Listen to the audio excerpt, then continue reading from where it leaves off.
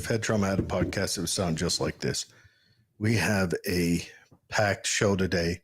We have Joey Lanegbrunner, and I'm going to have to ask him exactly how to say that. After him, we've got him for an hour, and then we've got our Congresswoman, Celeste Maloy, coming on.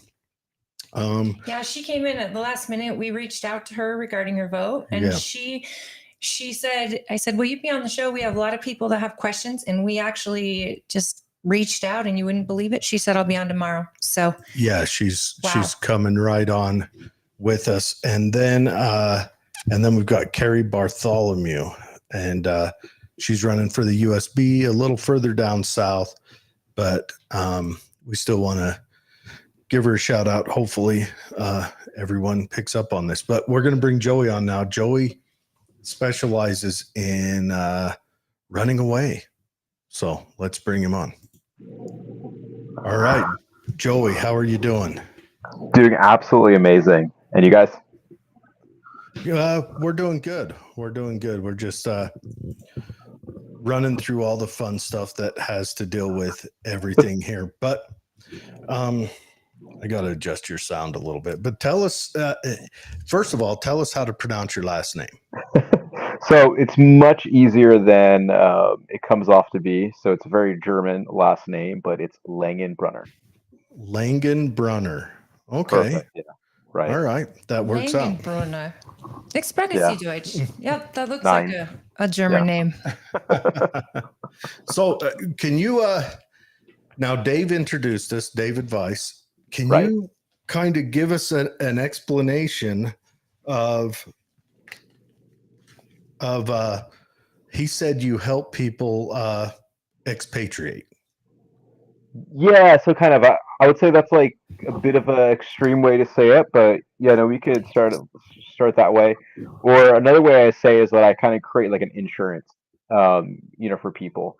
So, for example, we can get into it, soon here, but essentially just finding like a second home or like a second citizenship, or essentially just kind of like a backup plan, for you and your family, just in case, you never know, but it's always good to have insurance. And the more globalized this world gets, either you like it or not, it's just good to have a backup plan,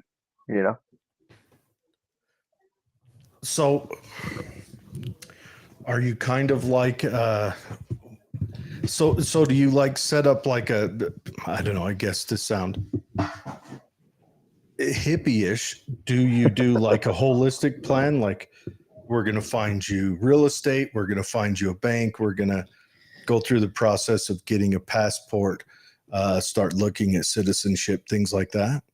Right, exactly. So basically like a holistic plan. So for example, I got a lot of clients who want to just get like a second home in, let's say in Mexico City or something like that. We'll help them get a residency, get a bank account, help them with the papers and stuff like that. Or if they want to get like a citizenship in like the Caribbean islands or something like that, kind of right off the coast, but like you're close enough. These are kind of like scratching the surface here.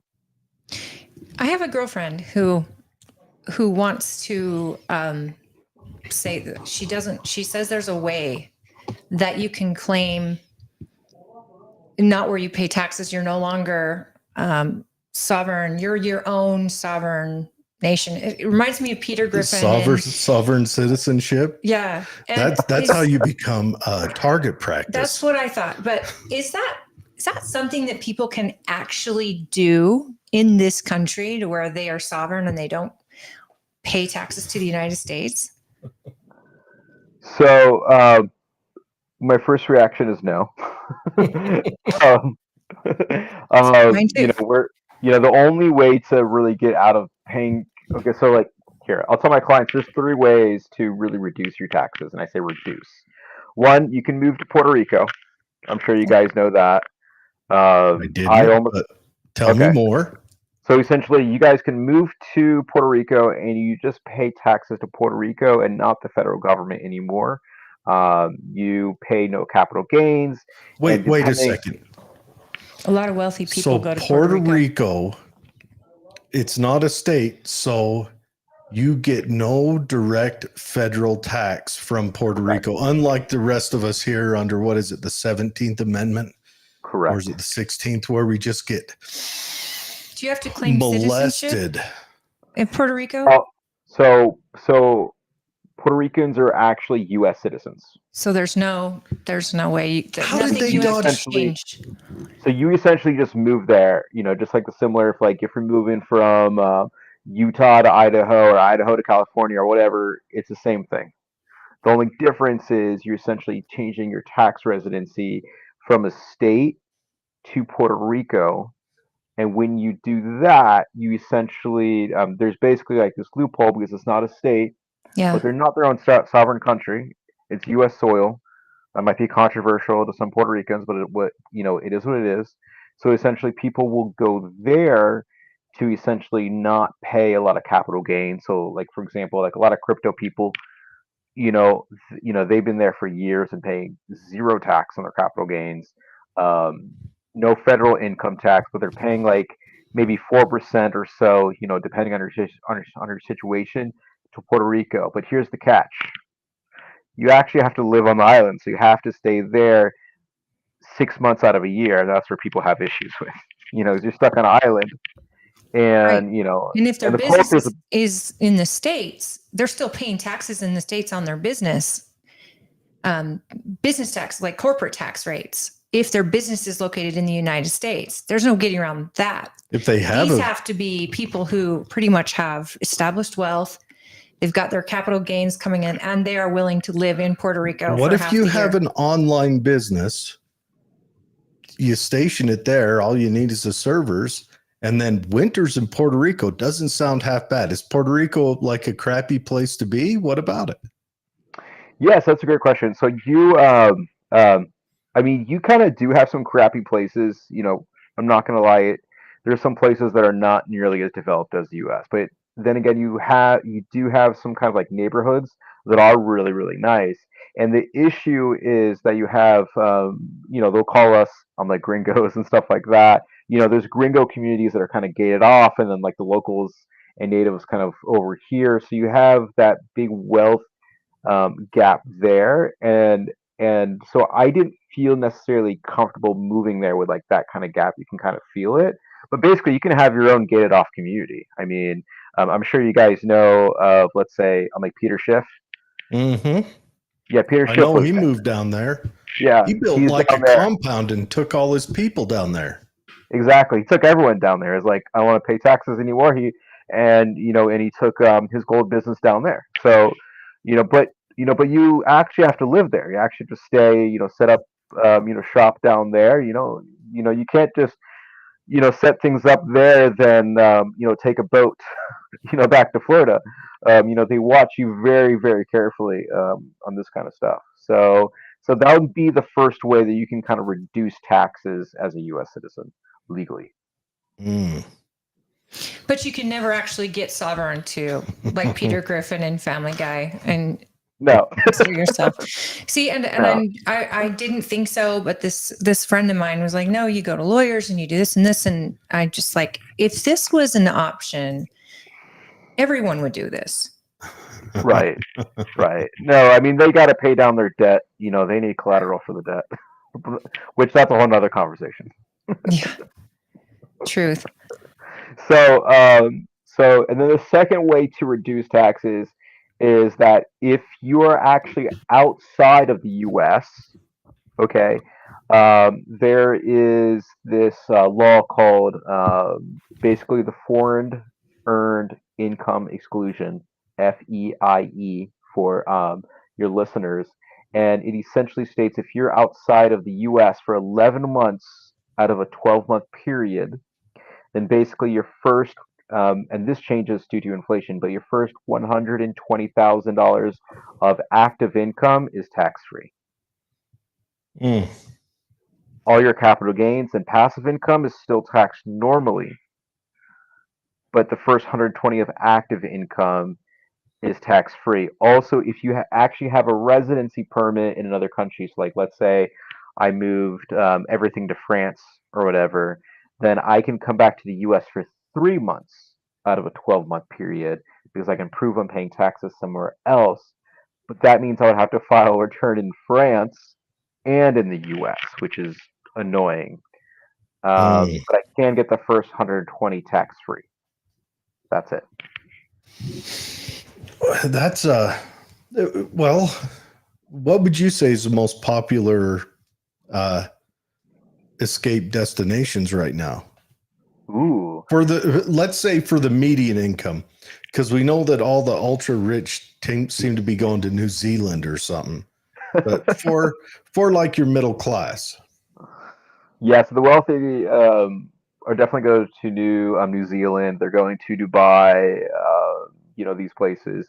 I would say if you're kind of like your average Joe, Mexico is a good spot. Costa Rica is a good spot. Colombia is a good spot. I would also say Ireland is a nice spot, kind of like an easier transition. Because they speak English and stuff like that. A lot of people are Well, they kind of speak English. close enough. The thing about living in Mexico, I love Mexico. But there is a pay gap there as well. I mean, my husband and I got married in Cancun, and we would spend months at a time there, and years ago. But just outside of Cancun, it's not what Cancun is. So anybody, I mean, I've been to Ensenada and Tijuana, and these places are absolutely different than what people visualize who have traveled there. I mean, even in Mazatlan, when you just go a little bit out of town, you are in an absolute third world country. And there's a big golden, church, a big Catholic church with golden steps and all this stuff. And then there's people sleeping on the steps. There's dirt roads. There's huts. It's phenomenal. And I wonder if an American would be safe in Mexico, because I know they also build compounds, but I've heard on more than one occasion that there's actually kidnapping insurance in Mexico. And cartels know this and will kidnap wealthy people just for that insurance. Right. So for me personally, I don't like Mexico. I have a lot of friends who moved down to Mexico, and like that's their vibe. I'm more me personally. I love moving. Like let's say I'm gonna be going to Cyprus and Greece, and Spain to look at property. I'm like later this year. That's a little bit more up my alley, bit safer. But the reason why I brought up Mexico is because it's kind of just right there.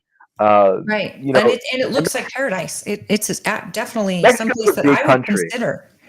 Yeah, yeah. So what I remembered is during Tulum, probably about half of my friends, they all flew down to, Tulum, and they're having their parties and stuff like that down there. And so Tulum is starting to get really nice. Mexico is building a brand new airport, so you can fly right into Tulum. And so I know that's a huge, huge, destination for Canadian and American expats. Again, not my vibe. It's a little bit kind of like a hippie tech, on like Silicon Valley type there. But people do like that kind of vibe down there. So yeah. Wasn't it in the LA Times last year? I read that it was like a re-edit from the Mexico City's newspaper that they were getting mad about all the immigrants coming up or coming down there from the US. Right, yeah. They were saying you're gringo in our Mexico. Yeah, it's actually really funny because like a lot of Americans didn't realize that they needed to get a residency permit to stay in Mexico because also as U.S. citizens, you can go down to Mexico for 180 days, so basically like 6 months, and these people were just overstaying their visa. Like, like you're illegal. You're illegal. Like, and some of them were getting in trouble and actually being deported back to the U.S. How insane is that? I saw an interview with the Mexican president when we were arguing over Trump's border, and he was on this interview, and the guy interviewing said, well, this is, he hated Trump's policy, and Mexico's not going to hold him in Mexico, and blah, blah, blah. And then right at the end of the interview, the guy says, well, I guess if people come into your country, you let them get jobs and get services from the government. He goes, oh no, we send back them. We find them in our country. We send back them. And I was like, oh, the irony here. You're sovereign, but we're not. That's crazy. Right. I've been in Germany where we've applied for a green card to open our business, and we automatically paid 19% right off the top. But then businesses, there's so much red tape. And then they told us, you're not going to get citizenship here. So you're going to have to apply for a green card every year, and you have to leave after 6 weeks. And we're just like, how do we run a business that way? Yeah. Well, if you need help getting a residence in Europe, we can talk about that here. So there's a few programs. It's like for me, as I said before, I love living in Europe. I think the south of Europe is great. Germany, a lot of good, hardworking people there too, but a little too cold for my taste.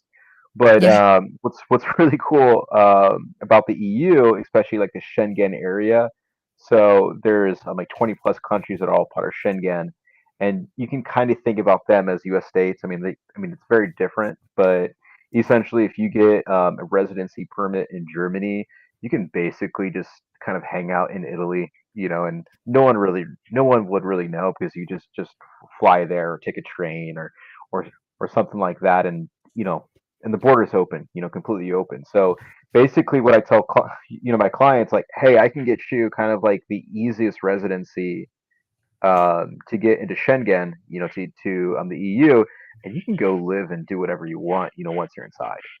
Mm. So Germany has a lot of red tape, unfortunately. But there's a lot of cool stuff there too as well. Hold So on. You're telling me Germany is very strict and bureaucratic? Who knew? very, I love Germany. Who knew? I love it. I love it too, but since I'm part German, I try to go through my heritage and try to claim, what I thought I can get, like citizenship there because, Yeah. you know, Dual, but and it's they hard. wouldn't allow me, and they wouldn't know. Yeah, My yeah, husband no, was told me born no, there. and And they still wouldn't give because it he to was him. Yeah, born on the military base, because my mother-in-law was pure German, all of her way back, and his father was a military man, but because he was born on the base and not in the hospital, they won't give him dual but the bases. American Oh, soil, yeah. which is crazy. I mean, it's crazy, but they're also highly particular. But Germany is suffering a lot right now from the immigration that's come across, the illegal immigration they've had no control over. I know. I know. I tell it was like I have a lot of friends um in Germany, and I tell them all the time. I'm like, hey, I'm here in the U.S. I'm German, but I wasn't allowed. But you're taking all these illegals. What's going on? I'm like, oh well, it's just politics. Okay, politics.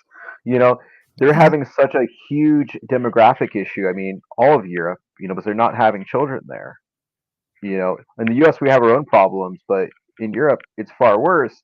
And so instead of, let's say bringing back some of these people with German blood, which like there's tons all over the Americas, you know, um, they're taking in illegals, and and the same thing. And I see, they're doing the same thing in the U.S. too. People aren't having enough children, so they're just busing in illegals, and I'm just like, okay, here, so the EU and the U.S. they're doing the same thing, and Yeah, I it don't really seems like understand why. there's a lot of policy that's written that kind of punishes having children. And Right. I don't know, you've got Poland and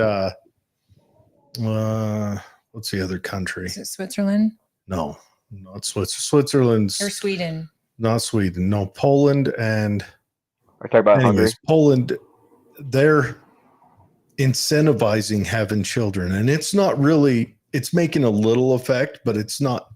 I don't know. If I take a 30,000-foot view, it seems like Europe gave up on pride in their nation or pride in their community.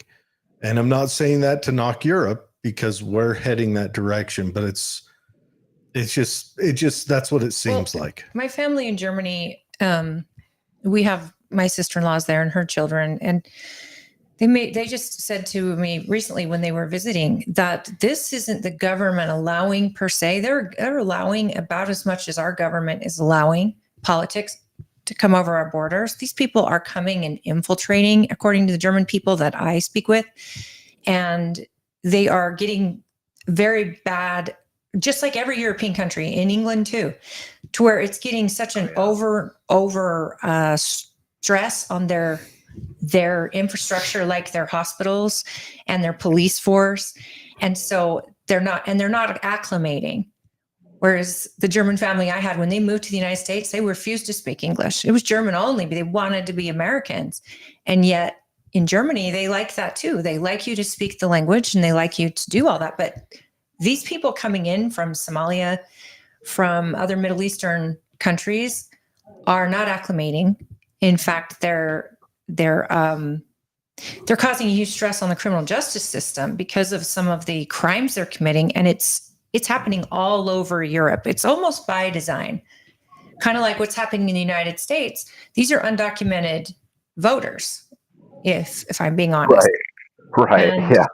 so the second that border is closed, that would send a huge message, because the border to Mexico is closed. It's closed. You can't go across to Mexico. As you just said, they will deport you. You can't own property in Mexico if you're not a citizen of Mexico. All these little things. And yet Americans are getting, the bad rap because we want to close our border. But in Germany, in France, in Italy, those countries, in England, those countries right there are overwhelmed. And now they're fighting back, when essentially they were like, let them come in. Our birth rates are down. They're going to acclimate. We're going to have a better Germany. We're going to have a better France. And it didn't turn out that way. No, it didn't. And, so this actually ties in what I do professionally, because I help people immigrate legally. There's legal ways to do this, and I can help people. I can hold their hand or whatever.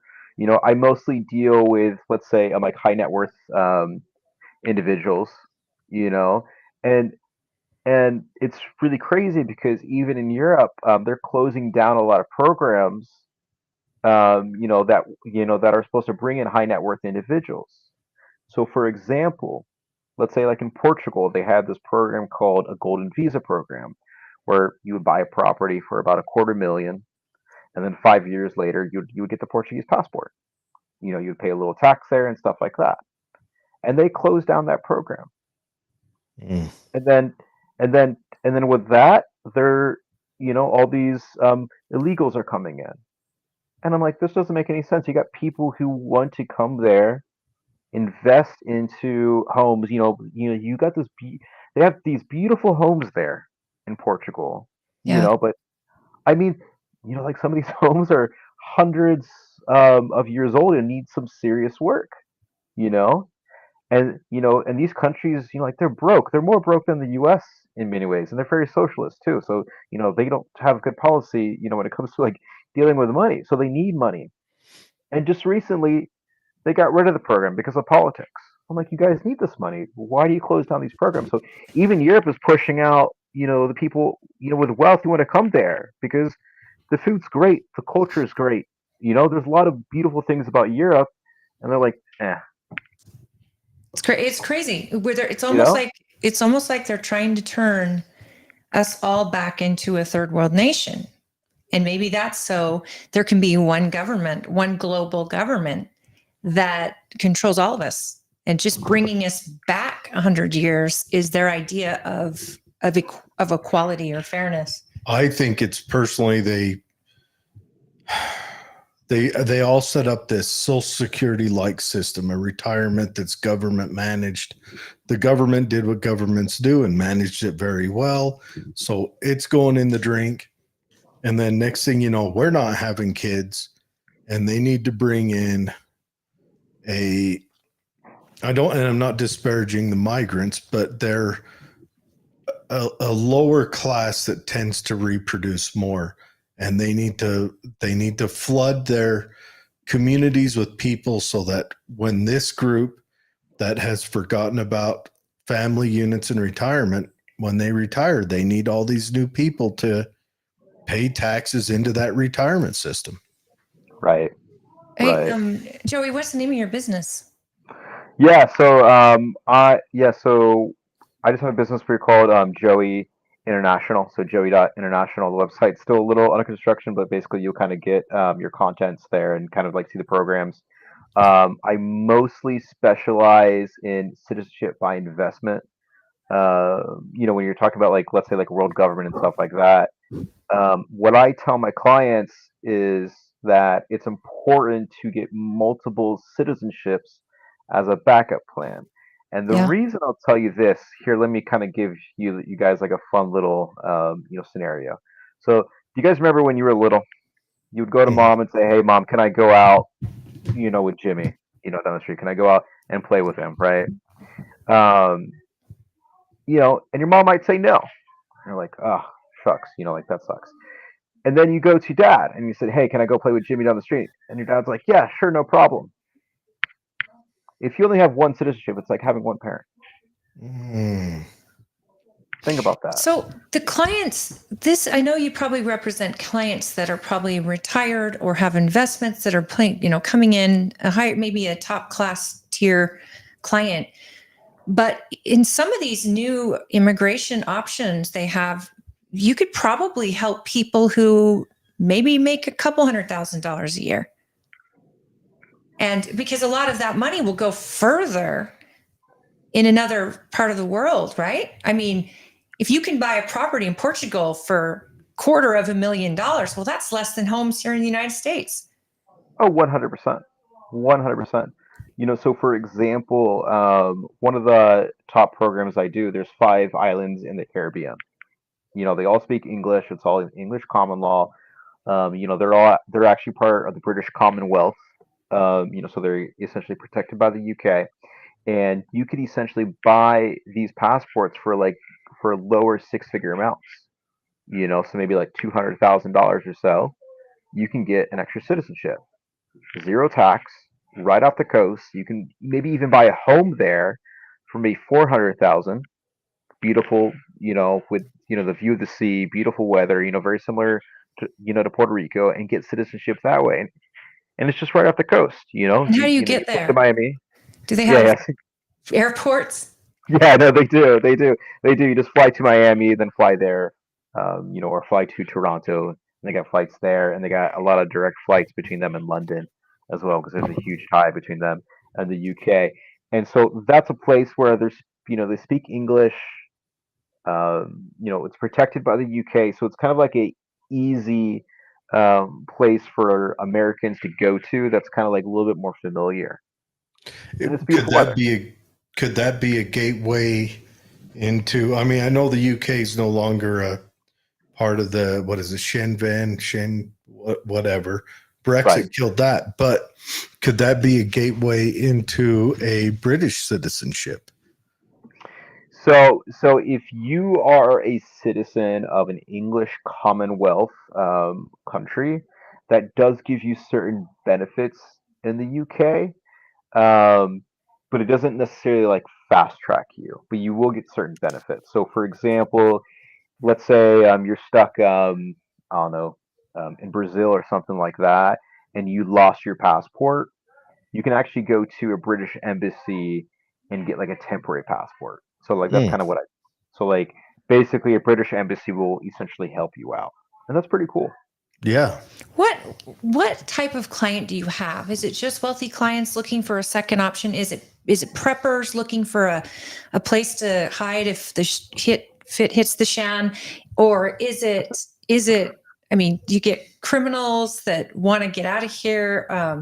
Like what type? I'm sure you have all types, and you probably won't share exacts. But what is the base client that you usually get? I would say I really focus on 3 different kind of clients, and and I will, first say, if someone's applying for one of these citizenships, they do immense amount of background checks to make sure that they're not a felon, that they're not Interpol, that they're not laundering money or anything like that. To be Oh, personal. imagine if our country did that. Right. Yeah. So there is very strict due diligence. So my three main customers, I mostly focus on the U.S. market, but I can sell this, to really anyone in the world, basically. I would say the first one is just kind of like your average, like middle class family.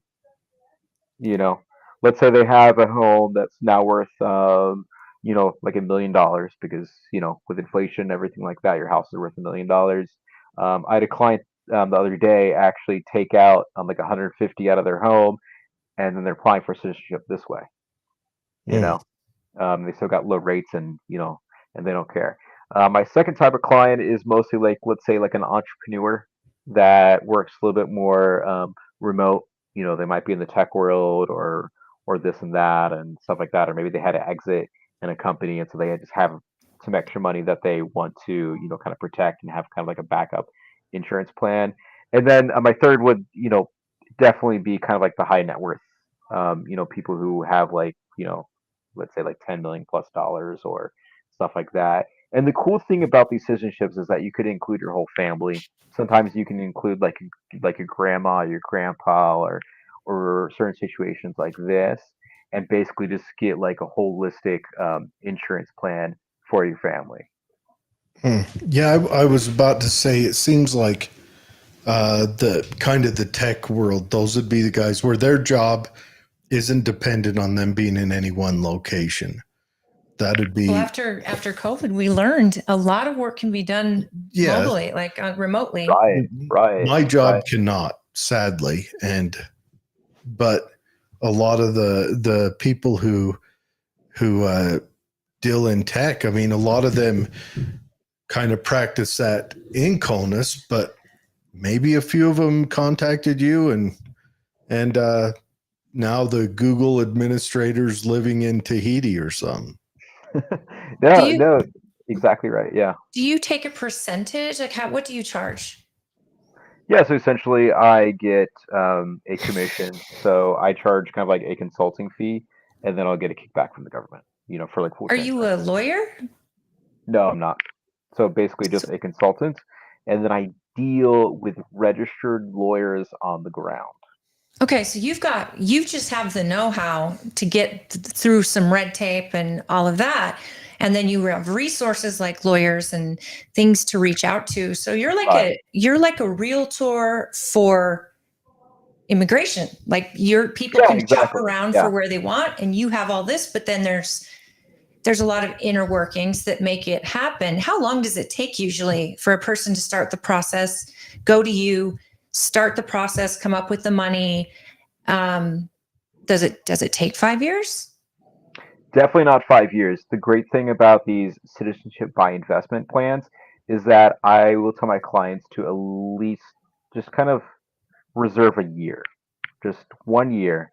So, like, let's say, for example, it takes you maybe 1 to 2 months to get all the paperwork in. I mean, you're gonna have to like notarize this and notarize that and get a copy of this. Like they do like a medical check too. They're very, very strict, with these kind of things. And then once you turn it in, it might be, let's say, somewhere between like 3 and 8 months, depending on how fast or how slow the government runs. So I would usually say it's about a year, and you can get, the passport in you and your family's hands. Mm. That's amazing. Do you? I have a couple questions. Do How many countries or do most countries require the passport before the purchase of real estate, or do you also is that something that could be done at the same time or prior, or how does that work? Yeah, so usually you would buy the real estate, and then once you kind of show, that title, like, hey, this property is in my name or my company's name, and it's of a certain value, then we take that paperwork and put it in with the application. Because that Mm. So it's shows kind your of intent to live there. Like you're showing intent right. by your money is where your mouth is. You're buying the property there. Is it common for people to buy real estate and not move there, but use that as an investment somewhere else? Absolutely. Yeah. Yeah. No, they use it for investment. They can do like Airbnb and stuff like that and make some good money that way. Or it's just like simply a vacation home. Like, hey, So it's during winter. I want to go down there for 2 months. I can work remote. I could, do my show, down there, with some minimal equipment, and I just want to get, I just want to get away, and Sounds stuff like that. amazing. Is Panama on the list of places that is a tax haven for folks? So yes. So Panama is a territorial tax, which essentially means you only pay tax on what you make in Panama. So if your company is in the U.S. and so your income source is outside of Panama, you theoretically would not pay tax in Panama. But You would still that's pay in the US. right. Yeah. Yeah. So it's always, it's like if I'm dealing with Canadians and stuff like that, they definitely have the option to basically just pay no tax. But we still, we're still troubled with that. How do the Canadians do that? Once they leave the country, Castro Jr. forgets about them, or how does that work? Basically, yeah. Really? For every other country outside of the U.S. and another country in Africa, if they move out of that country, they don't pay tax there. Really? So How simple is that? our government really just wants to once a year just give it to you. Hey, California is trying to impose that for people who leave California California, to continue to still get their taxes. I saw that. It's on a smaller For 10 scale, years but or something like that. yeah, That's crazy. Yeah. it's insane. But we're in a clown world. Right. Like, like I love this country so much, but I'll tell you what, for tax reasons, like I almost wish I was born in Canada, just because I could still have a good passport. I still have great access to the U.S. and I could leave. I could just change my tax residency. I could just move to the Bahamas, pay zero tax, and go hang out in Miami if I wanted to, and just pay zero tax. Well, Canada is also open to more countries than the U.S. is, such as Cuba and other places that we became unfriendly with in the 60s and 80s and 90s. And yeah, I'll tell you what, that's another reason why I actually had a client a few months ago tell me, hey, I don't feel safe, going where I'm going with a U.S. passport. Like That would really? be something that would red flag me right away. Right. Because like he was telling me he went to Turkey and they were treating him horribly, even though that Turkey's part of NATO, they treat Americans like crap, when you go in, which I mean, I'm just like, okay, we're part of the same alliance, but you treat Americans like crap, but you go in with a different passport, no problem. Come right in. And that's where the Maldives is. And you think that a lot of Americans travel there, but you don't feel safe. I mean, even when every time I'm in Mexico, our passports are so locked up that because you don't want to walk around with it, you certainly don't want to flash it around.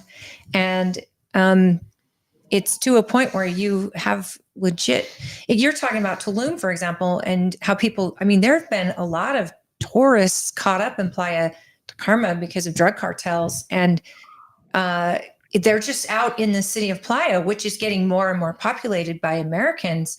And drug cartels don't want to kill Americans. They absolutely don't, because that's a huge portion of their economy. But when it happens, it happens. And Americans tend to have a price tag on their head in some countries, or they've got the cloud of the devil in Muslim countries. We're infidels.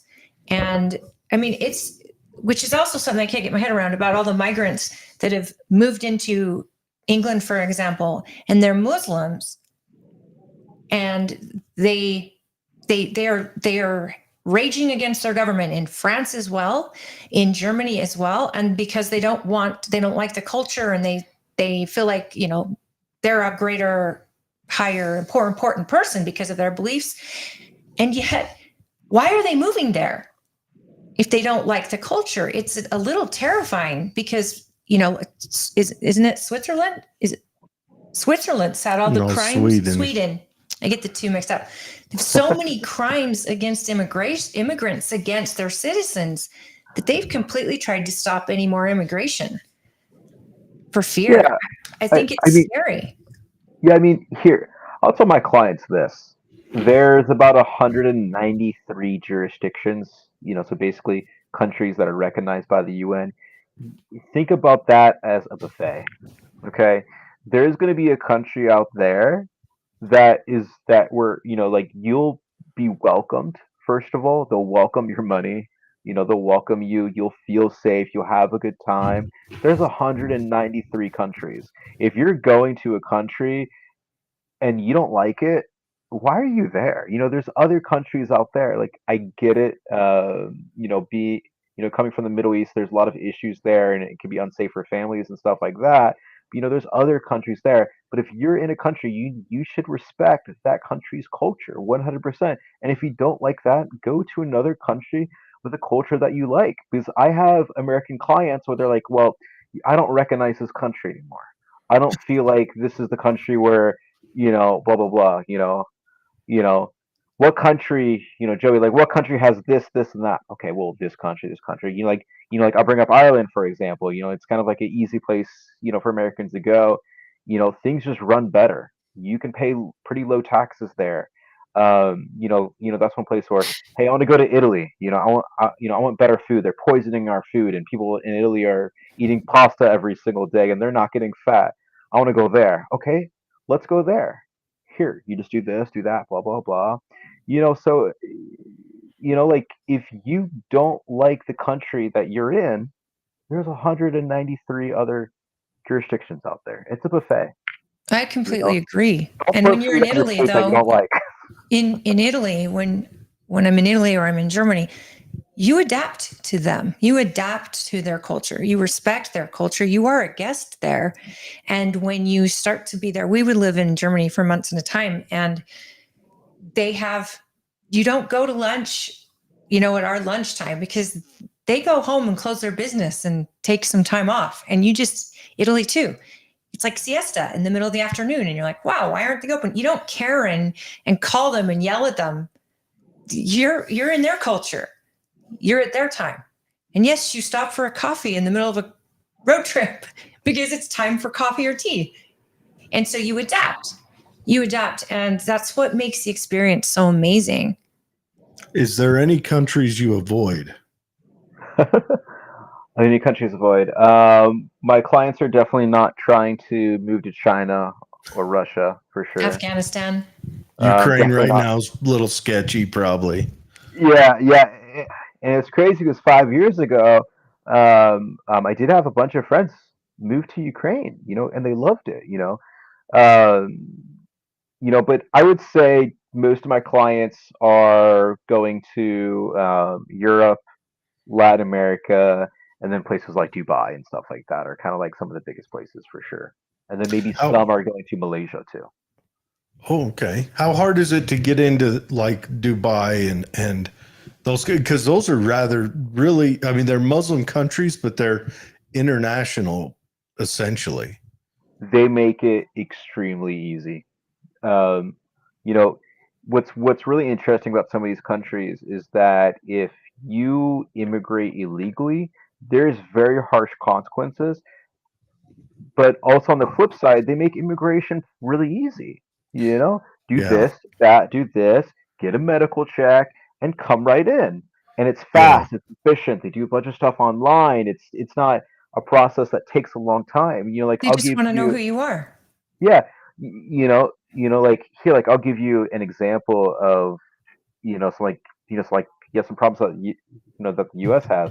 I had a friend. He dated he married this girl from Armenia, and she's been waiting for maybe almost a year to get an appointment at the U.S. Embassy so he can bring his wife there. Armenia is a Christian country. There's nothing wrong. And meanwhile, she's married to a citizen, right? And waiting over a year.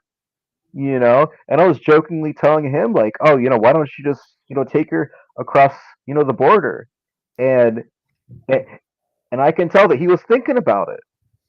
And this is an upstanding citizen, nothing to taxes. And he's like, man, I've been waiting a whole year for my wife, and I don't know how much longer it is because once they get the appointment, it's gonna take another year, and he can't leave the country because his business is here. And he was thinking about that. Think about how horrible that is. That's so many people. and they end up paying upwards of $20,000 and waiting a decade. Yeah. And they've already been married to this person. They're already supporting this person. Some of them have children with this person, and because their children can't be born on American soil because their wife is in another country waiting for citizenship, now it's double the work to get your American child over. And it's so messed up because we know we definitely need reform in our immigration policy. And when you talk about Dubai, and my cousin lived in Dubai for a long time, and again, the culture is a little different. But it's so focused on the international community and making it a great place where wealth and everything is appreciated. And you get to a point where when you have a system like that, where they want people, but they want good people and they want to make sure they're healthy people, and then it's a fast track in, why is America not leading the charge on that with technology to be able to vet people with the ability to take a retina scan? Why isn't America doing all this magical DNA stuff? if they want, and the FBI database? We should be able to get people in within a month. You know, we used to have kind of like this Ellis Island approach, where people would come in, they would do the medical check, they would do this, they would do that, and then they're in. Like, hey, here's the legal way to do it. It's, easy to do and stuff. Well, like, I don't want to say easy, but if you do this, do that, boom, done, and that's it. It's very, Okay, it's we're very simple. looking at your website and it's beautiful. Yeah, you got Liberland on there. That's how Dave. I was wondering, has Dave hit you up about getting him to Liberland yet? I've been involved with the Liberland project since 2017. I currently serve as a ambassador at large, actually. So that's Okay, how. so with Liberland, I just got a question. It sounds amazing to be able to go and plant your flag and maybe build a property and all of that, but I don't know how people get the resources there. And then I'm worried they'll be conquered at any given moment by the governments around them. Is that something that is a real concern, or is that getting kind of covered with your ambassadorship? I think every day that goes by, our claim gets more and more solid. So for probably the past year or so, we've kind of had a continuous settlement on the territory of Liberland, and they've been able to stay there for about a year now. So that's a really, really good sign, because legally that land is not Croatia, it's not Serbia. If your listeners know about the Liberland project, it was essentially those land that was unclaimed between Serbia and Croatia. Serbia and Croatia are in southeast Europe, and due to a border dispute, blah blah blah, the small little piece of land, about 7 square kilometers, it's not big, but it's big enough for just kind of like a city for maybe like 120,000 people or so. So it's not small. Uh, Things have been going in the right direction. Slow, but slow and steady, wins the race, with these kind of things. So it's one of those things where I really see, if God blesses me with children one day, my children will be able to really, really see kind of like the fruits of what we've been building all these years. It's kind of amazing. Of course, I always have that fear. I would love the idea. I love the idea of a new opportunity to build a new community. But in today's world, I worry about if it got too great. And I saw the show where they went over the Constitution, or the proposal of the Constitution to Liberland, and I was like, well, this sounds fine. Sounds just fine. But are you going to have a military? Are you going to have police?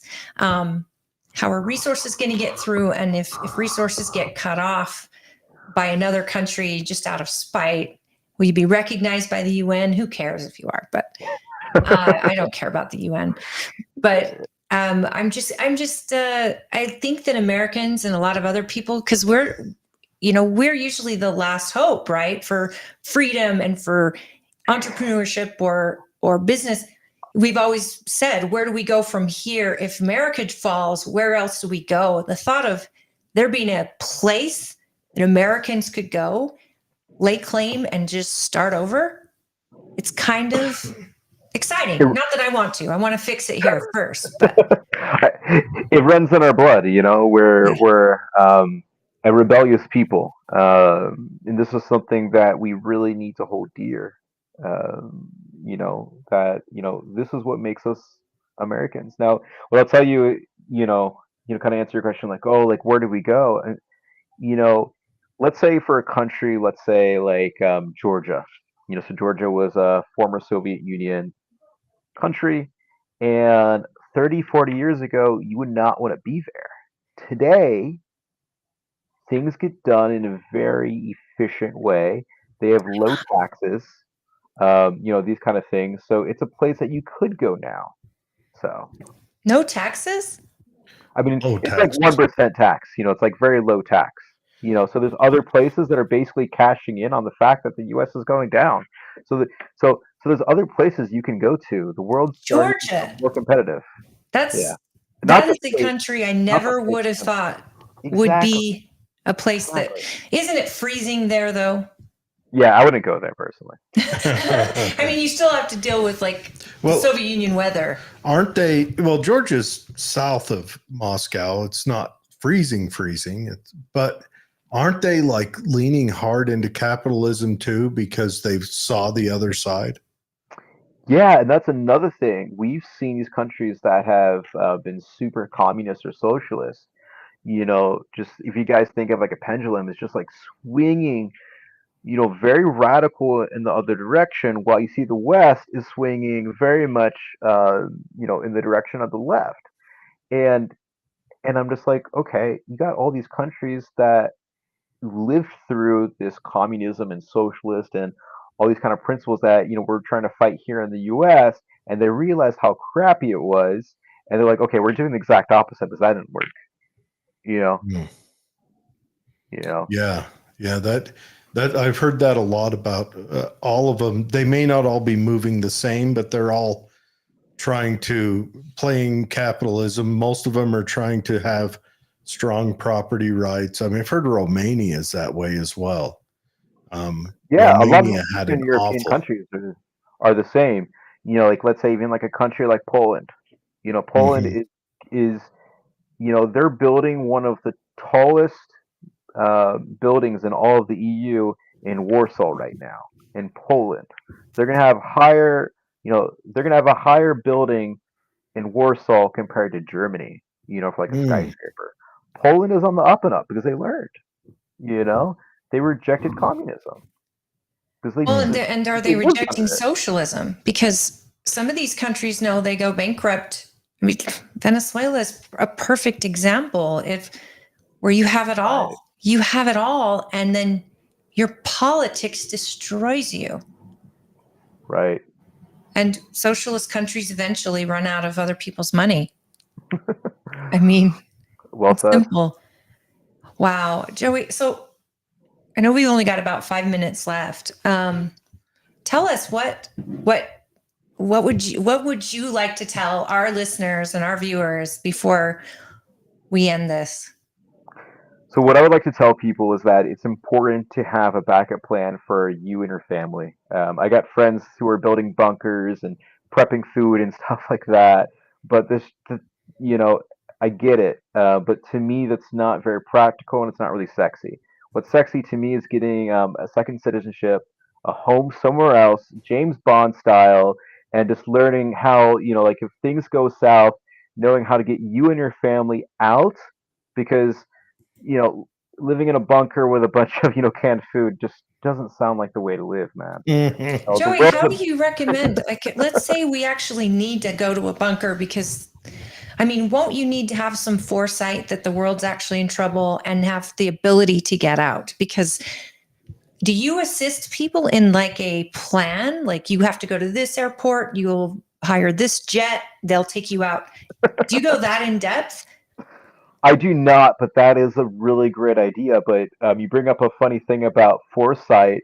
I mean, there's a reason why you guys are doing the show. There's a reason why I'm here, and there's a reason why all your listeners are listening, because we all have foresight that something's going on, That's and so these things, true. so I mean, here's your warning. Is it going to happen tomorrow? No.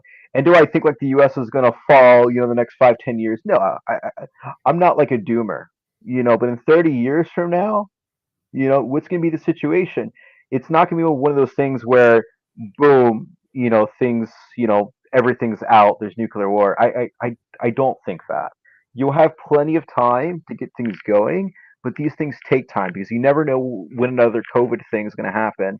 And I'll tell you what, the reason why I got passionate about this is during COVID, I still wanted to travel around, and I traveled all over Europe. I didn't care. I didn't get the shot either, and I still traveled around. And I realized if I had 2 or 3 other passports, okay, well, if you're a citizen of of XYZ country, you can go here, but an American citizen can't. Hmm. I was like, this is my ability to travel. This was my fundamental belief. You know, just It's the amazing that travel.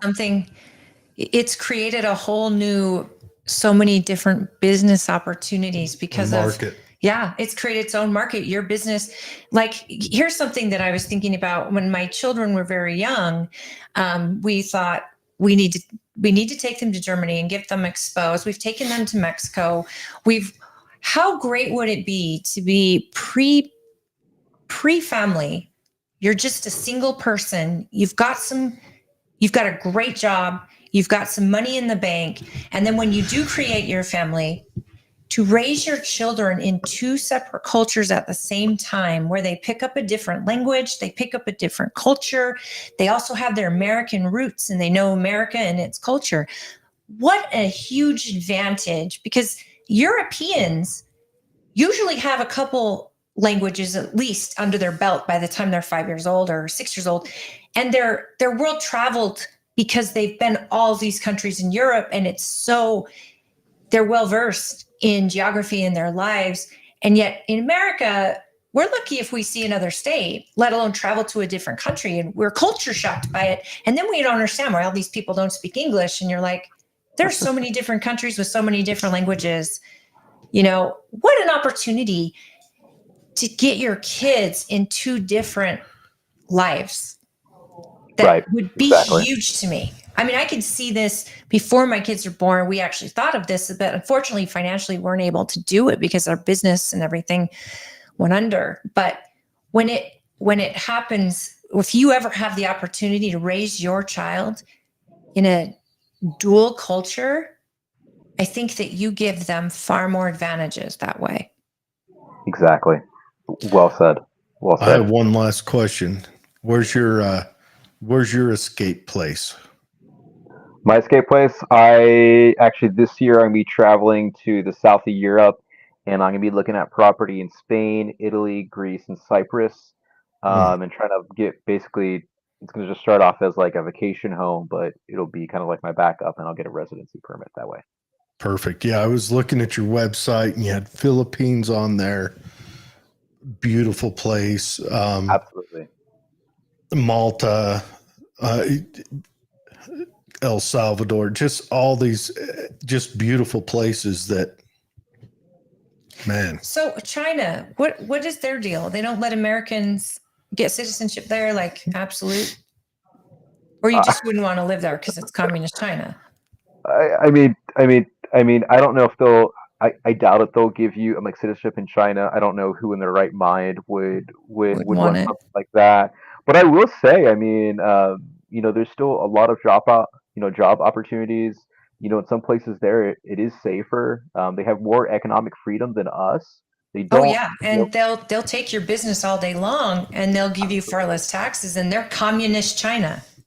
Right, right. We have more social freedoms, but they have more economic freedom. So they don't have the freedom of speech and these kind of things. But I would say like you can set up a business there and make some good money too. But I would not become a citizen of there, for sure not. Well, they Yeah. probably wouldn't allow it unless No, you probably pledge not. your full, like. And when you set up a business there, you're setting up a business with a silent partner. Right. true. Yeah. Yeah, that's, you know, that's for some people. I wouldn't recommend it, but if you're making a factory or I don't know, like the new iPhone there or Yeah. something like that, it Well, might they be a good created a spot. city. They created an entire city to build the Right. iPhone.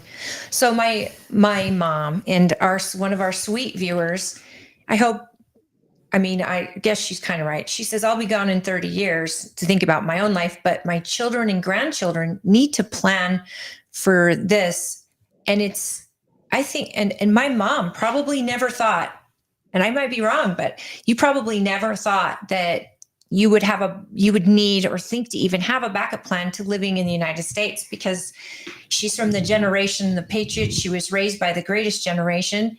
And so here she's thinking, there's nowhere else after this. This is the light on the hill, the beacon of light. But now that she's seeing where the country has gone, and what, there's so many questions out there for, boomers, and for our Gen Xers, and millennials are the ones reflecting the questions and not reproducing and having kids, and then the Gen Zs are like, to get hell with that. The country's going to be gone because climate change.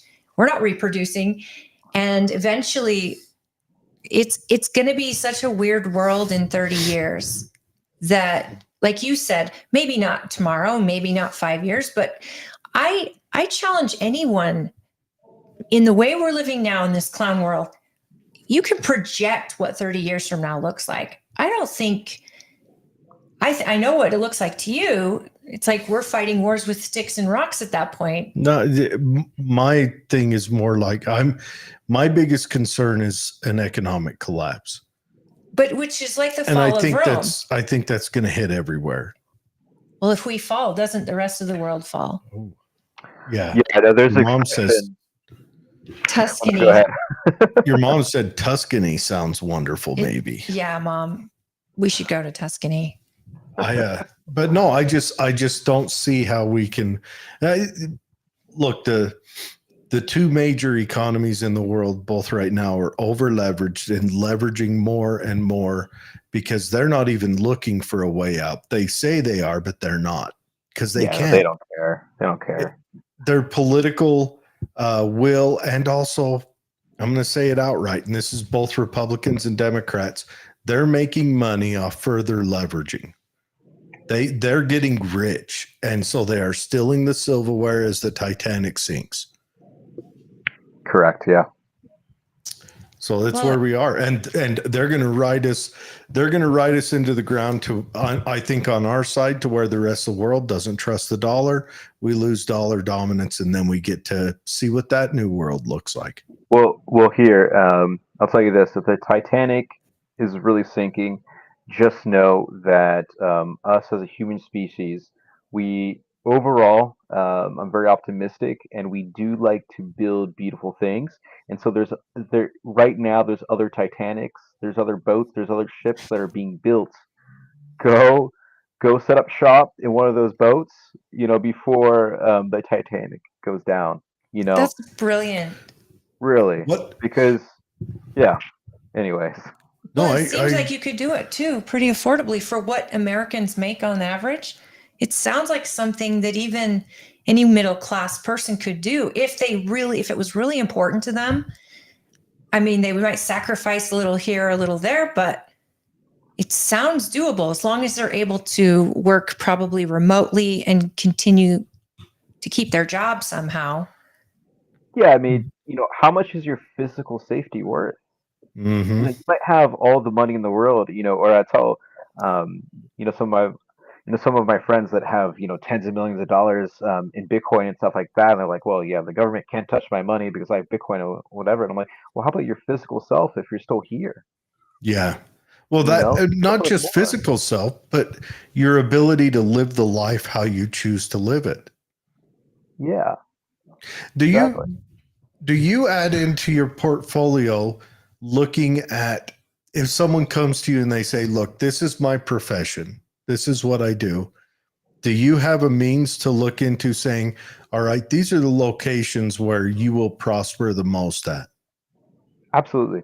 Because it depends on the type of business that they do. Like for some people, maybe Dubai is a really good option because just like the kind of clientele, like the kind of people that are living in Dubai, maybe that's a good option, or maybe London is the best, or Or maybe Morocco is Cyprus. the best. Yeah, or Cyprus, Cyprus has or a ton of businesses, LLCs that go out of Cyprus. Now, they're not all good, some are nefarious, but right. Cyprus has got really great business, easy business licensing laws and that are very business friendly. How is Cyprus with that argument between Turkey and Greece? So I've actually studied this a lot because Cyprus is kind of like my top place where I'd love to go, because they speak English a lot there. The weather's great, blah, blah, blah. But that situation, I mean, it's definitely not a good situation, but it's one of those things where you have you have two UK bases in Cyprus, and then you have UN jurisdiction that kind of separates the north from the south side, between the Turks and the Greeks. With the Cypriots, and that part's EU, and it's just been kind of at a standstill for multiple decades now.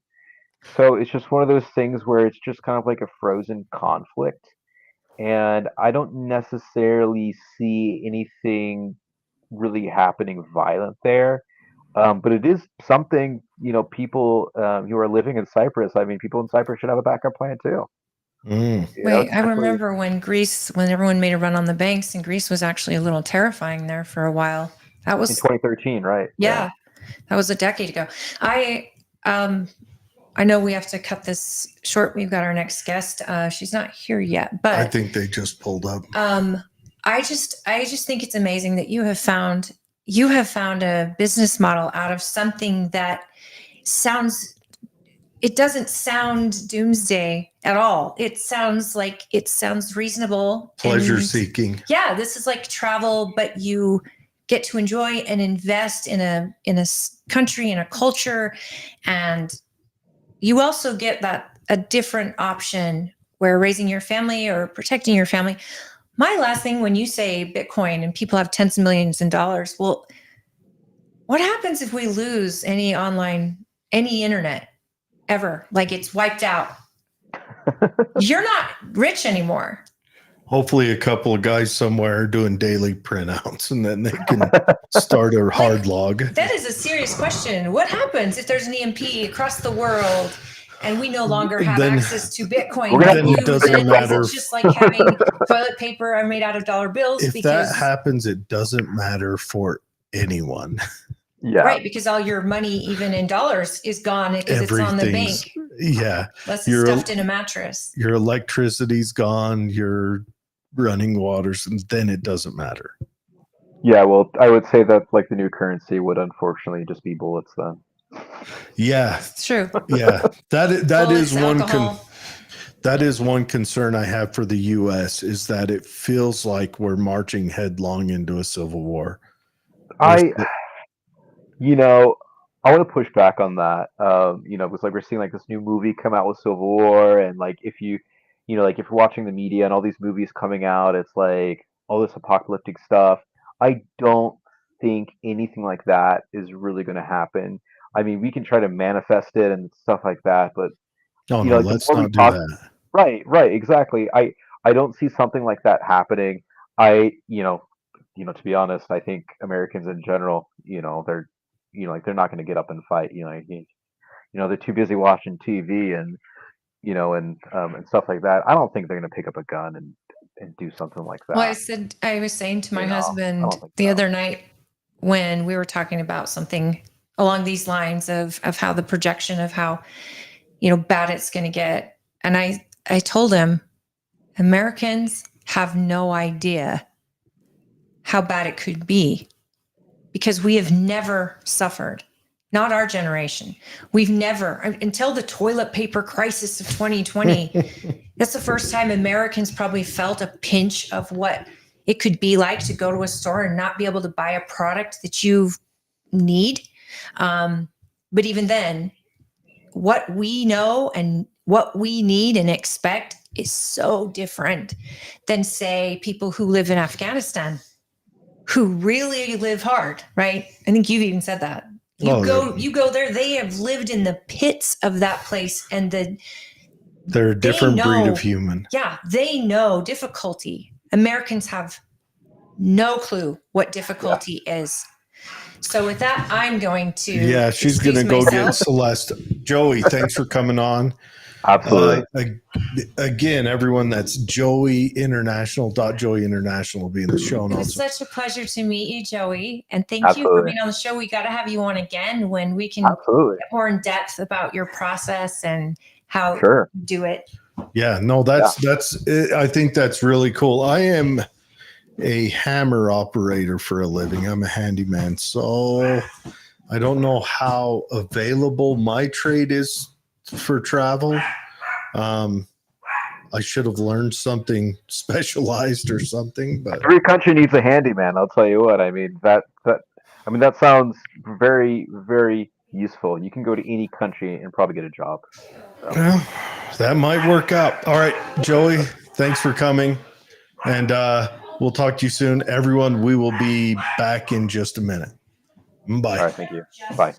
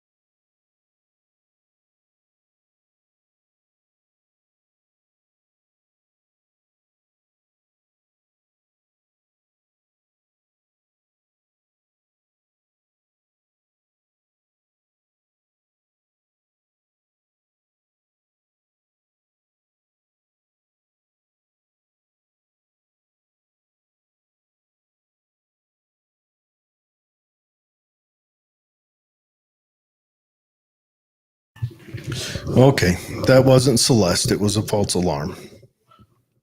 It was the girlfriend. Anyways, we're back in, though she might be here now. I don't know. But no, that was cool chatting with Joey. Well, yep, Celeste is here. So we're going to adjust the cameras real quick and we'll be back again.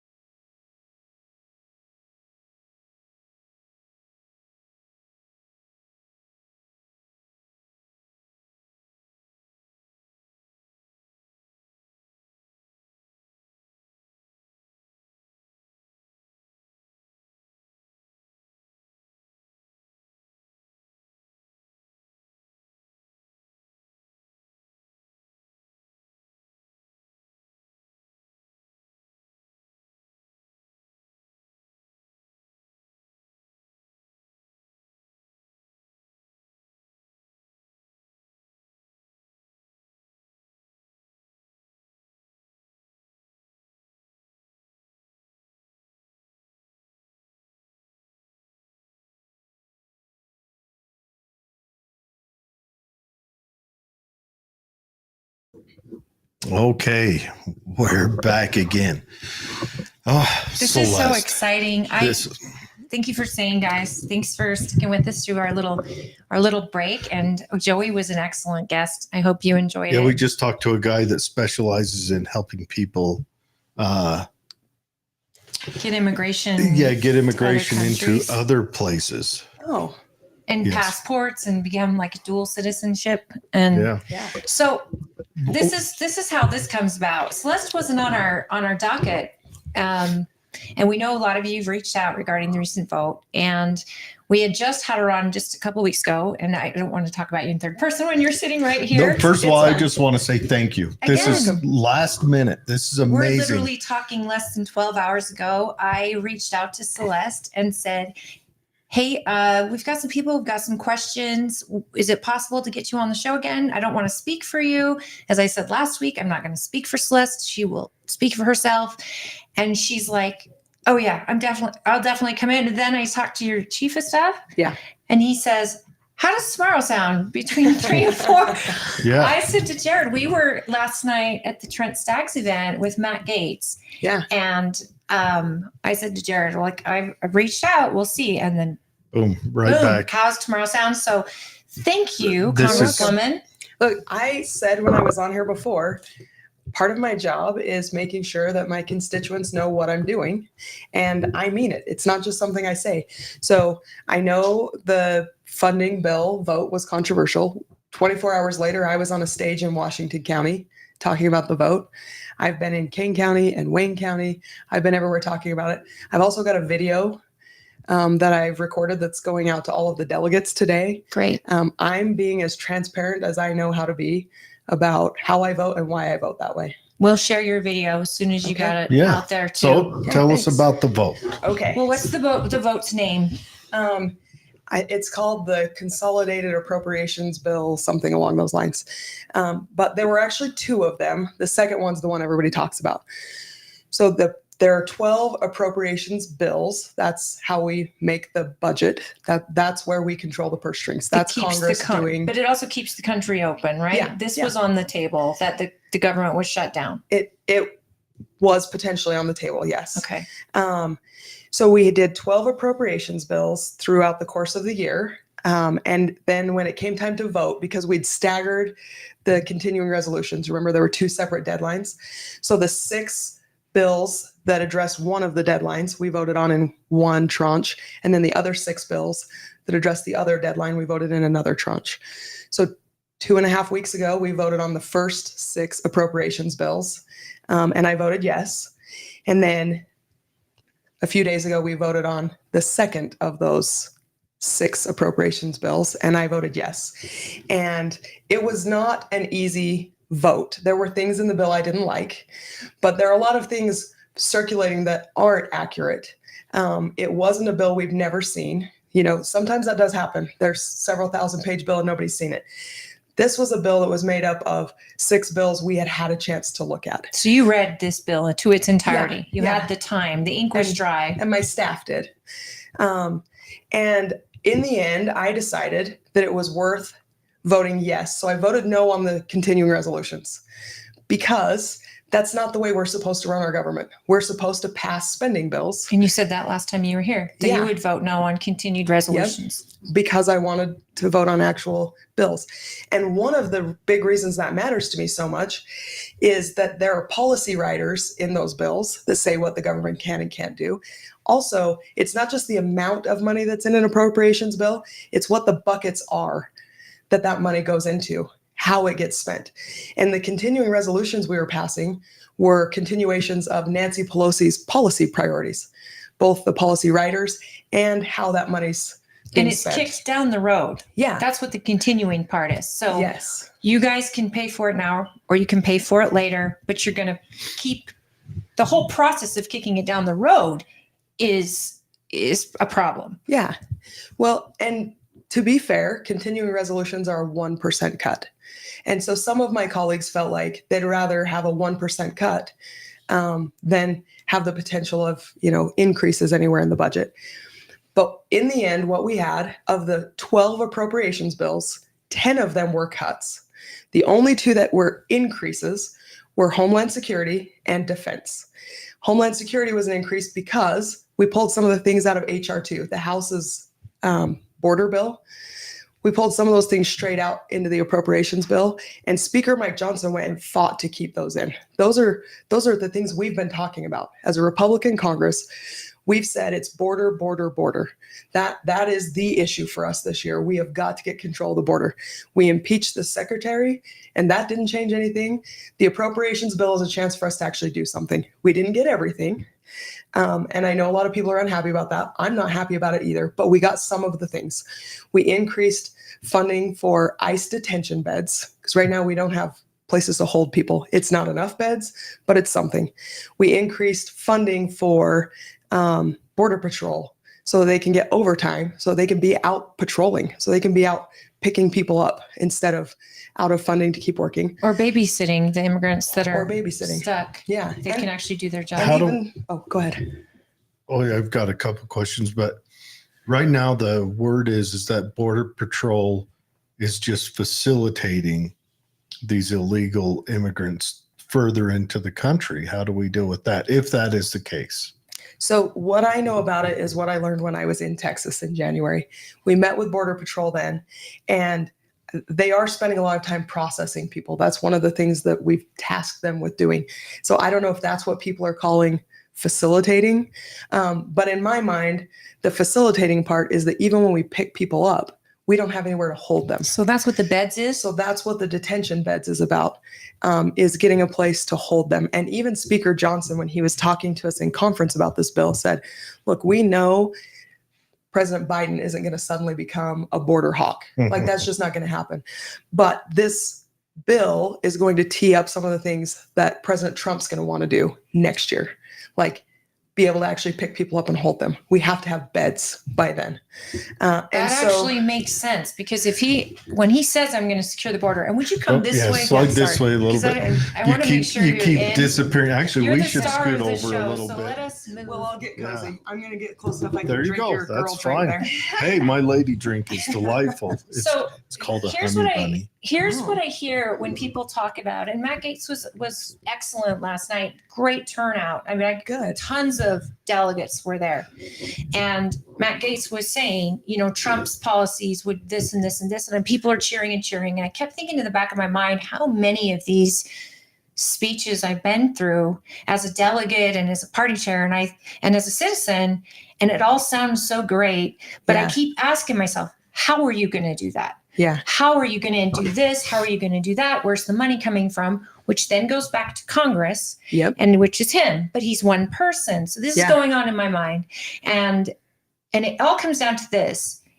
If we are going to have an effective presidency out of Donald Trump, you guys have to start now. Yeah. Because we can't just build it without Trump coming out saying, I need $1 trillion to get all this done. No, we saw what happened last time. So when Trump got elected in 2016, Republicans had the House and the Senate. What we didn't have was a plan in place. Or support. A lot of them didn't want to support him. Right. And so we spent a lot of time getting things planned and put in place and getting them up and running. And we used up a lot of our runway just figuring out what we wanted to do and how we wanted to do it.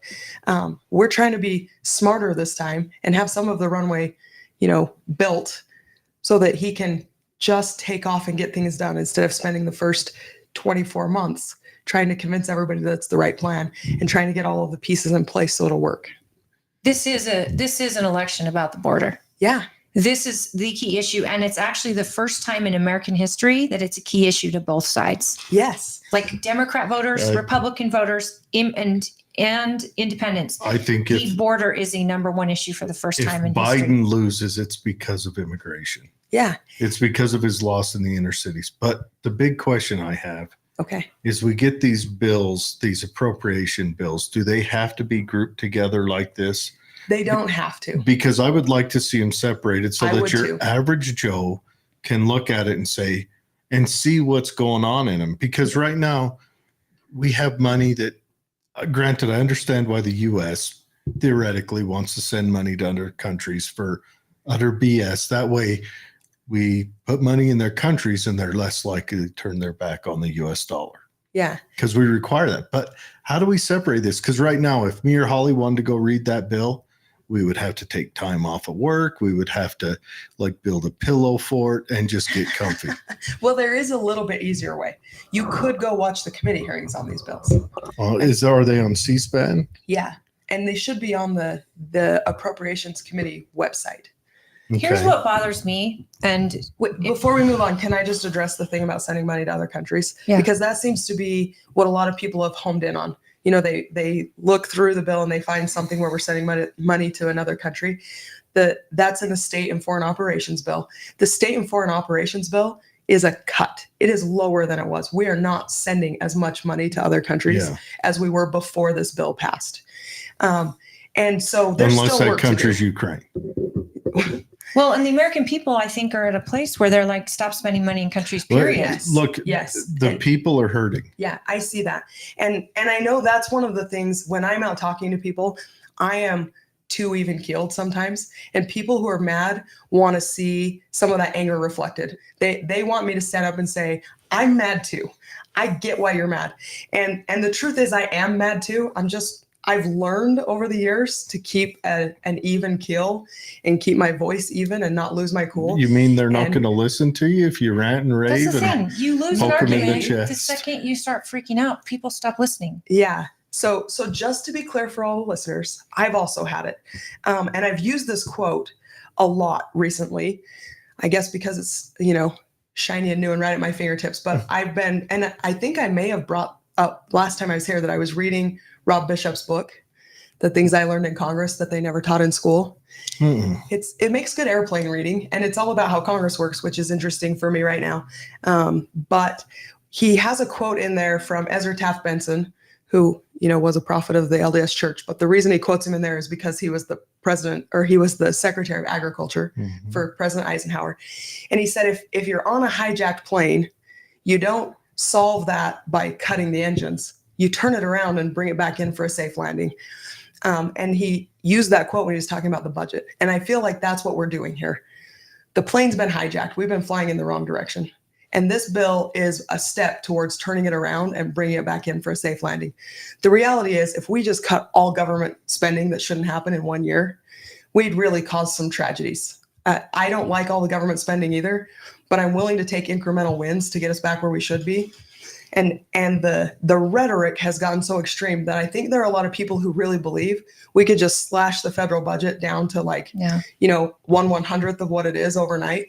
And the truth is, if we did that, it would cause some real problems. You're right, but the reason that people believe that is that, let's face it, the first time you came on, I said something and I saw you, it shocked you.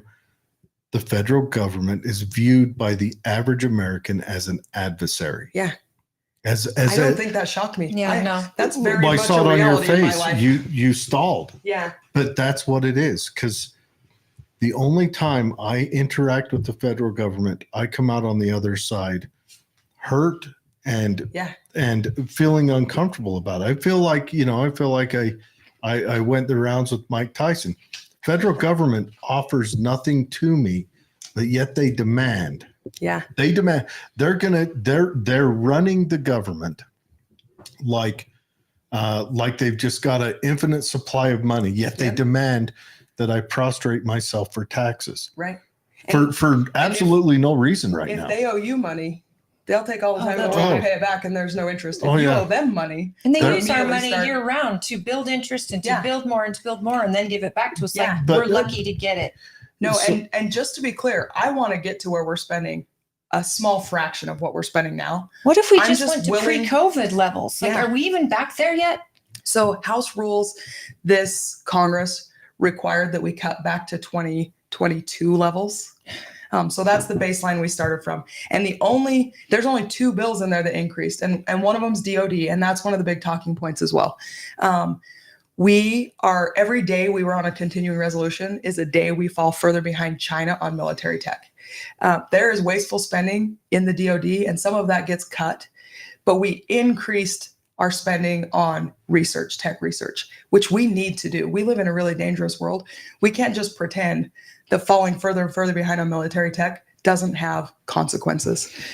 Voting no, not funding the government, also has consequences. And I want a lot less spending too, but I want it to make sense. I don't want to do it on the backs of our military.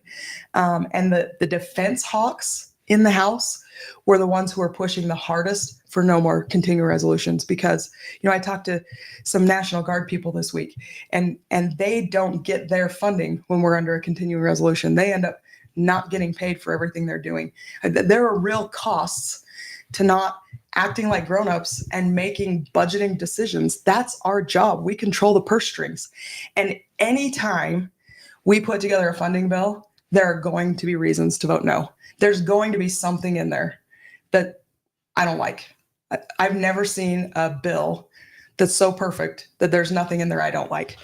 But I feel like my job as a representative is to make hard decisions on behalf of the people I represent, and then come back to the people I represent and tell them why I'm doing what I'm doing. So with that, I want to tell you something that I hate, and I don't think a lot of people understand this. And this is why I wish it was an itemized type vote for every single thing, because everybody that's in Congress, everybody, they're given this bill. They get hopefully time to read the bill. Yeah. I mean, Mike Lee said there wasn't time and he wouldn't vote for another bill like this, but it still passed.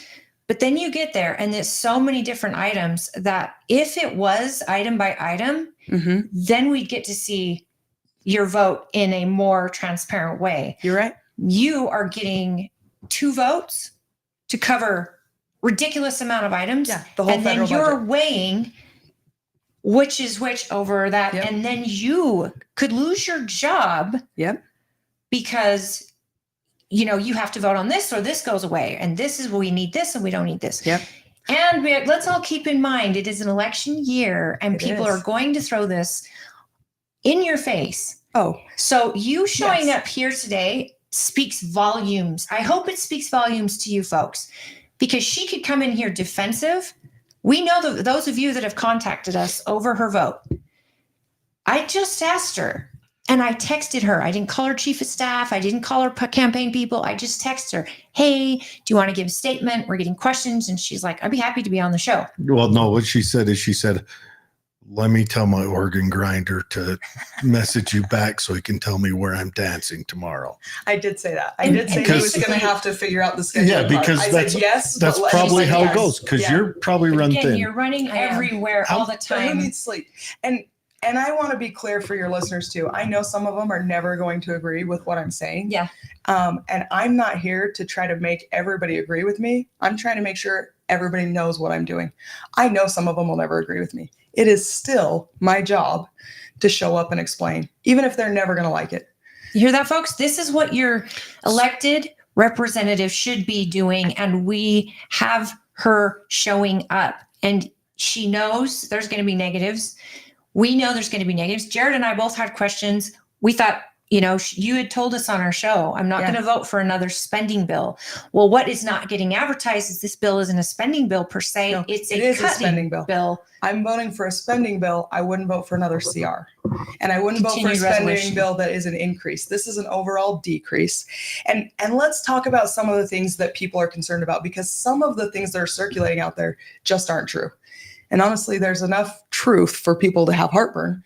When you're in a really closely divided Congress, you're just not going to get a really clearly, solidly conservative bill or a really clearly liberal bill. You're going to get one that's pretty close to the middle. And there were a few key things that I felt like were so important. I'm willing to put a marker down on those things and then keep working on some of the other ones I don't like. One of those is the Hyde Amendment. So we kept the Hyde Amendment in there. The Hyde Amendment says no federal funds can be used on abortion. And one of the things I keep seeing circulating and that people keep texting me and asking me about is, doesn't this bill fund a bunch of abortion? And the answer is no. Well, if it's funding the Department of Defense, and the Department of Defense has their own, they have their own rule that yes, we'll cover abortions and we'll fly you to get them, or trans surgeries. So what the Department of Defense is doing is paying people to travel, but they can't pay for the abortion. It's illegal. That's what this bill does. Now, in the House bill, we had a writer in the House bill that said they couldn't pay people to cross lines for abortions, and the Senate pulled it out. So I'm willing to get back to work on that.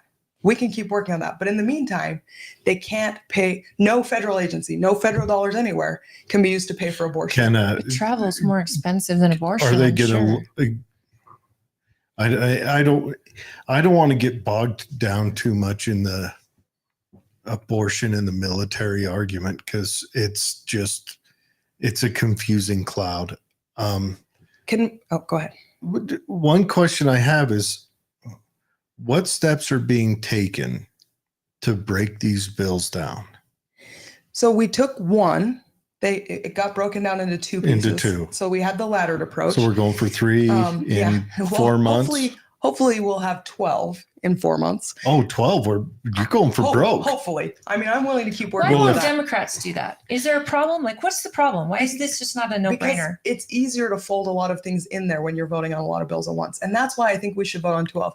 Now, just to be clear, there's nothing in the Constitution about 12 appropriations bills. This is actually this is a construct of Congress. Right. We've split our appropriations committee into 12 subcommittees. But I mean, that is at least a split of the entire federal budget into 12 pieces that are related. So, you're voting on defense spending in one bill and you're voting on interior spending in another bill. As it should be. And that at least gives people a chance to see how you're voting on those issues instead of having a bunch of them together. I'm willing to come in and defend my vote because that's my job. I'm not willing to defend the fact that we're still grouping these bills together. I'd rather see us splitting them up. I would like that for transparency. Is that the speaker's job? Is there other, and then a big one, and this one I harp on all the time. Is there anything that you see in bills that you feel like should be left to the states? Like, honestly, the abortion argument should be left to the states. And you want to deal with that on a defense level, put a bill forward that says if your state has a young serviceman or woman in the military and that state wants to absorb the cost from travel to procedure, then let the state deal with it that way. And it has to be separate from it's not TRICARE now, it's CHAMFIS or whatever the healthcare system that the military's under, and let them deal with that. Because I think it's time. We're in this pickle we're in is because the federal government is bitten off way too much. I agree. And it can't chew and swallow it. No, we are very much in alignment there. And our executive branch is so complicated that it's hard to even hold a president accountable. Don't say that too loud. They'll make another department. Yeah. And that's the thing. They have too many departments. Yeah. Nobody goes and votes for the president of the United States based on a regulation that came out of the EPA or based on something that happened in HUD or something that, I mean, in this election, maybe Border Patrol, but all of those alphabet soup agencies belong to the executive branch. Mm-hmm. And so the accountability is so hard to trace because the executive branch is doing so much that people just aren't making their decisions based on design. It's by design. Yeah. Too many chefs in the kitchen and people don't even know what they're eating. And who are you going to hold accountable for what they're doing? I mean, that's why we impeached the Secretary of Homeland Security, but to try and create some accountability. And it didn't. Did you get to question him? No, I didn't. Do we know how many votes in the Senate against? They never took it up. Okay, Mitch McConnell, you need a new job. That's all I'm saying. Well, the Senate's stepping down. The Senate's Democrat controlled right now, isn't it? The Senate is Democrat controlled. So of course it's not going to get taken up. That's their boy. This is the biggest, the issue that's the most uniting in the country right now. I know, is that we need control of our border. It's absolutely. It's the first time in history. If the Senate would take it up, I think they'd actually be really popular. No, the Senate can't take it up. The Democrat Senate can't. Because their voice right now is it's Trump's fault because Trump is telling Congress not to fund this new imaginary thing that's going to make it so that we take in 2 less people a month on average. That's like the numbers. Yeah. It's like two people. I think you're right. If the Senate were to take this because of the Democrats and independents pushing this bill, then they could actually, I'm sorry to say it, but they use Mayorkas as the scapegoat. And they blame the troubles on him rather than on Biden. He's taking his orders from the president. They selected a goat that has poop all over its back and stinks a lot because he's really a perfect scapegoat for it. Because he's all in. Job. But I've been surprised that the Biden White House hasn't decided to do something on the border. Absolutely. They've got to be seeing these They polls can't. too. They know that Americans They agree can't. on this, and they're They- just going to ride this ship all the They're way still down. saying The it's problem secure.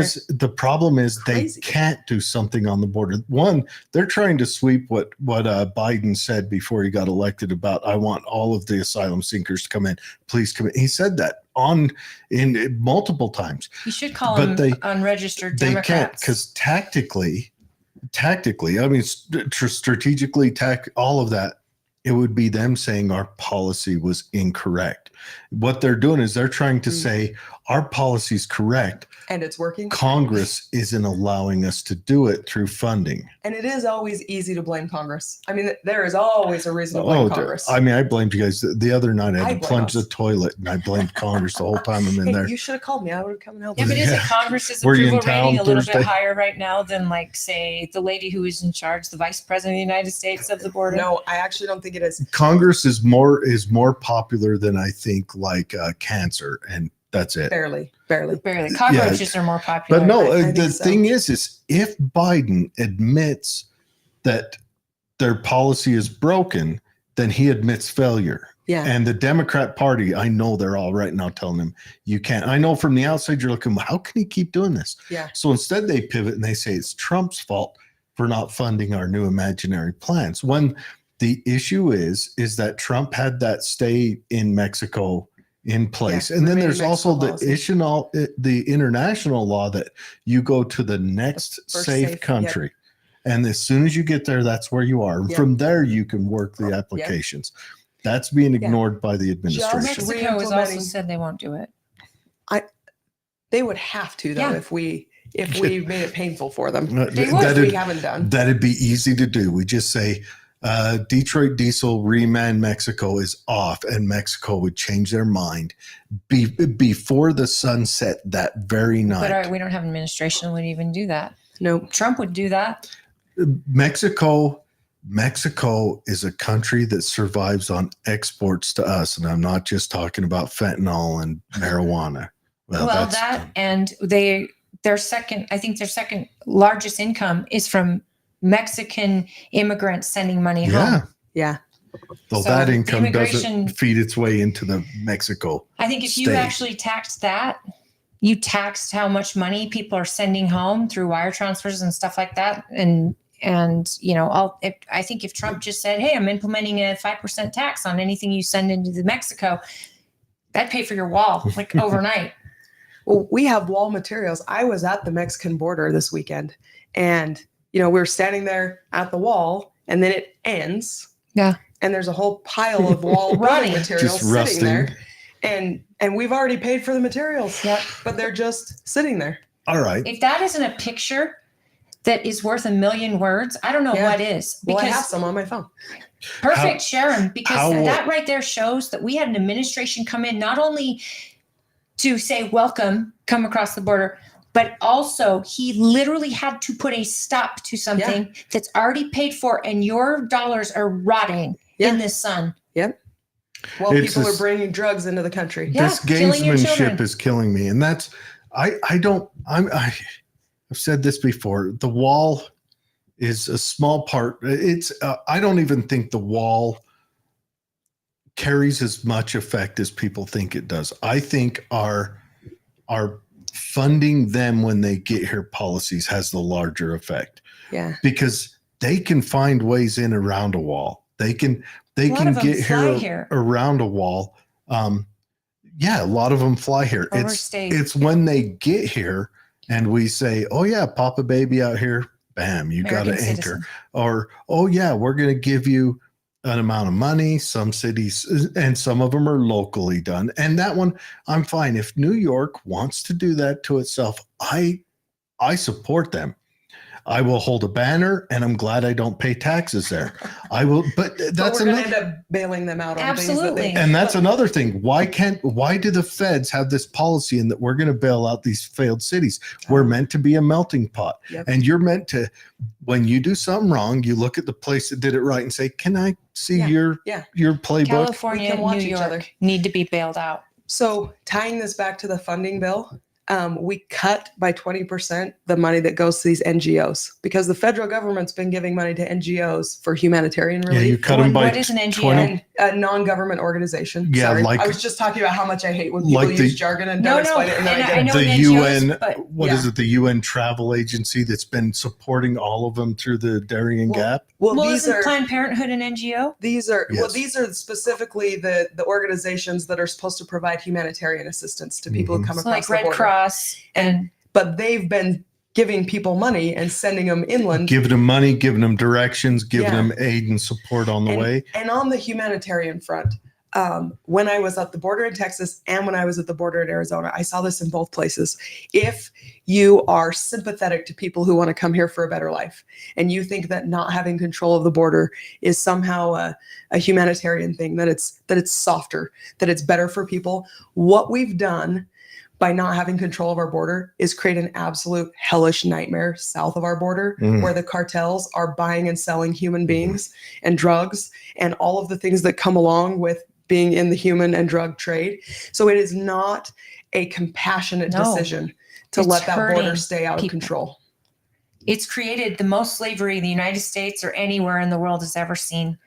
We have It's- higher slavery and half of it is sex trafficking. It's satanic. It is. It's It's evil. It is. What's the possibilities of us taking our immigration system, simplifying it, making it so that people maybe want to make an attempt at staying where they are and applying it that way? What if we made it just a simple thing? If you get caught coming to the U.S. breaching that First Safe Country Act, you don't get a shot at immigration. Just write that in. You don't get a shot. Yeah, that's a great And idea. if you apply somewhere else, we review it. And then instead of and then we'll correlate what scale, what place in line you go to by what country you're trying to escape from. Like right now, Haiti, we're going to move you to the front of the line because, obviously there's a guy named Barbecue down there that I don't know if he likes his fellow citizens well done or Okay, what about something like what you're saying? What if it's as simple as doing to them what you would do if you wanted to get, I don't know, a federal job? You get a background check, you get fingerprinted, you get all of that, and then you maybe get a medical test to make sure you don't have some third world country disease that we've already eradicated.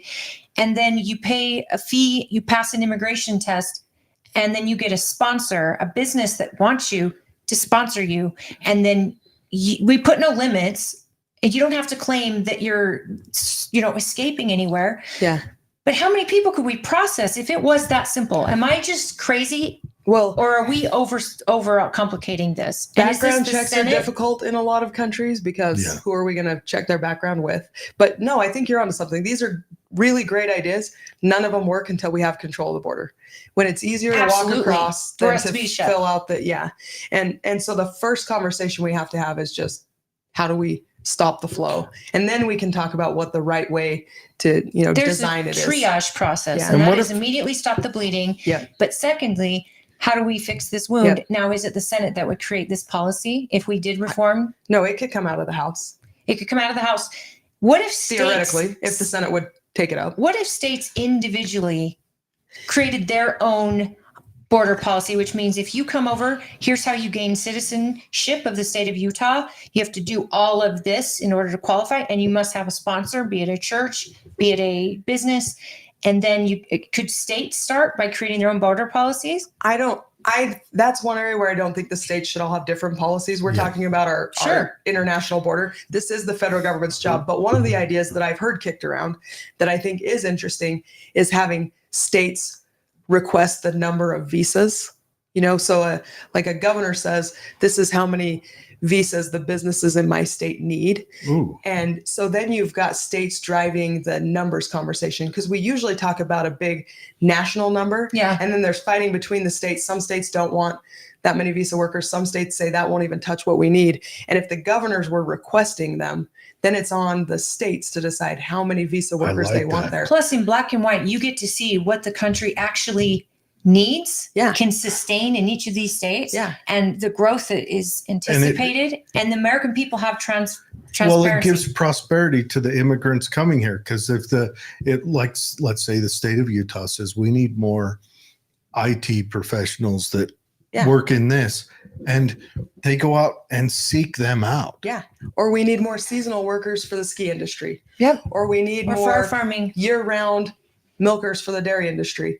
So one of the complaints you get in the ag industry is that there's only so many ag visas, and our season starts a lot later than the Southwest or the Southeast. Yeah. So the ag states in the Southeast can use up all the visa They workers. absorb them all. And before they it's have even to time keep for 'em to come here. reapplying for these visas. Yeah. So being one of these workers, to constantly have to reapply for a visa when you've got a company who's hired you, willing to have you, Yep. and yet you're going through red tape that should not be there. And Right. yet, if you just snuck over the border, went there, went back home, went there, went back home, Yep.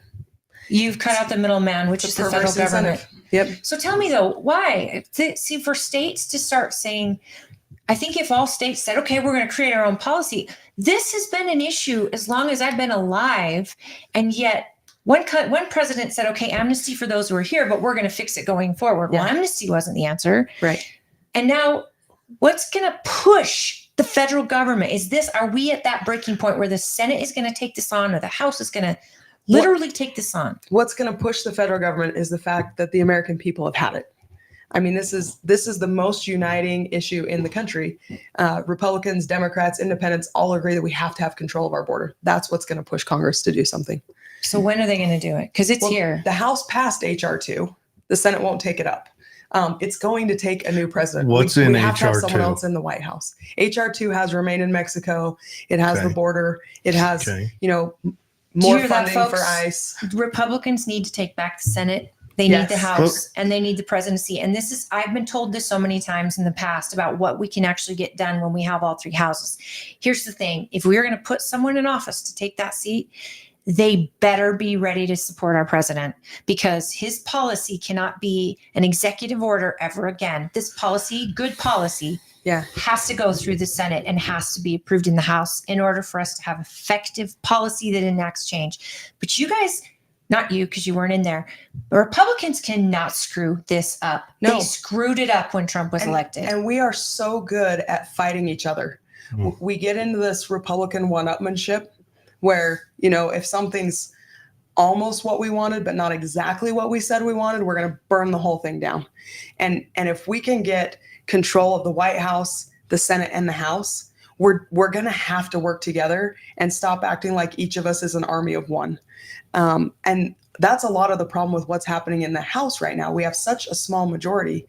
Who's more Republican and who's more the Republican? conservative? And even, Mike Johnson is a movement conservative his whole life. He's friends with the most conservative members of the House, but it's almost a reflex now that if leadership wants something, then we have to say no, without even thinking about whether leadership's right or moving us in the right direction. And we're just going to have to get ourselves together and take conservative wins and then keep moving forward for more conservative wins, instead of throwing the whole thing away every time because we like to be able to go out on the road and throw out talking points about how right we were. Well, there's also another problem, is that our federal government, like I said a minute ago, is bitten off too much. So it's Yes. diluted. Our whiskey shot is a whiskey thimble in 8 gallons of Coke right now, and it just Yeah. ain't functioning. It's too diluted. Our federal government are taking on stuff that should be states management Yeah. issues that should be dealt with. I mean, even if states argue, we have a means to deal with that. Right. And our federal governments take that on. If our federal government stuck to just the basic deal that they made when the states came together and designed it, instead now it's an imaginary thing that the federal government make the states. It's weird. It's backwards. Yeah. And if they got to it, one, your congressperson wouldn't be living in DC. They would, rent a couch because they would be there That 4 is weeks a actually year. what people do. They live, Well, yeah. They live in their districts and, they and would just rent they would be there 4 weeks a year. Instead, you've we're got to there be there 3 out of 4 weeks. Yeah. Yeah. And so that's a big issue for us, where you could go in there and you could manage this stuff, and you could have thoughtful reflection on what's going on if you're dealing with what's manageable for you to deal with. So this is part of what I'm talking about, though, when I say we need to just start taking wins. You know, as if Republicans can get control of the House, the White House, the Senate, then we've got to start taking wins like defunding agencies, or, you know, policy writers that say agencies can't spend money on whatever, and start cutting back this regulation and red tape and the rulemaking that's coming out of the executive branch. Mhm. That's extra legislative. You know, they're not laws. They're rules passed by agencies, and then we enforce them as if they're laws. Yeah. And as Republicans, we've got to start taking those wins, take down, you know, one today, one tomorrow, one the next day, instead of leaving them all in place while we scream about that we have too many. I'm willing to take them down one at a time and just keep going. Each going, win is going, one going. inch forward. Yes. And forward in a hopefully a smaller government. But Yeah. here's my problem. Like, we don't trust people. The Mm. American people, and even Republicans, they don't trust their own party. I mean, when Trump was elected, he was the great upset. He's going to drain the swamp. And then what I think he did is highlight who was in the swamp, and they Yeah. were in our own party, Yeah. our own people. And so you're absolutely right. And besides, most people who aren't in Congress, like I said before you got elected, it's great to promise, Yeah. but until you know what you know, and even as someone who was already up there and you saw policy and all that, when it Yeah. comes down to you making a vote, Yeah. what Chris Stewart found out, you know, it's going to be different for him than what it is for you. Yep. He's got different avenues. You got different avenues. And I'm sure you could go home from Congress tomorrow and have a successful law firm where you actually work with communities and actually do incredible things in the environmental world. Yeah. And help. You could be a private lawyer for how many of agricultural companies, It would pay better. right? It would pay And better, I would and you'd spend make time less on planes. enemies. It's true. And that's a good point too. I'm probably my own chickens are probably coming home to roost here, because I was a hardcore Tea Partier in 2010, and, you know, throw the bums out, and what have they gotten us? And now I'm in the mix of it, and what I've learned is what we all know, but it's nice to be reminded. Governing is really hard. Criticizing is easy. Yep. And it's cheap. And I knew getting into this, I was signing up to take a lot of criticism. I'm not complaining. People have the right to criticize. God bless America. We have the First Amendment, and you can criticize anybody you want. But when you're trying to make decisions, when you are a state delegate, or when you're a primary voter or a general voter, it's so hard to find good information, because it's so easy to find something to criticize. Anyone who's trying to build something or improve something will do something you don't like. If someone says they agree with you all the time, you know they're lying. And so you have to make these judgment calls of, I like their basic premise. I may not like everything they've done. And what I'm seeing now is that in an election year, people want to boil you down to one thing. Yeah. They want to boil you down to one vote, One talking or point. one thing you said once, or one personality trait you don't like. Sometimes it's the shoes I wear, and they want to just decide based on one factor, because we live in a really complicated world. And if you can have one litmus test, it makes the world a lot simpler. So my plea to people who are listening is keep doing this, keep listening, listen to the podcasts, read the transcripts, go watch the videos of the hearings, and get to know more than one thing. And I'm not just saying that about me. I'm heading into the convention. There are 3 people in my race. Get to know about all of us. Yes. The more you know about people, the more informed decision you're going to make. If you try to make a decision based on one thing, you're going to be mad about one other thing later. There's nobody you're going to elect that isn't going to have one thing you don't like. There's also nobody in this race that doesn't have one thing you can like. But if you're willing to get in and learn, then you're less likely to have a, angry reaction when something isn't exactly what you wanted, because you know, I like this about him, not sure how I feel about that. And the other reason that I really encourage people to get in and read things and watch things and participate, go to the town halls, get on the Zoom calls, is that I'm confident if people will actually dig in and get to know all of the candidates, it'll be clear who knows what they're doing, who cares about this district, who takes governing seriously and feels like representing people is a sacred trust. And those are the kind of things I want people considering when they go to state convention to vote. I'm not trying to put my thumb on the scale in any way. I want people to do their homework and get to know all of us and make an informed decision. Well, it helps you because they respond to you and they tell you, okay, this issue affects my life. I understand you have this background. I know. Yeah. This is the thing about CD2, folks. We are rural. Most of us are rural. Most of us are fighting for the very water we drink and for the developments coming out. And this is a job interview. And I can't stress that enough.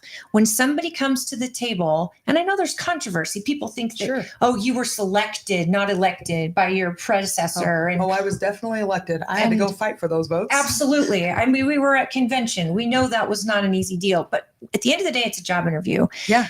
And the history and the resume you bring by itself is extraordinary. I know she's a dirt doctor. Other people, I'm a dirt doctor. The soil other people surgeon. in the race also have, and a loam other lawyer. people in the race also have a great resume. Yeah. But here's my question: like, if you're not, so many people are just reading headlines and they're just reading talking points, and even delegates are guilty, folks.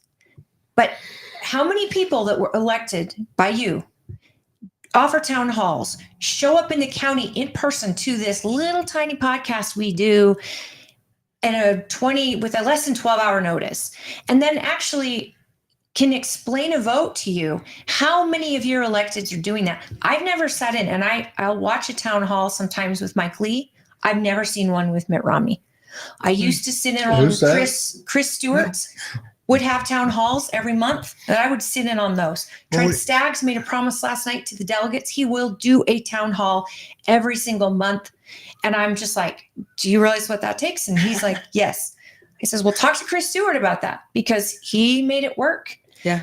When somebody is trying to be that transparent with you and you aren't bothering to tune in, you may be the problem.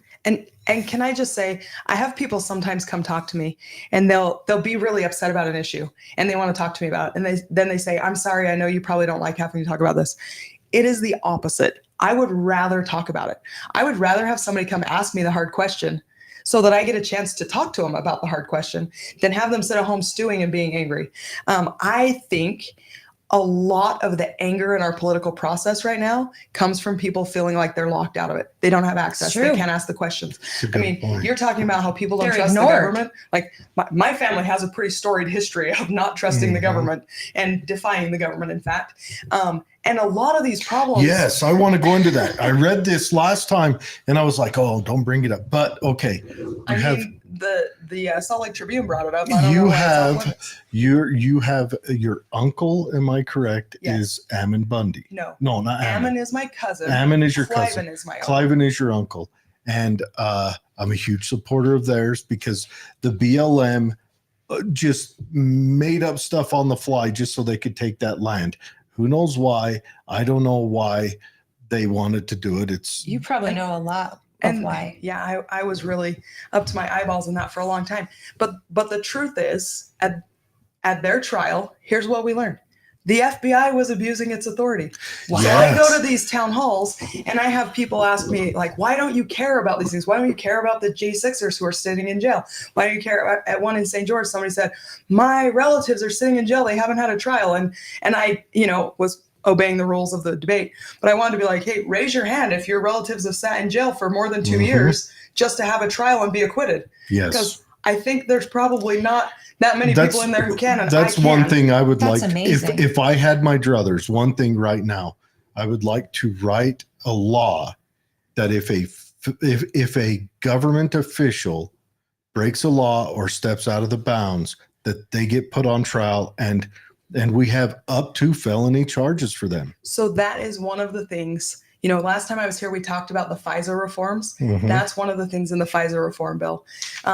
Everybody wants to talk about the Carter Page case and how that's one of the reasons to reform FISA. Well, FBI was just called to the floor and questioned how many, what was it, 1,800 different abuses over the last couple of years. Oh, no, it's way more than that. It's thousands and thousands, although they've gone down since Congress has been investigating, but still we're going to reform Section 702 and close that loophole. But the Carter Page thing didn't go through that loophole. They lied to get warrant with Carter Page. But that and lawyer- that should be a felony, and it will be. That lawyer didn't he Isn't end it a up getting felony a for you or me? fine? Yeah, Didn't he end up getting a I fine? think he actually went to jail. I'm gonna have to. I think it's fact check 30 myself days, on that I one. think. Yeah. I think Yeah. he served maybe 3 months or something like that. Changing the whole system to catch that guy wouldn't have caught him because he perjured himself. And, Yeah, Which is also a crime. Yes. He cut out what the CIA actually said to him Yes. so that And he could. So we do need to hold our own government accountable. I mean, Mhm. this is the stuff that got me into politics. We in the need to first do place. away with some immunity clauses, and it'll affect down the line. It'll Yeah. affect. We need to do away with the immunity that affects judges and prosecutors. Immunity that affects the officers on the ground. Just to be clear about what immunity means, though, they only have immunity when they're following their own rules. Yeah. If you step outside of that, you don't have immunity. But Yeah, I agree. it's supposed to not have immunity, Right. but and so we often have it to is be able still to hold our applied. own government accountable. I mean, Yeah. McCarthy wouldn't even bring up Hunter Biden during the laptop thing. I mean, Matt Gaetz mentioned that last night. That was a big issue. And so when we do have a House that's willing to bring all these committees and Yeah. actually investigate, I mean, the J6 was a sham and we're finding out truth about that. But when we actually have the House doing it and we don't have a Senate to back it, nothing happens. Yeah. And yet the DOJ should be highly interested, blindly interested in the fact that Congress has just revealed this and this and this. And the DOJ, because they're controlled by the government, the governor or the president, are blindly ignoring it. So is half of the American people. And yet, so you're doing all these meetings. Again, people, this is so stressful. If we don't put our party on notice, check one, you are going to get trust one more time. And we're going to give you the Senate, we're going to give you the House and the presidency. And then this work that you've been doing is not going to be for nothing. Yeah. Because right now it's for nothing. Has Biden even had to do an online meeting in front of Congress yet? Well, he did the State of the Union. Yeah. So Well, How I mean, did that- Hunter. I how mean, did Hunter that- Biden. Hunter. Yeah. How did that feel in that State of the Union? Because he seemed I- to.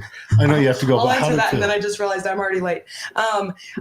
Did he feel angry in there? Well, I felt angry in there. I don't know how he Well, felt. yeah, but He looked like an old he man. felt Get off my angry. lawn. He did look angry. I keep telling people that was a little bit like being a modern day gladiator. I was in a small amphitheater listening to a campaign rally for the other team, trying to make sure my face wasn't doing anything that would make the news. In retrospect, I kind of wish I'd have stayed home. Oh, you got Marjorie Oh, I Taylor know. Greene soaking that up for you. Don't Yeah. worry about it. And I thought just going to the State of the Union would feel really special because who gets to go to the State of the Union? But it honestly didn't feel like much of an like honor theater, to be huh? there because it was a big campaign rally. It was political theater too. Yeah. But it always is, and it always has been from the start. I It's propaganda. kicked off under Thomas Jefferson, and his State of the Union was a letter he sent to him. I mean, that's how little. But now it has become. I mean, even Trump's was a campaign rally, It was. and the opposition. But I enjoyed that one. The opposition used it, but yes, because to us, Yeah. but there's 50% of the country to them that everything we desire would be the end. Right. Well, and I think the same principle we started off talking about, and then I really do have to go. Yes. You know, I said, I feel like my job as a representative is to come back and report to you on what I'm doing. And if presidents from both sides would treat the State of the Union more like that, if they'd show up, I mean, this is a leadership issue, right? If you're going to lead the free world and lead this nation, then you should be willing to show up and talk about the actual State of the Union and what your plans are. And instead, it's an opportunity to have all eyes on somebody who's giving a campaign speech. Yep. I just the applause when necessary to build it up. Yeah. And sadly, if you had a real State of the Union, you would admit your defeat, your mistakes, and then you would and lead outline with, the plan for how we're going to here's fix it, the right? solutions that we have found, and it could try be to on either recruit. aisle. Yeah, and you'd say to Congress, this is what I want to do, and I need your help to do it. Yeah. Instead of it being just a exercise in political theater. Okay, I really have Yes. to Thank go. you. I'm late. Thank you for Everyone, giving me an Celeste opportunity. Maloy, let's You're thank amazing. her. Cari Bartholemew is up next.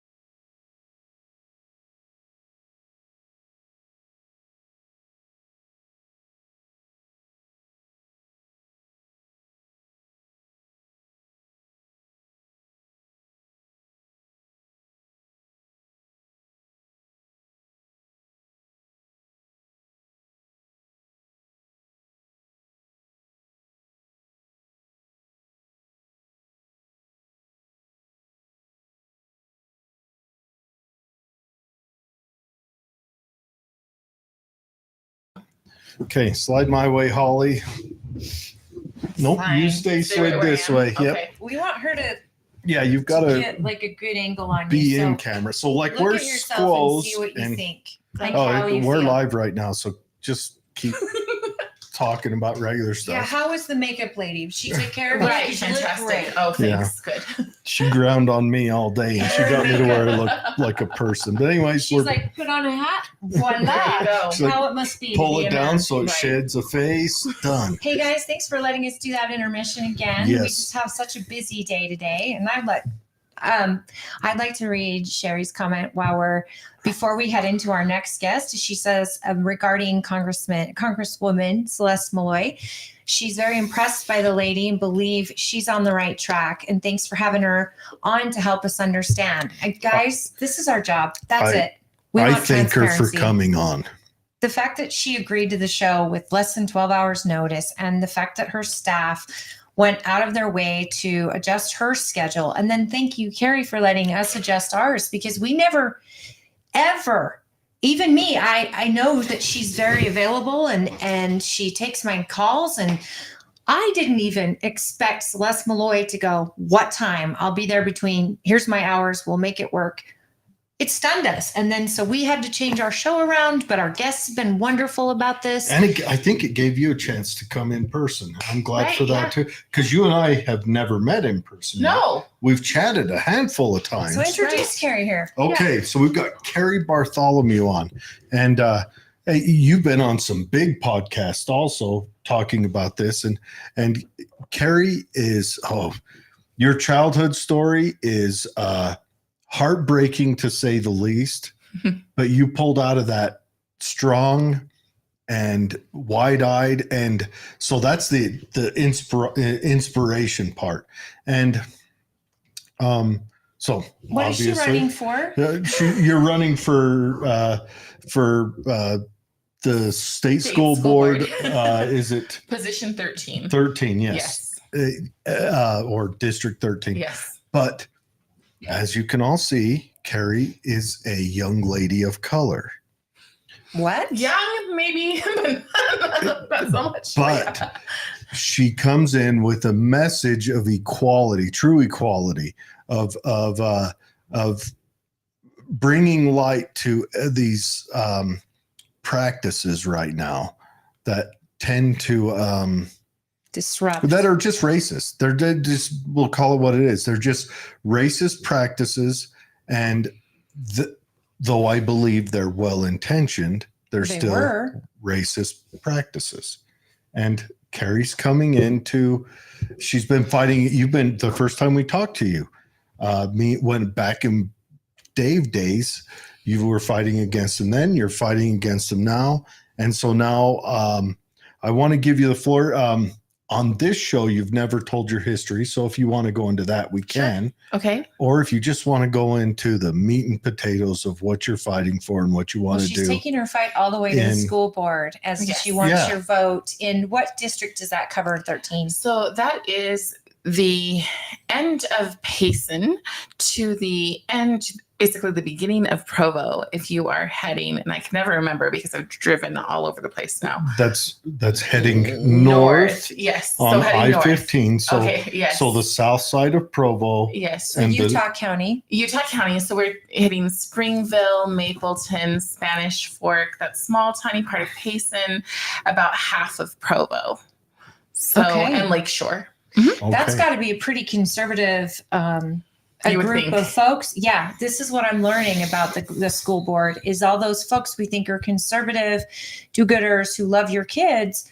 Their policies may look different. They may give a different perspective. So welcome, Cari. Thank you so much. Share what you want to share and Okay, sure. let us learn all about you. And Sure. Well, I guess I can start with just what my platform is. So my platform is, obviously I'm diverse. That's kind of the elephant in the room, I guess. I'm biracial. I'm half Black, half white. My father's family comes from Haiti. But I don't know him. I didn't grow up with any family. By the time I was 8, I grew up in such extreme abuse that I put myself into foster care. And then I lived in 18 homes in 9 years.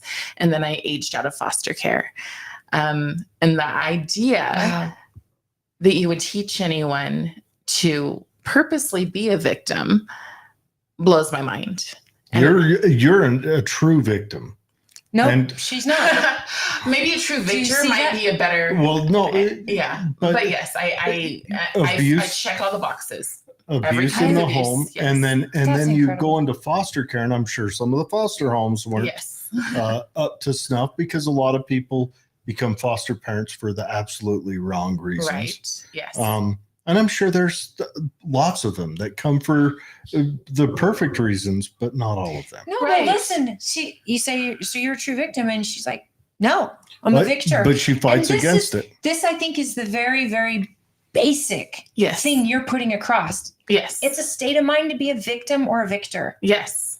And really, when we're talking about resilience, I am very upset when I'm hearing that resilience means let's have our middle school and high school kids chill out in a safe space.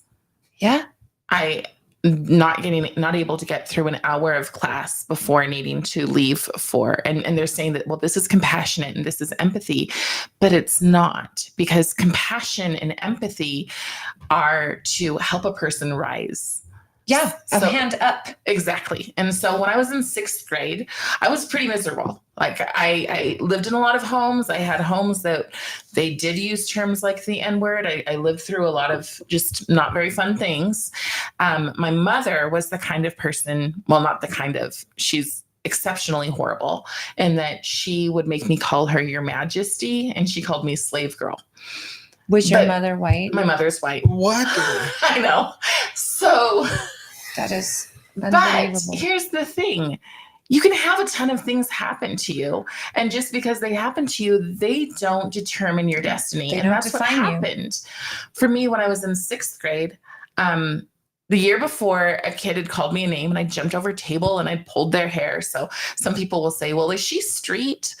Maybe a little bit, but so I pulled this person's hair, and it took 2 teachers to pull me away from them. And so the teachers said, or they cast lots to see who was going to have me as their student. And so I had this teacher, Mr. Garza, and the beginning week of school, I was a scowly faced, miserable human being. And he said, come on outside with me for a minute. And he takes me outside and he goes, you know what? I've heard about you. And he told me, the teachers, we had to decide who was going to You're get the you. problem child. But he actually said, I actually wanted you to come into my class. So the first thing he did was validated and made me feel like I was important. Welcome. Welcome. And And- chosen. And then he said, the decisions that you like, you don't get to make a lot of decisions in your life right now. Everybody's making, the state makes decisions, your guardian ad litem makes decisions, your foster parents make decisions. You're a kid. You don't get to make the decisions. But who you decide to become, that's on you. Brilliant. And it blew my mind. It seriously blew my mind. Gave And you it your was power. like, exactly. Oh, It was like all of the awful that I had been being told and how people reacted to me. I got to define who I was. Nobody else got to put me in a box and say, this is all that she is and all she will ever be. It's a stereotype that the foster kid's going to be the one who's violent in class. The foster kid's going to be the one failing at school. They're going to be hated and disliked, and you're Yes. moved around constantly. So she's not going to have any friends. And yet here you are, just empowered in the 6th grade by a teacher that says, you don't have to fight if How that's not much- who you want to be. How much did you have to chew on that afterwards? I'll Not, bet you. it was literally like instantaneous. But though, like, you didn't go home that night and just like, No, 'Cause- I looked around and I saw that there were kids who had it worse than me. Maybe they didn't have foster care, but maybe they were, not that attractive to look at, or maybe they were not that smart, or maybe they stunk. well, enough about different me. things. And maybe they were being abused in a home. And maybe that they were being- didn't Yeah, even get into the foster care system. Not that Yes. that's better, but right. maybe they were in the throes of it by the 2 people that are supposed to love them most. Right. And so for me, it became a situation where I always loved to read. And that was probably my saving grace. It's And a great I would- escape. Yeah. And I would read books like, it's crazy to like represent, we can talk about representation, but I would read books like Little Women and The Secret Garden. And like The Secret Garden, Mary completely changes who she Oh, is. that takes nightmares I love into it. me. I loved it when Oh, I my was a little kid. sister burned those VHSs to the ground. She watched them so But you know, often. they were books, and I imagine they were I was a books. little girl reading She those. could have read those books. I would have been fine. But you But had to to watch every them. day watching those. Oh, I think Little that's- Women. if that Yeah. not a testimony to little kids and the fact that it's gone away, we're all on these now. Right. And just the very fact of reading can change your life because it'll let you escape to so many different places and you see redemption, true redemption. That's incredible. So you were a big reader. Yeah. And so, and that made me realize that you can be kind of a light in the world. You can look around at other people and see. There was this boy, his name was Joseph, and we've actually kept in touch, but he'd be the kid who'd get the swirlies. You know, he was the kid who was really, really bullied, and he would come into class and he would have his hair wet. And the simpleness of just saying, "Hey, Joseph, how are you?" Yeah. Something that simple. And luckily for me, at the end of 6th grade, I went into a foster home. They weren't particularly wonderful, but they did give me the opportunity to go to private school. So I went to Christian school. And I got to completely redefine who I was. Ooh. So it wasn't This girl because the knew kids you. still had to realize, oh, the girl who pulled out two sides of this girl's hair, you know, that was a process for them. You know, can we trust her? Is she still scary Cari? You know? Wow. Yeah. And then I went to Christian school and completely was able to redefine myself. And that's the way I've stayed. So always wanting to like look for the underdog and lift them up. So when I find out that we're intentionally making kids underdogs, Yeah. I get very upset about Victims. that. Absolutely. And I realized, so later on, I'd, grow up, get married. Yeah, you picked an awesome last name. Like you're looking around and hi, I'm Adam. Adam who? Adam Bartholemew. And you said, You can't say Bartholemew without saying it. You guys, actually, I'm snatching this cat. I actually said Barthol over you. Really? Oh, you had a little bit of that street in you, girl. Sorry, Adam. Bullying your own husband in the first meeting. And your husband is also on this network. He's on our network as well. He makes Life is Driving. Yeah. So, what is his show? Oh, goodness. That tells Do you you know how what much. time it's on? Well, it's when he's around, but it's usually on Mondays. And I think from 4 to 6. Guys, go to he's the kind of media, Main troublemaker. Street Media. Oh, he's a little bit of a troll. What is it? But he goes- KMMU.org, and you can go to the Monday night show. Yeah. Yeah, And it's called. check out Adam Bartholomew's show. He's got Life is Driving. It's called Dragging Maine. I remember now. Driving Meme. No, Dragging Maine. Dragging Maine. Dragging. But I know when I look at it on here on our back end, Yeah. it's Life is Driving with it. Oh, So maybe he renamed it Yeah. and something else. Another But reason to go and subscribe because his shows are all archived too, and you can check them out there. he's an interesting cat. He's a bit of a troll, bit of a loose cannon, and we need that. And they liked him. The media group liked him just like they Mhm. liked us because he wasn't your everyday, hey, let's all play along to get along. We kind of upset the apple cart a little bit and try to expose truth. And that's kind of what you'll find in all the hosts that KMMU have chosen is that we're not just the average talking heads. We try to inspire truth, at least where we can at least find it and be transparent. And Cari has been on the show, and we've been wanting you on the show for a while. We're sorry, but now you're a Fine. candidate. So I am. You're actually Stepping up to the plate. Please use this show to advertise to your delegates because Sure. Yeah. we are really trying to get in touch with delegates, and we always share this on our state delegate pages as well as our own counties delegate pages. And I just try to reach out to delegates all the time and let them know, even though Awesome. Twilla County can't vote for this young lady, but we actually, Utah County, you're on notice. You got somebody in the race. So go Right. on. So, So now yeah, you're in go- private school and you've redefined who you are. Yeah, And you see now as a mom, are you a mom? I am. How Mhm. many? I just have one. We were only able to have one child, but we did foster. And so we tried to foster to adopt. And Wow. that is when I was introduced into trauma-informed care and the absolute disaster that it is. And to try to make teachers do it makes me...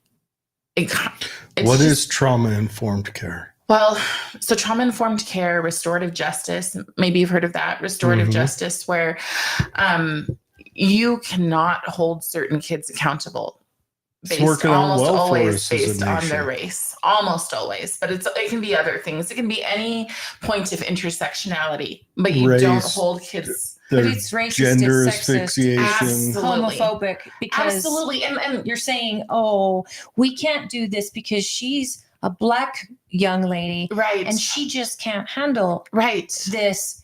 And that's racist as hell. Well, Absolutely. they Well, did that but- in Virginia, in that Loudoun County, Virginia, Yes. with that young man. That is what they did. Yes. They hid it and moved him to a different school, and he did it again, and it blew up in their faces. That So- was the rape that happened based on a transgender person who went into a woman's He girl's wasn't bathroom and transgender. raped her. He was what did he call himself? He- Gender queer, or but non-binary. yeah, but but he was using the ladies' restroom because he you was. can't ask anybody to use the one with. Anyway, Right. the rape happened, Yeah. and that's kind of how they handled him, because you can't hold someone with that kind of identity responsible, and yet to me that's as sexist as it gets, or Well- genderphobic, or whatever. And if I can tell you a story about a minority family that I met when I was talking to them about restorative justice, and they said, "Oh, that's what happened to my son." So another boy and he were on a team, an athletic team, and one called him a racial slur, and he beat the crap out of him.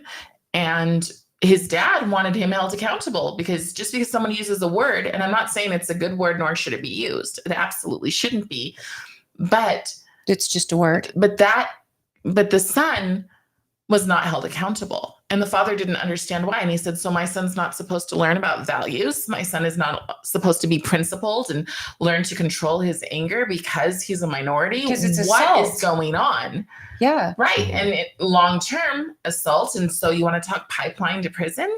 So that kid learned that that's how you manage. That because if Okay. someone calls Okay. you a name, then you can, and we have a huge problem with race baiting that came to Utah. So we have this group, it's called Utah Roar, ROR, Rooting Out Racism. But it's ran by some of the most racist people in Utah. These are the people who, so we had this DEI, and these are some of the reasons why I'm running. I stand against DEI, I stand against CRT, which is just the college version of DEI is across everything. CRT is critical DEI race is kind of theory. a corporate side. DEI is DEI or CRT is the legal college term, side that's exactly. been brought into. Yeah. And so just to let people know, Yes. if you don't know, DEI is diversity, Equity, Equity and inclusion, which usually, remember folks, when it says one thing, it usually means the opposite. Always projection. And Yes. critical race theory is what's been taught to our kids to think that they're slave masters and they don't have redeeming qualities because of the skin they were born Well, in, some kids- without any say in where they were born or what political class or Right. financial class, but they are the slave master. And the victims are those who are born of a color. And the problem is you're victimizing one side, demonizing another. And these are innocent kids who are not born inherently racist, don't even understand what racism is yet. And here now they're self-loathing.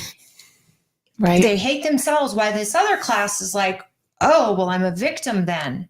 I can't Right. do this. It's a series of I can'ts. And thrown then we in their played, and face. then at the end, we play to the lowest common denominator, which is equity. Equity Mhm. is equal outcomes. So if we have, which we do, a proficiency rate for literacy of 16% for African Americans, and we say, oh, well, it's racist for anyone to do better than them, let's lower the standards. The standards, yeah. And so that's just one place where we're seeing equity play out. An example would be, we used to have grading systems, and sometimes we still do, of A through F, but now we've changed it to numerical grading. And then that 3 is really the tricky spot, because the 3 can be anywhere from an A- to about a C, and your child doesn't know. So they're that walking is around. what they're doing, is they're grading not just on whether you pass the stuff, but whether you meet other criteria might. So that's adjust you in there. competencies, and that's different. That's So there's ridiculous. the competencies are, how empathetic is your child? Remember, That's again, insane. empathy means something different than what we think. Resilience is the one that I always use, because resilience means that what we think of it is that we've gone through something hard. I'm a very resilient person. Fall down, get back up, always think about plan B. That's resilience. That's what I think most people would call resilience. What our kids are being taught resilience is to take on remove your old ideas, old customs, old religions. Your mom and dad's core values they've taught you. Yes. Remove all of that. Still have a shell of what you believed. So still that shell of, maybe I'm a good church going kid. But your church has been gutted from the inside to embrace all of these things. But you're resilient because you're still part of that shell, even if the values within are not the same. They're saying remove the 4 olds. Exactly what I'm saying. Yes. You know what that is? That's the Red Army in China. That's Mao's second coming. So here we have something called the Sunrise Project. And if you want to blow your mind, look at the Sunrise Project. There's so many nightmares tonight. I know. Wait, who has this? Our state school board? No, this is not state school board. This is national, but the Sunrise Project. So in Utah, we have the armed queer militia. Armed queer militia. You can drive downtown Salt Lake and you'll see these signs for them, pictures of them. I think I sent you guys some pictures, and one of them is pictures of these young people with their armed militia. What is their goal? Well, so queer, that's a good thing. Okay, so queer, what our kids are saying, they'll say things like, I'm part of the queer, it might not be there. I don't see it. That's Loudoun County. That's an interesting thing we can go through. So what we think queer means is just being accepting, just being inclusive.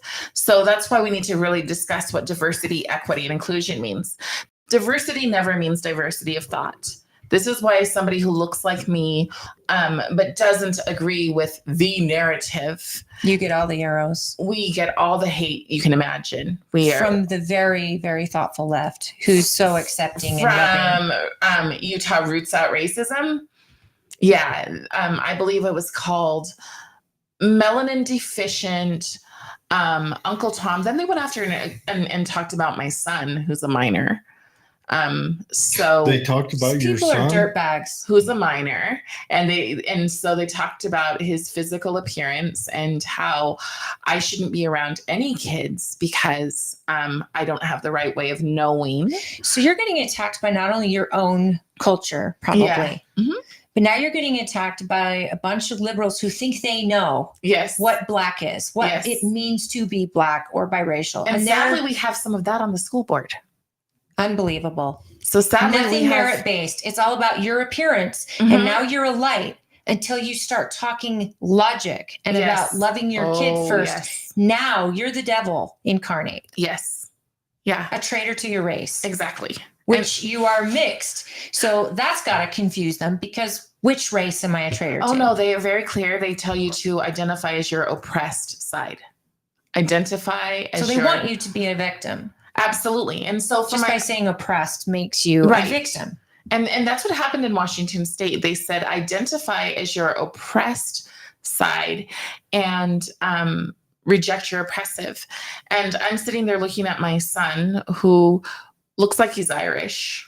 And I'm like, so you want him to go into his 7th grade classroom and tell all of his friends, the same boys who come over all of the time, you want them to come on over and you want him to tell them that they've oppressed him?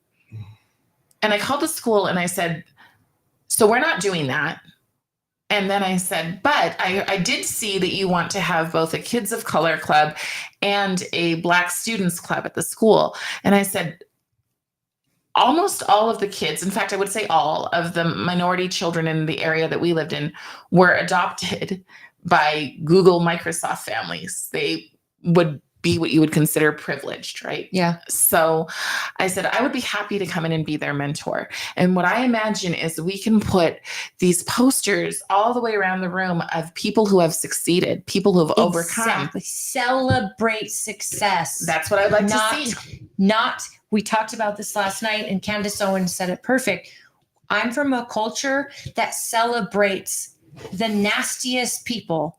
The people that have done horrible things, but because they were oppressed or beaten by a white person, now we celebrate, name streets after them, and make holidays after it, where we have so many successful Black influential men and women that we don't celebrate. And we don't want to tell their stories. So a story that I tell all the time is the story of the Rosenwald schools. So I'm just finishing up Booker T. Washington's Up from Slavery. Mm-hmm. And when he talks about, what he did was after he got out of slavery, he decided that he was going to go and educate his communities, and they needed a schoolhouse. And so they went to a Jewish man. I mean, they went to a lot of people, but they finally went to this Jewish man, Julius Rosenwald, who part owner of Sears and Roebuck. And so Julius went and said, you guys need schools. I will give you the seed money to start your schools, but you have to do the work to build them. You have to do the work. So then that builds resilience once again, right? And it also builds confidence. And they found their teachers. And what the narrative, and I find this really interesting because the narrative then and the narrative now tend to be exactly the same 200 years later. So the narrative right after slavery was, well, Black people don't need a school because they inherently don't have the brain. They are too traumatized because of slavery to be anything more than a serving class of people. Okay.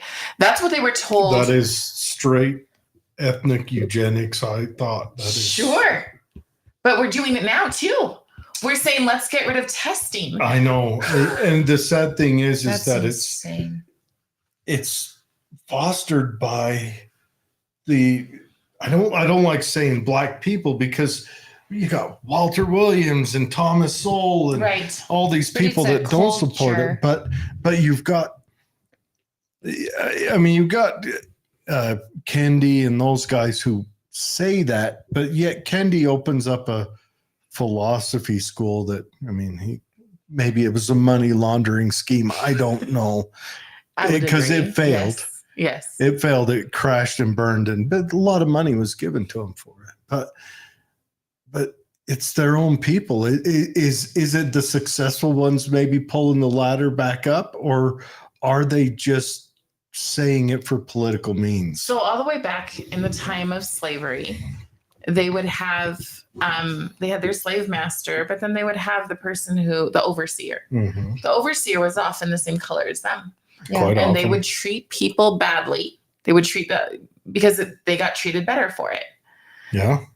That's hasn't changed. Again, in Booker T. Washington's book, he talks about how in the South, they were so eager to have a chance to read books and to flourish and to learn, even though they were poor. They were eager for this. And then when he got just a little bit older, he went to Washington, D.C., I think just for the summer. And he said in Washington, D.C., there was a sense of entitlement. There was a sense of, they've done this to us, so they owe this to us. That was 200 years ago. So those are the ideas that have stuck with so you're many. Saying what? Yes. The Blacks that were in DC had that sense of entitlement? When he talks it was there about all the way back then. When he talks about it, he says that they would take carriages, and even though they made very little money, they would take a carriage and dress up as fancy as they could just to feel important that day, instead of learning to to work. So one of the biggest Yes. slave owners back then was black. Yes. And it wasn't about the color of his skin. It was about how much money they made. It It was- was empowered by the financial gain of it. Right. And yet the reason that slaves weren't encouraged to read back then, it wasn't because the white folk were thinking they were too stupid to carry a book around. It was because they feared their That's the education key to freedom. would get them out of Yes. education. So it wasn't the color of their skin per se, again, or the fact they were slaves, they weren't smart enough to comprehend. No, they were terrified of slaves reading Yes. because they would eventually and in some put an end places, to their ability to be enslaved. in some places, he talks about how after slavery, their masters, their kids hadn't been taught basic skills. And so the people, the freed slaves were doing well. And they would, because it was inherent in them that they took care of these children, these babies. So when they saw them not thriving, failure to thrive, even though they were white, they would say, here's money for your food. Here's, like, they were giving them money because there was a relationship there. And I'm not What kind of wild turnaround is that, right? Yeah. And I'm not justifying slavery. I want to be very clear because No, somebody's going to pick absolutely that not. up and Look, make it a I'm clip. going to say it right now. It's not about justifying or not justifying. Right. It was the global economic model for Yes. thousands of years. And And the it's invention of steam, of making explosions in enclosed boxes, entered the ending of that. The U.S. ended at kind of midpoint. Slavery that we have now is for degradation reasons. But prior to that, it's still for profit. it was the economic model. And it was every color was enslaved back then. Every color's been enslaved. Everyone's descendant And still somewhere. is. I mean, But- we've got more slaves on the but that's planet than we not the- ever had ever. And but- they're called sex slaves and Let's continue with this original argument. It was the economic model of the world prior to the Industrial Revolution. Right. So that's why it was everywhere. That's why which it is was why a in. black man could be the biggest slave owner in the South at a point because he had an amazing business. The It was first part of legal owning- slave- I was going to say the first one. The first legal Yes. slave owner was a French descendant named Robert Johnson, if Yes, I it's remember, Johnson, yeah. in Louisiana. He was the first legal slave owner in what is now the United States. But it's not about, it was the economic model Yeah, it was because about the money. But we that's hadn't not even even- invented steam yet. Right. And that's not even the focus. My focus is, why do our kids not know the story of the Rosenwald schools? I know. Why that's- do we not know the I'm stories? digging this story. Well, Yeah. I've heard anecdotes that right after slavery, when they had schools, Yes. these previous slave children exploded. They were Yes. voracious readers and learners, and they all loved and desired for it. And it really wasn't They were until hungry for it. FDR's Farm Bill Till the that they 1930s. ran Yeah. into the cities, and then they Right. built a different culture in the Right. cities. Well, and if you read Thomas Sowell's Black Liberals, or Yeah. sorry, Black Rednecks, White Liberals, Yep. he talks about how the culture in the cities was just a copycat of the way The Scottish. Yeah, but the Highlanders. Scottish, yes, exactly. But the ones that were the masters. So Yep. when people are like calling people racial slurs, white racial slurs, like cracker culture is specifically what Mhm. ghetto culture is. Yeah, It's Thomas parallel. Sowell lays it out, Amazing. and he dug into it, and it's wild. And then, I mean, look at what they did in Liberia. What did Yeah, they do in when they- Liberia? Under Monroe. He sent a People voluntary shipload over to Liberia. They landed, first thing, enslaved the natives. Yeah. First thing. And now Liberia just went through a civil war where you had a general butt naked. The best generals come out of these crazy civil wars. Like you got General Barbecue right now, General Butt Naked. They're all cannibals. That's a real guy. General Butt Naked? Oh, yeah. I can't wait to tell my son that. Yeah, he's a real So guy. go on. So you're Okay. getting So I'm really interested in in full history. That's not revisionist history. This is the alternative or the solution to teaching the 1619 project, or throwing Black Lives Matter into our schools. Or the book I have here is called Ethnic Studies. I did send you multiple pictures of that. But ethnic studies, we brought this into our schools. So Governor Cox decided in 2020, with the advice of some of my favorite people, to bring in ethnic studies into Utah. And I met with him a couple of months ago to show him that it's an absolute Trojan horse. Christine Sleater, who kind of headed up ethnic studies, and she's all over YouTube. She presents for the NEA. And if you don't think that the NEA and the UEA are verbatim the same thing, then you just don't know what's going on. So what's the NEA stand for? National Education Association, and Utah has the Utah Education Association. And those are unions? So association, the teachers union is the NEA, but ours is an association. So they like to say, well, we don't have a union. State. Right. But you pay these fees. So if you were to go up to that, or I can show it to you, whichever one you'd like to do. But if you go to the unions page. Let's dig it up. I've okay. got them pulled up. Well, So I this want to one- know yes, quickly though. yeah. You left Washington. Yes. Do you feel like you ran away from Washington to get a better Absolutely. life? Absolutely. Well, we ran home to Okay. Washington. So what we did is, or we ran home from Washington. Adam's from here. Okay. And we thought that surely when we left here in 2008, it was very, very different than it is today. All of that is ethnic studies. So if you type in UEA, we can go there from that. But so we thought surely we were coming here. It was really stressful. I got jumped in Washington State because I carried a sign that said "Character Matters" and had Martin Luther King's face on it. And a girl who looked so much like me. First, there were these other two girls who were talking to me. One turns, uses their phone. Then by the time this is our little, not really a rally, but Adam was running for office. And so as I was walking back to my car, this girl jumps out of her car and says, "I will not allow you to spread your hate." And then she punches me in the throat and she kicks me and she steals my sign. And these kids are so trained.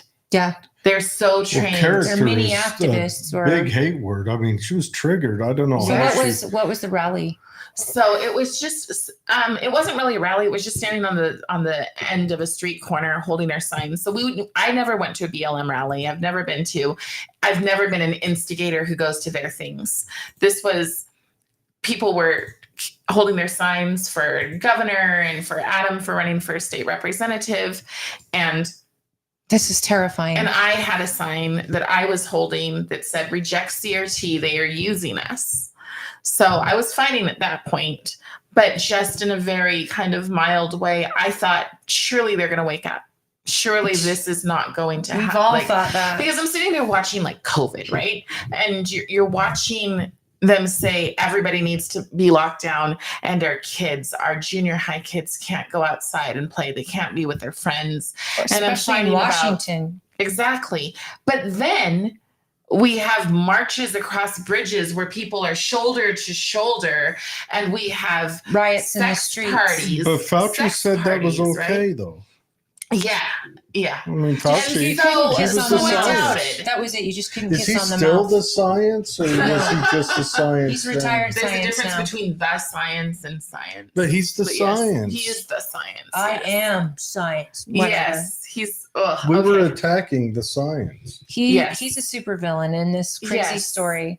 Yeah, and so I'm watching that, and Were you just the hurt? common sense logic part of me, I was shocked. The girl looked so much like me that I was beyond shocked. I was just like, what? And like, part of me wanted to fight back when she was taking my sign, and part of me thought, this is a kid. What's going on? This is a kid. How old But are you then thinking? she's maybe 21. I And wonder if she so- recognized, like later on that day, she looked up character in the dictionary and saw what it meant and went, Probably Oh. not that day. No, they've changed the They've been dictionary. taught. These kids have been taught. But what was scary is that the kids literally march in lockstep. They Oh, yeah. literally march in lockstep, lock their feet, and turn It's as like if they're in the youth. military. They're taught at such a young age how to activist, and Yes. and then their words don't matter. Violence will get their attention, Yeah. and that's okay. It's the Red Army. It's that same. It's the Red Guard. It's that same thing you mentioned earlier. There's no accountability. The kid hits another kid for Restorative words. justice. Yeah. And then it's accepted, and now they're adults and they're hitting people because they don't like their words. Right. I just interviewed a you- person who got did you out go of to the Antifa. hospital? No, I didn't go to the hospital. In fact, I waited. I was just in shock. Did She you call wasn't that police? strong. I called the police a few hours later, and they said, "Well, why did you wait so long?" And then there was this woman, and I swear it wasn't her, but it looks so much like her. Robin DiAngelo, who lives in Washington. So, Mhm. but it wasn't. You thought maybe it was? Well, because I walk up to the woman and she leads this group, and I said, "Your people just did that," and she goes, "Well, then you shouldn't have had that sign, should you?" Oh, And I just thought, It's Dumb and Dumber. how the saviorism, this idea, like it is so cult-like. Yeah, they're the God. They're the judge. They believe that they have insight and they don't see the ugliness of what they're doing. And that's where I decided I have to get involved, because I'm not willing to let beautiful children become ugly. Yeah, they're for an not born this ideology. way. well, it's not just No, that, but it's do we taught. want to elevate this generation into a group of the Red Guard Right. or the aftermath? The Red Guard were all executed at the end of that. Exactly. Once Mao got back in, he executed all of them. Yeah. Yes. After they had cut the feet off all the cats in China, that's a little unknown story. Mao didn't like cats, so the Red Guard hunted cats, and they cut their Still, feet off and But once watch them it's wander around violence, on stubs. that's Right. it. You got nothing but Oh, violence. There's no more That's what speech. they did to the old people. And That you know, was we rough. tried to get some of my friends tried to get a bill passed that kids had to learn about communism, but Utah's left. And if you don't think Utah has a squad just like DC, you're very, very wrong. Oh We yeah, it's do. the what's her name? Romero. Romero and Kathy. No, the Oh, one. it's You tell us who's in the squad. Romero, Luz Escamilla, all of the ones who dressed in funeral garb for the Mhm. DEI bill. Like, I mean, What a stunt! I didn't even hear or see about it. it was. That's how big a deal it was. It was amusing because they dressed in funeral garb and they said, Mhm. "We don't feel seen." Meanwhile, when we go to speak, so there's a group of us, we're called Path Forward, and so when we go and speak at these events, and we're quiet, we're professional, we're humble, and when we go and speak, they will just tweet the most vile, racist things about us while we're up there. Or when I went to Weber State and had a bunch of teenagers turn their back and protest me without even knowing what my message is. And my message is so neutral. It's just, you cannot let some people be centered around at the exclusion of others, because eventually even the allies are going to resent that they're never, ever the focus, that they have less worth as a human being because of an ideology. Yeah. That's my message. And the kids couldn't hear that. So they came into the room. Hear it. Well, they were groomed Exactly. into so that's Okay, that's guys. us. Pathforwardutah.com is what she's referring to. And Yeah. I'll put it here in the show comments. Yeah. And so Pathforwardutah.com. and we are conservatives who want to change the narrative. We don't think that the squad, one of the members of the squad is Governor Cox's appointee to the Ethnic Studies Commission. Who's that? And now let me That's tell a you, Rubio girl. no, Oh, that's no? Michelle Loveday. Michelle So Loveday. yeah, I know I'm just dropping bombs right now, but it's Dr. Michelle Loveday. Oh, I've read about her. Okay, yeah. Okay. This is Utah, which is supposed to be a very red state. These are people who are calling our She said some minority really groups controversial in- things a few times. Just a second. They're calling our minority groups victims, and yet then they're victimizing our minority groups who Yeah. disagree with their message. Right. And so I'll get people who will send me messages and say, "Hey, I heard what you said.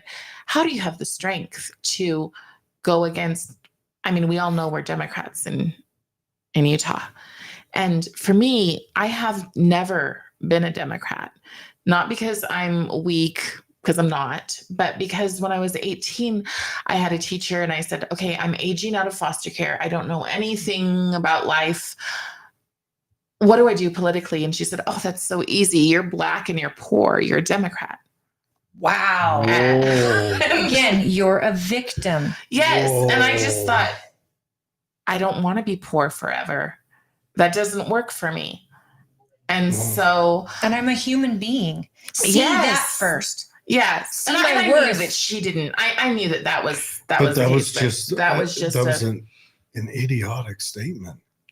but I mean, it's what a people good- believe. A It good is. teacher would And have it's a slid culture. over a couple of books, like a Thomas Sowell, a Walter Williams, Ibram X. Kendi, A I don't want constitution. But no, it doesn't matter. But A Constitution of the But United they States. teach I you would have to slid learn, them yes. over and I just said, read these guys. These guys are, Yes. these guys. I mean, Thomas Yeah. Sowell is a start for political Right. theory and Right. economic. Right. And we're really blessed to have like Bob Woodson come. Mhm. And so he's come to Utah multiple times and he's spoken. And He's that's where I inspiring. learned about the Rosenwald schools. So I teach his programs, but they don't want them in our schools. Where do you teach? So I teach at a homeschool co-op. Awesome. So I teach, I teach for a homeschool co-op and I teach the kids critically thinking, and then I sub for American Preparatory Academy, which I used to be a para educator for, but because I didn't feel comfortable putting my son in full-time public school, we homeschool. We do a hybrid of. There's a lot of Taking the folks in best our that we can. county that What's do the a co-op you hybrid teach of for? homeschool as well. The co-op I teach for is called I Create Collaborative, and the kids love it. What we do in my class, it's about 100% different than the movement of Disagree Better. What we do, We both laugh at the same time. well, because Disagree Better, there is a feeling of you're walking into the room. I already know you're just going to, and it really seems to me to be saying conservatives be quiet and be nice. And But, compromise on all the things. other people don't. But so Well- that really it seems like gaslighting to me. And it's the weirdest movement. We're going to name ourselves what we demand you do Yes. instead of we're going to call ourselves what we're going to try to be. Right. And I Yes. feel like it's Disagree Better means you better be prepared to give up your sole principles Yes. and accept what other people say. And yet, I think there's Right. no reason to ever give up your principles. You can be kind Right. in conversation, but when the other side starts being unkind, hits below the belt, starts calling out your race, your gender, whatever, Right. they should have lost the argument, but that's rewarded Right. because you have compromised. Exactly. It really is. Well, we can come back to that if that's okay, but because I want to finish. Yeah. So what we do in my class is I always ask my students, and I've posted it up on the board, it's Socratic seminars. And so when we discuss in my class, our basic question is, how can we be less wrong more often? So I will write something like, what makes the person a good person? And then we spend an hour with 12 to 15 kids talking about that, and you have to listen to each other. You have to be respectful. At the end of the class, we kind of gauge: did you move one way or the other in your opinion? So you do You know. like an epistemological, Exactly. epistemological. Actually, class. I did learn it from Peter Boghossian, right? Mhm. And so I watched several of his things, and then I brought it into my class because I started to realize that there are adults who will say, if we can't agree, we can't have this conversation. Right. And they'll like walk back, literally walking backwards. And you're, what is going on? This is insane. The other day, our subject was, did Aldous Huxley get it right or did Orwell get it right? Ooh, how fun was that? So Well, the kids also had to explore those two books. yes. Brave Yeah. New World in Yes. 1984. And then Yeah. how'd that come out? So Why don't you record these? That'd be Wait, awesome. is your class in person Don't or is it video on it. Zoom? no, it's in person. So in this hybrid, do Yes. these group of kids go to different people's houses throughout the day? Or how does it work? No, You all go to we one have location. a location. We have a location in Mm. Orem, and so they go there. And in this classroom, Oh, now that's I don't brilliant. even, because it's shorter. So what we do is we use Academy of Ideas, which is the brilliant YouTube station where it's out of Canada, and it's like very classical liberal values. And this is your Mhm. And he homeschooling. uses, yes. Is So there it's out of so- Alberta and not the rest. Yeah. Okay. Yes. Academy And so of Academy of Ideas. And so we'll like watch the video, or we'll even watch like leftist professors talk. You should. And we pause it, and I'll just say, whenever you have a comment, we'll pause. And all we do is listen to each other. We just talk. These kids are so much more armed Yeah. than the kids that with both sides. Exactly. And they Not learn to how to mention, you critically think. we need leftists there, because sometimes sometimes we have need good some- ideas. and we need someone that's going to say, hey, this over here, this is a problem. You see what's happening? Yes. We need that. Exactly. But I want to know how Come the Huxley and Orwell, how they come out. So the big discussion is, are we being led by fear, Uh-huh. or are we being led by pleasure? Ooh, God, which way? What do It's you think? I think pleasure. I and can fear, argue. Actually, I can argue both You're right right. now. The devil How represents exciting both. was that class? So you can argue both, and that is what we do. And I It was imagine those just- kids went home and wore their parents' ears out And they talking do. about it. They That's do. It's pretty fantastic. awesome. Yeah. I had one kid who had to leave early, and he was not happy. His dad showed up, and I he want was to know just how like, that's. No, what so, if you yeah. just did audio recording? I could do audio recording Because Yes. because these theories. How old are the kids? So that class is 13 to 15, and then I have another class of 11-year-olds, and so we just take that a little bit more slowly. And you're teaching them fast forward. Socratic method, Yes, which we are. in now's day and age they might learn their sophomore year in college, Right. maybe. Right. And so you're teaching that already. You're teaching the kid to explore why. Right. Yeah, Why? you're teaching him Right. critical Why? And now thinking you have skills. to remember that in our schools, they'll say, oh, we're leaning towards the Socratic method. No, they're not. Not at all. Everything that's happening right They now. didn't lean towards it when I was in school. Yes. You didn't ask a teacher why. You did what they told you But to do. now I they're don't know. I think it taking depends on the words and teacher. ideas, so we can say something like, oh, go ahead. What I had great teachers that encouraged critical thinking, and I can name them by names, but they were few and far between. But again, it was my literature teacher, my poli-sci teacher, even my science teacher. right. In high school, you had poli-sci?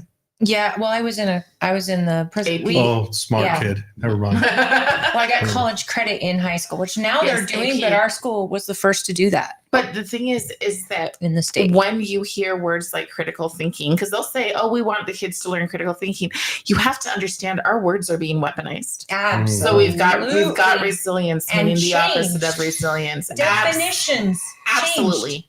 So when they say critical thinking, what they mean is Paulo Freire's critical thinking, which is to look through everything through a lens of criticism, Criticism not and analytical. politics. Exactly. So when I say CRT, I know what it means, but what I call it, when I break it down for just your layman, I say critical resentment theory.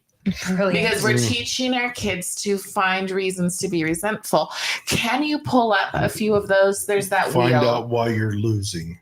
Exactly. So I want Okay, so it's okay. this Yeah. hybrid Tell me community where. sounds amazing, and I see would the love to wheel? have There you. go. I want to Yes. have you come on again and Yeah. go over this, because I think a lot of families like myself Yeah. have considered homeschooling, but then I think in my life I go, oh my gosh, I can't teach my kid. Yeah. But If you can't teach your kid, then that says something about what the school system was. right, well, if for you're me, not I equipped- lose my patience. Not Yes, that my yeah. children don't listen to me, but Yeah. I teach we do a Patriot camp every year here Oh, in the yeah. county, and I teach kids, and other people's kids love me. I'm coming to and your I camp. get through. Great. I'm doing Harriet. Awesome. Oh, So Awesome. I do Harriet and I do Elizabeth. I don't know if your camp is Elizabeth. I think your camp asked me to do Harriet. We're at the racetrack. So who's the head? Is it It's Colette Johnson. She is and Whit Cook Okay. is maybe. I hope know, so. okay, We're but Patriot yes. Camp Twila Valley. Okay. And I yeah, am I'm sure it's 12. I'm like the assistant director or whatever, Okay. but we do it at my racetrack. And this is Yeah. the thing, like I watch these little kids just like light bulbs. You can tell when they connect with something. They love it. They love And to it learn. feels so amazing to see their minds just growing and growing as Yeah. they're asking me questions that I throw back on them. Why do you think it's like this? Because we're talking about the very basics of the book, the Constitution Yes. and the Declaration of Independence, Bill of Rights. Right. And to watch them light see, up and understand. And so I know there's a great community of homeschoolers out here, and most of their kids go to our camp. Yeah. And my kid, who is 14, thinking, Mom, I think I'd like to homeschool, because his friend is getting all the subjects he wants to learn about, that he's passionate about. Yes. And he gets to do it on customizing his time. Education. Yes. Yeah. And so here we are. My husband's like, we can never do that. We need him to socialize. And I'm like, no, well, these kids are doing everything. Right. Yes. So yes, I would love to have you on separate note. And any of you homeschoolers out there that I know, my personal friends, if you're watching, I would love to do a meeting with Cari and you guys, because implementing something like that, and all we'd need maybe is someone to donate so we could create one location. Because right now the homeschooling moms I know take their children to different locations. Right. One of them takes them to a music teacher who is a brilliant pianist, and her son gets brilliant teaching. And yet, how many private teachers could make a great deal of money? Especially right now with the whole, and that's controversial. But, it isn't to me. But there's the $8,000 grant, right? I'd gladly give a wonderful pianist the money teachers, for private lessons. The teachers could make money. They could. And that's If what's you're a happening. good A lot teacher- of teachers are getting out. A lot of teachers are getting out. And I'm torn on that, because I don't want them to leave spots open for the people, because public school is always going to be a thing. Well, And it has to be. There's a gun to your head. Right. And so, and there's just people who aren't informed, and they think that everything's fine. And so those people, there's got to be gatekeepers there. There's got to be protectors there. I heard yesterday about a biology teacher who, before he started his class, he said, I have to teach you this. These are not my beliefs. I do not agree with them, but this is the curriculum, and I have to teach you this curriculum. Happens every day. And the curriculum immediately said, no God, infinite genders. Again, my son's learning about global warming right now. Yeah. And there's that's very scary for there's these no kids. prerequisite, Infinite genders. because these kids are learning that their grandma's going to be underwater in Florida in 8 years. And yet, where's the proof? Where's the science? And yet, when I was in high school, our teacher said, I'm teaching you evolutionary theory. Right. And yet, at the same time, I'm like, well, are you going to teach the Big Bang theory? Are you going to teach the God theory too?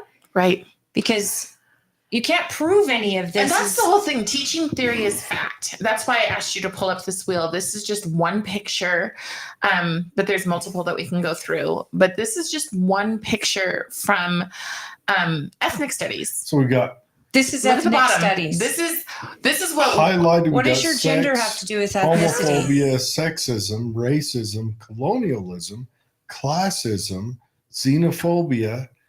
They could have added an ism on that. This Come is on. absolutely ridiculous. Gender.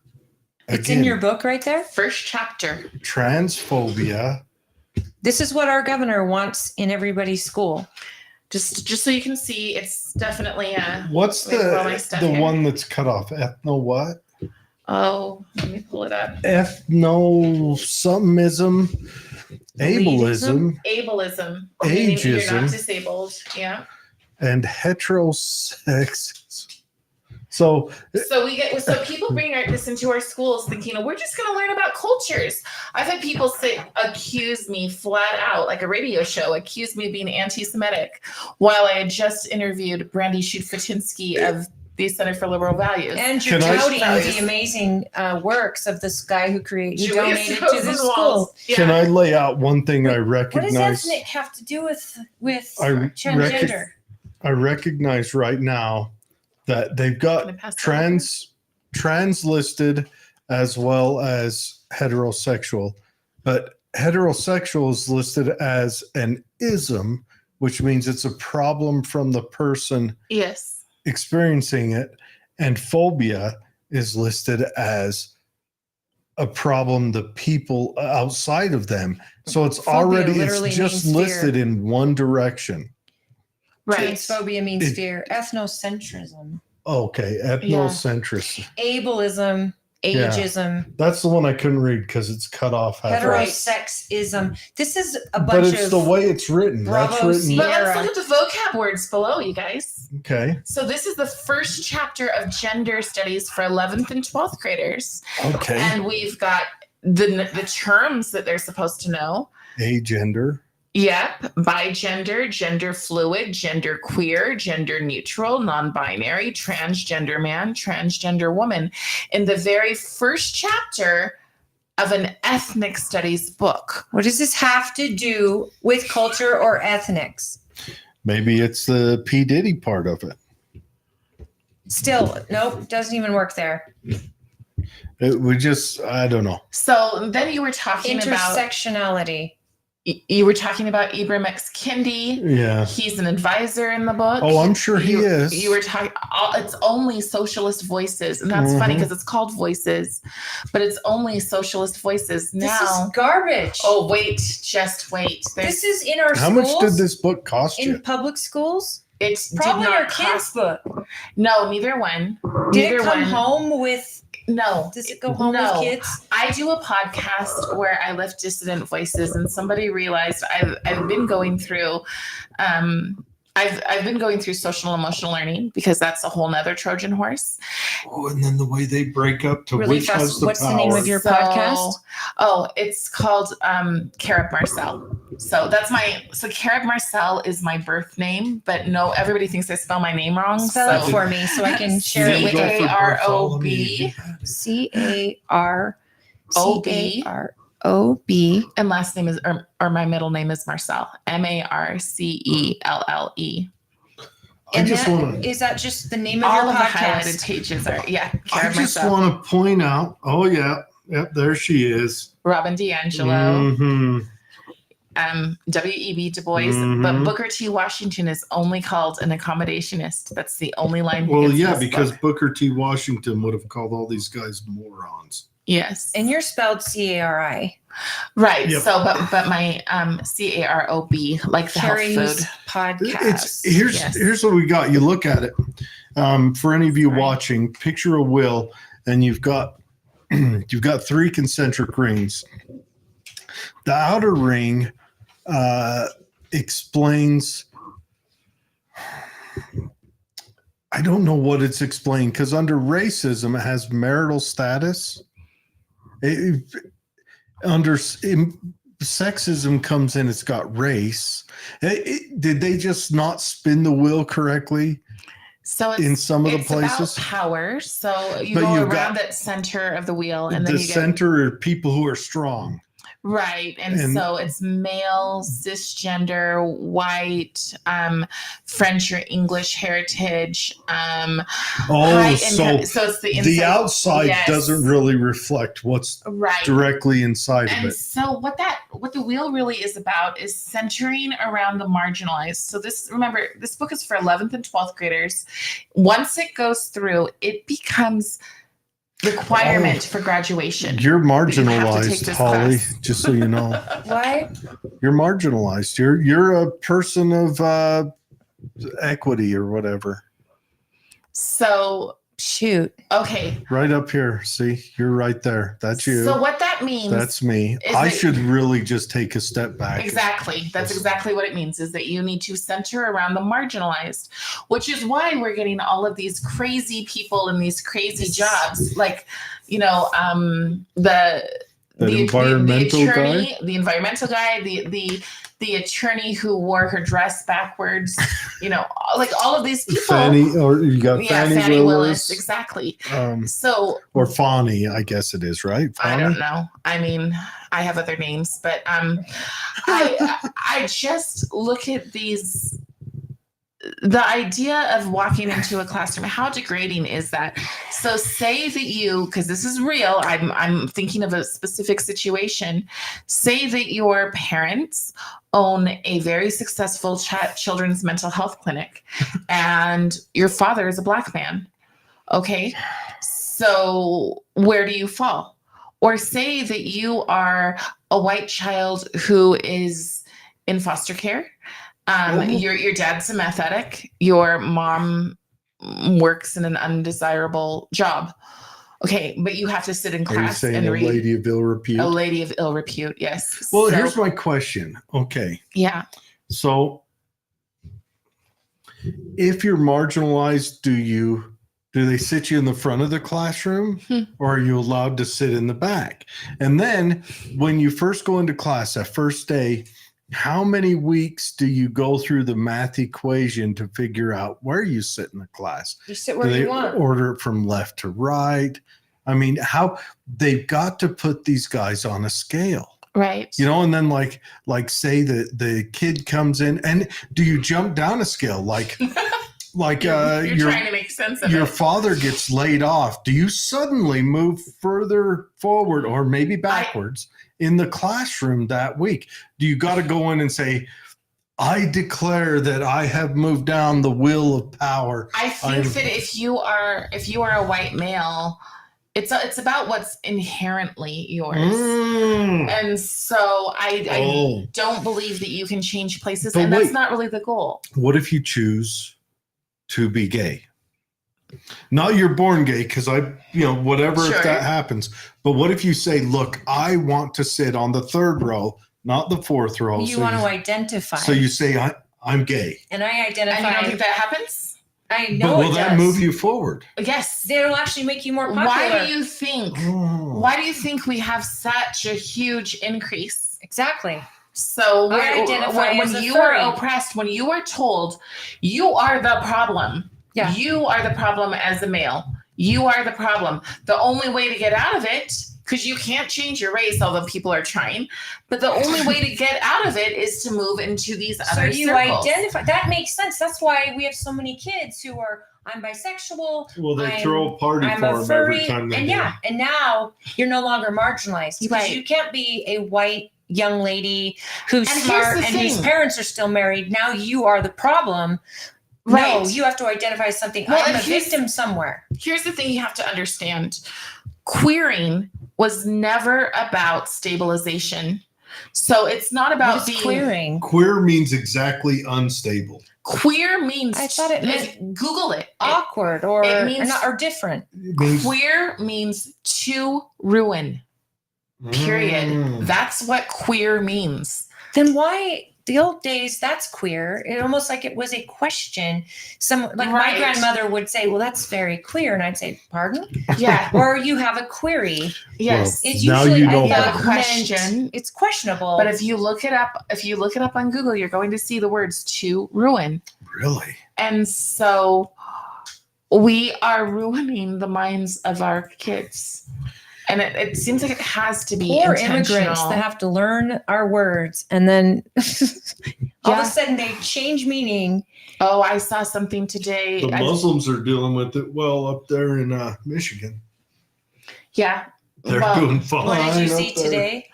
On KSL was defending DEI and saying these words hold are on, I'm beautiful. shocked. Oh, I'll clutch my pearl. But they were all holding they were new immigrants, and that was the hardest thing because people come here for something better.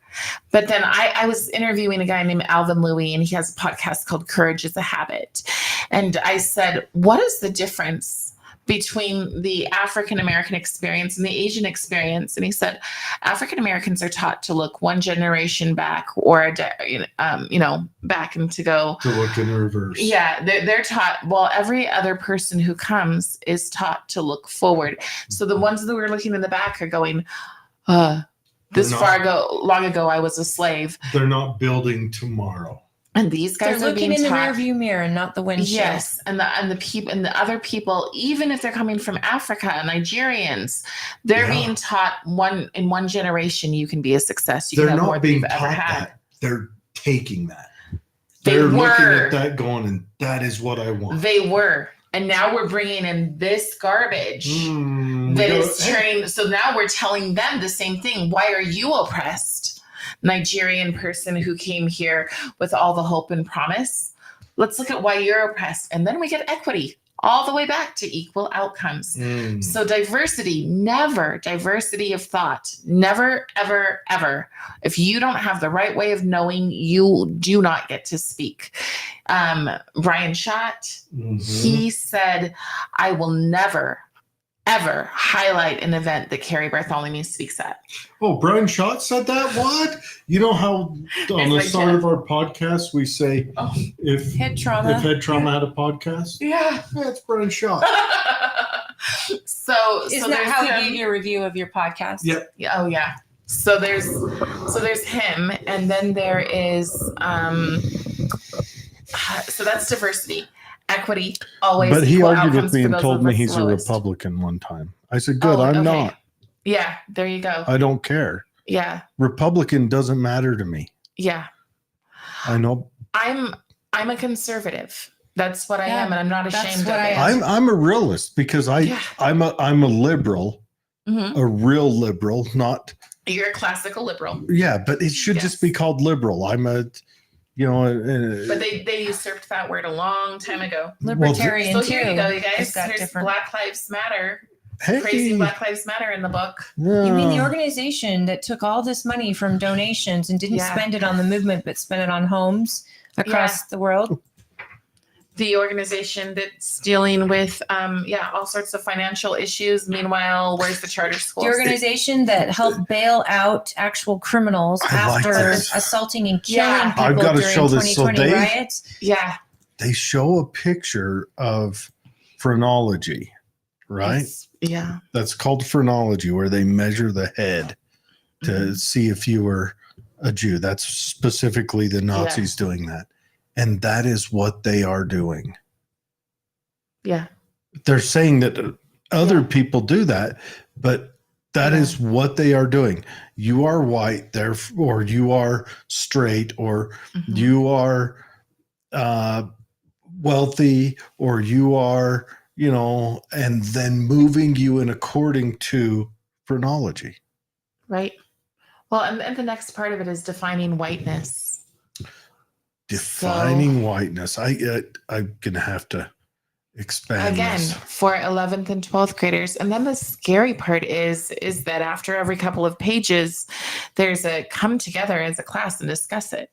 Hello, struggle session.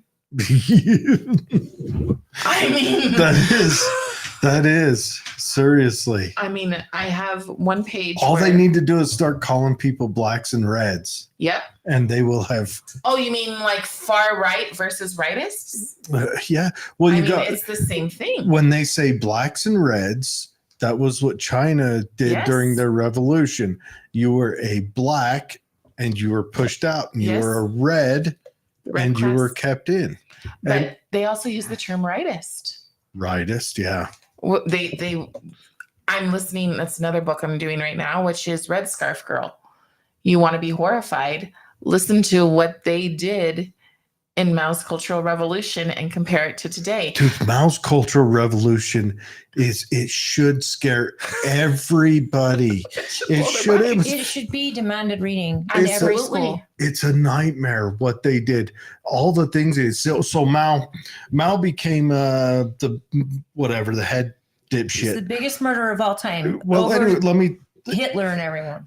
He's the head guy and utter failure. So he gets kicked out of the party. So what he does is he starts a revolution of college kids.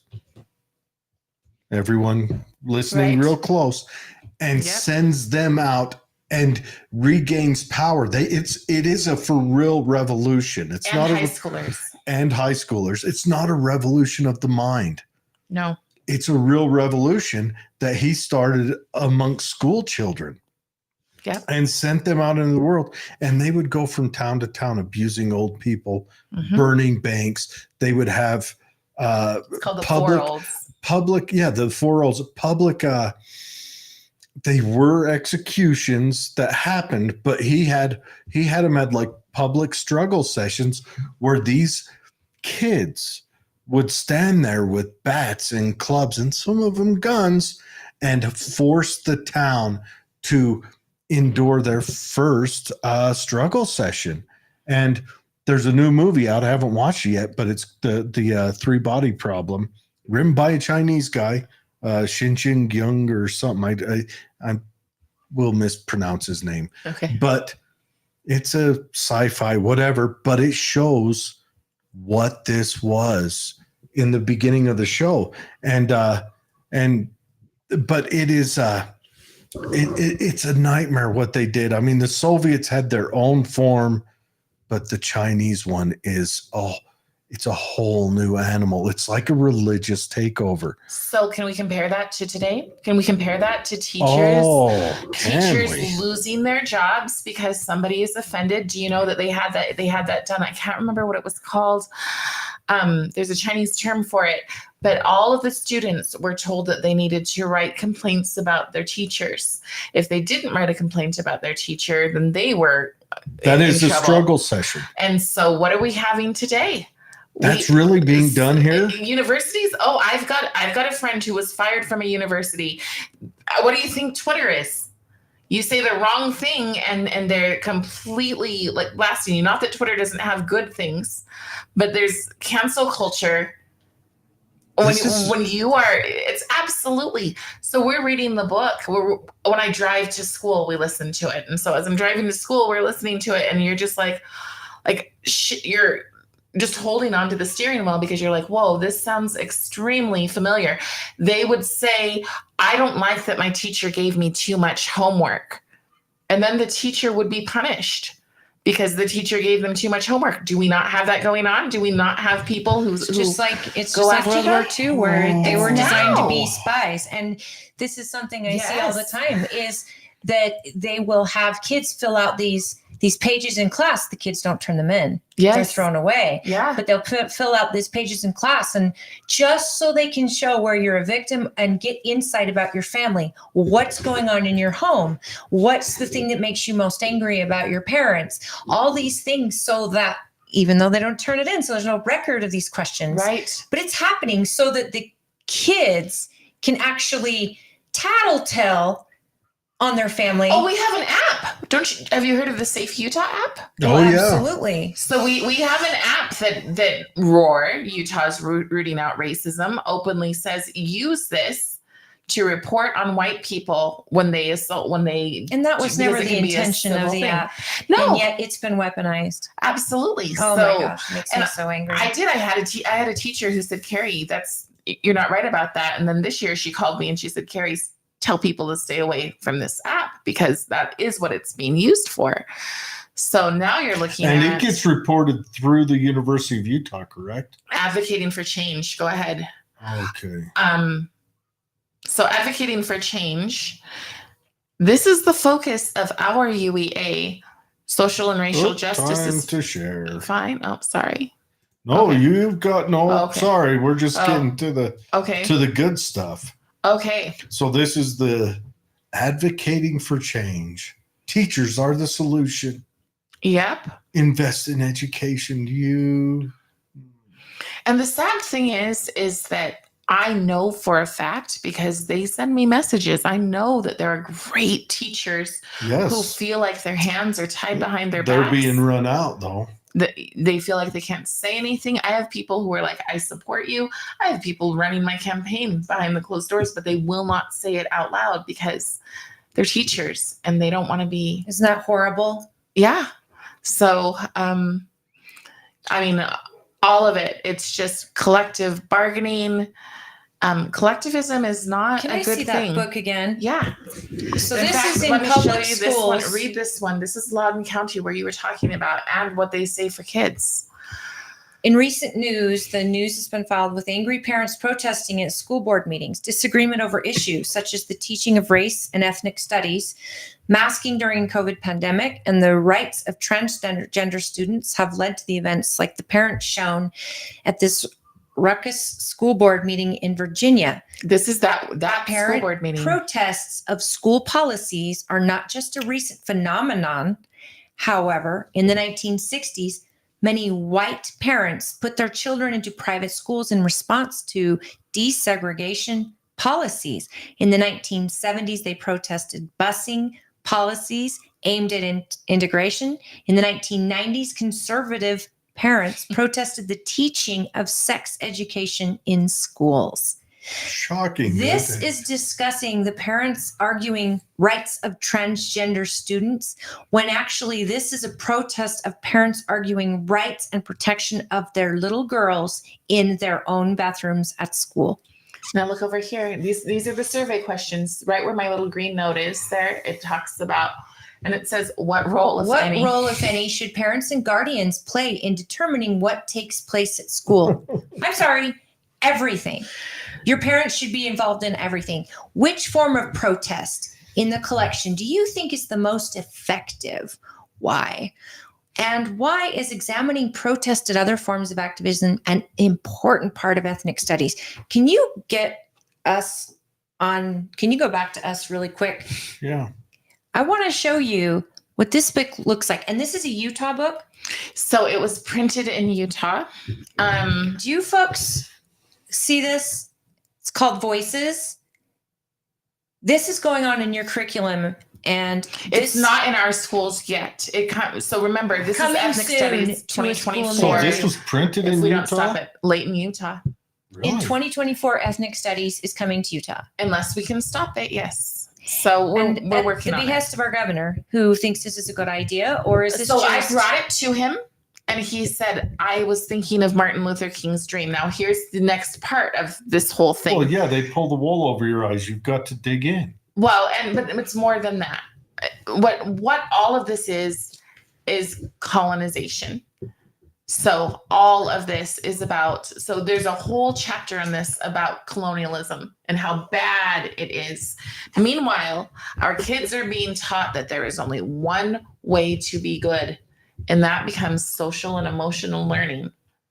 Social and emotional learning. If you go to their website, it is fully a progressive agenda, and it matches ethnic studies to a T when you type in equity and start going through their things. It's the same thing. So when I went to the Ethnic Studies Commission and the president of the UEA said, we want ethnic studies as embedded in our curriculum as cinnamon is in cinnamon bread, they weren't joking. They want it in our math. They want it in our science. The example that we heard. So all the questions will be a question that does a dual objective, teaches you the subject, but also barely teaches you the subject. Yes. Maybe the subject Yes. is mentioned, but gives you a race-based thought process. The focus is activism. So, Pedro picks oranges while Josh plays Xbox for this many hours. Exactly. And so, and that is already happening. Here's an example of Isn't that called praxis? third grade kid. Yes, praxis. A third grade kid having to do an intersectionality thing. If you see over here, one of these squares, she says, I don't want to answer this anymore. That's what's going on. An example, locally, I had a parent call me. The child has not returned to school. The teacher decided to do the assignments on rainbow paper. When the 7th grade boy said, I don't want to do that, the teacher said, well, why not? So these are the intersectionality flower. Yes. This is Rachel. What age is this? She's was a third grader. Third grade. And so age. Yeah. 10. Yeah. Gender, female. Social class. Why are you trying to corrupt 10-year-olds into this? Because if you can change the children, right? If you have control of the children. Race, nationality, white, Caucasian, education, right? family. This is health. I have a hard time reading this. We have, the writing's hard. I just wanted people to see that the kid doesn't want to do it. That's just sad that they. And that's just an example of we didn't need what they're putting in our schools now. So social and emotional learning. One example, when we went to see the school with a program called iFocus or InFocus. says, what is a citizen? And this is for kindergarten through third graders.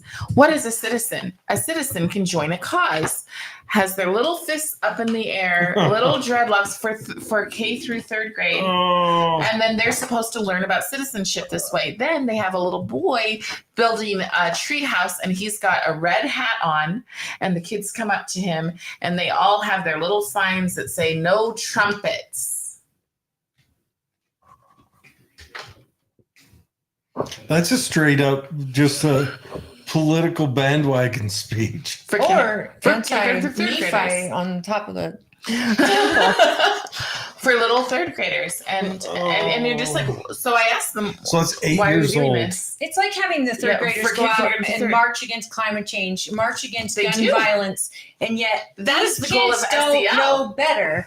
They're doing what their teacher said, and sometimes grade is involved. We have to be careful about the teacher, because it's not the teacher. They're doing what the curriculum says. Those teachers oftentimes don't. Right, but these things happen right after some big event happens, Yes. and somebody's Yes. encouraging them to walk out. But what about the teachers that say, "Oh, I'm going to hang the gay flag, Yeah. the rainbow flag in my room"? I don't know what it is now. Sure. They keep the adding intersectionality a flag. new thing to it. Intersectionality flag. You know, Right. I mean, pretty soon it's going to have a And that's why we need strong people on the school board, because yes. we need people who are going to set the standards, who are going to realize Could what the they're school doing. board adjust the UEA's abilities in the state? That's a good question. What could you do on the school board? One of 13, you said? Right. Like, could you What could you do? could you tell the UEA you shape up, or we're going to find someone to replace you? We can say no to funding. Well, teachers can say no. There are options. So one of the people who's running is Cole Kelly, and he really pushes for an alternative to the union, because the union doesn't represent so many teachers' values. What's the school what board The should be union seems representing the to- teachers' values. The parents should be But the thing representing. is that it's when you, what I've been told by more than one school board member is that they will go to a meeting, they won't know that they need something, but when the money comes, you know, when the strings are attached, they don't care about the strings if that money is impressive. And so And we need UEA principled brings people. Yes, but also federal programs bring money. Yeah, So absolutely. we have, I just heard that we're adopting, Davis County is adopting whole child, whole schools. Well, that's a nightmare. So what do you think about Natalie Klein?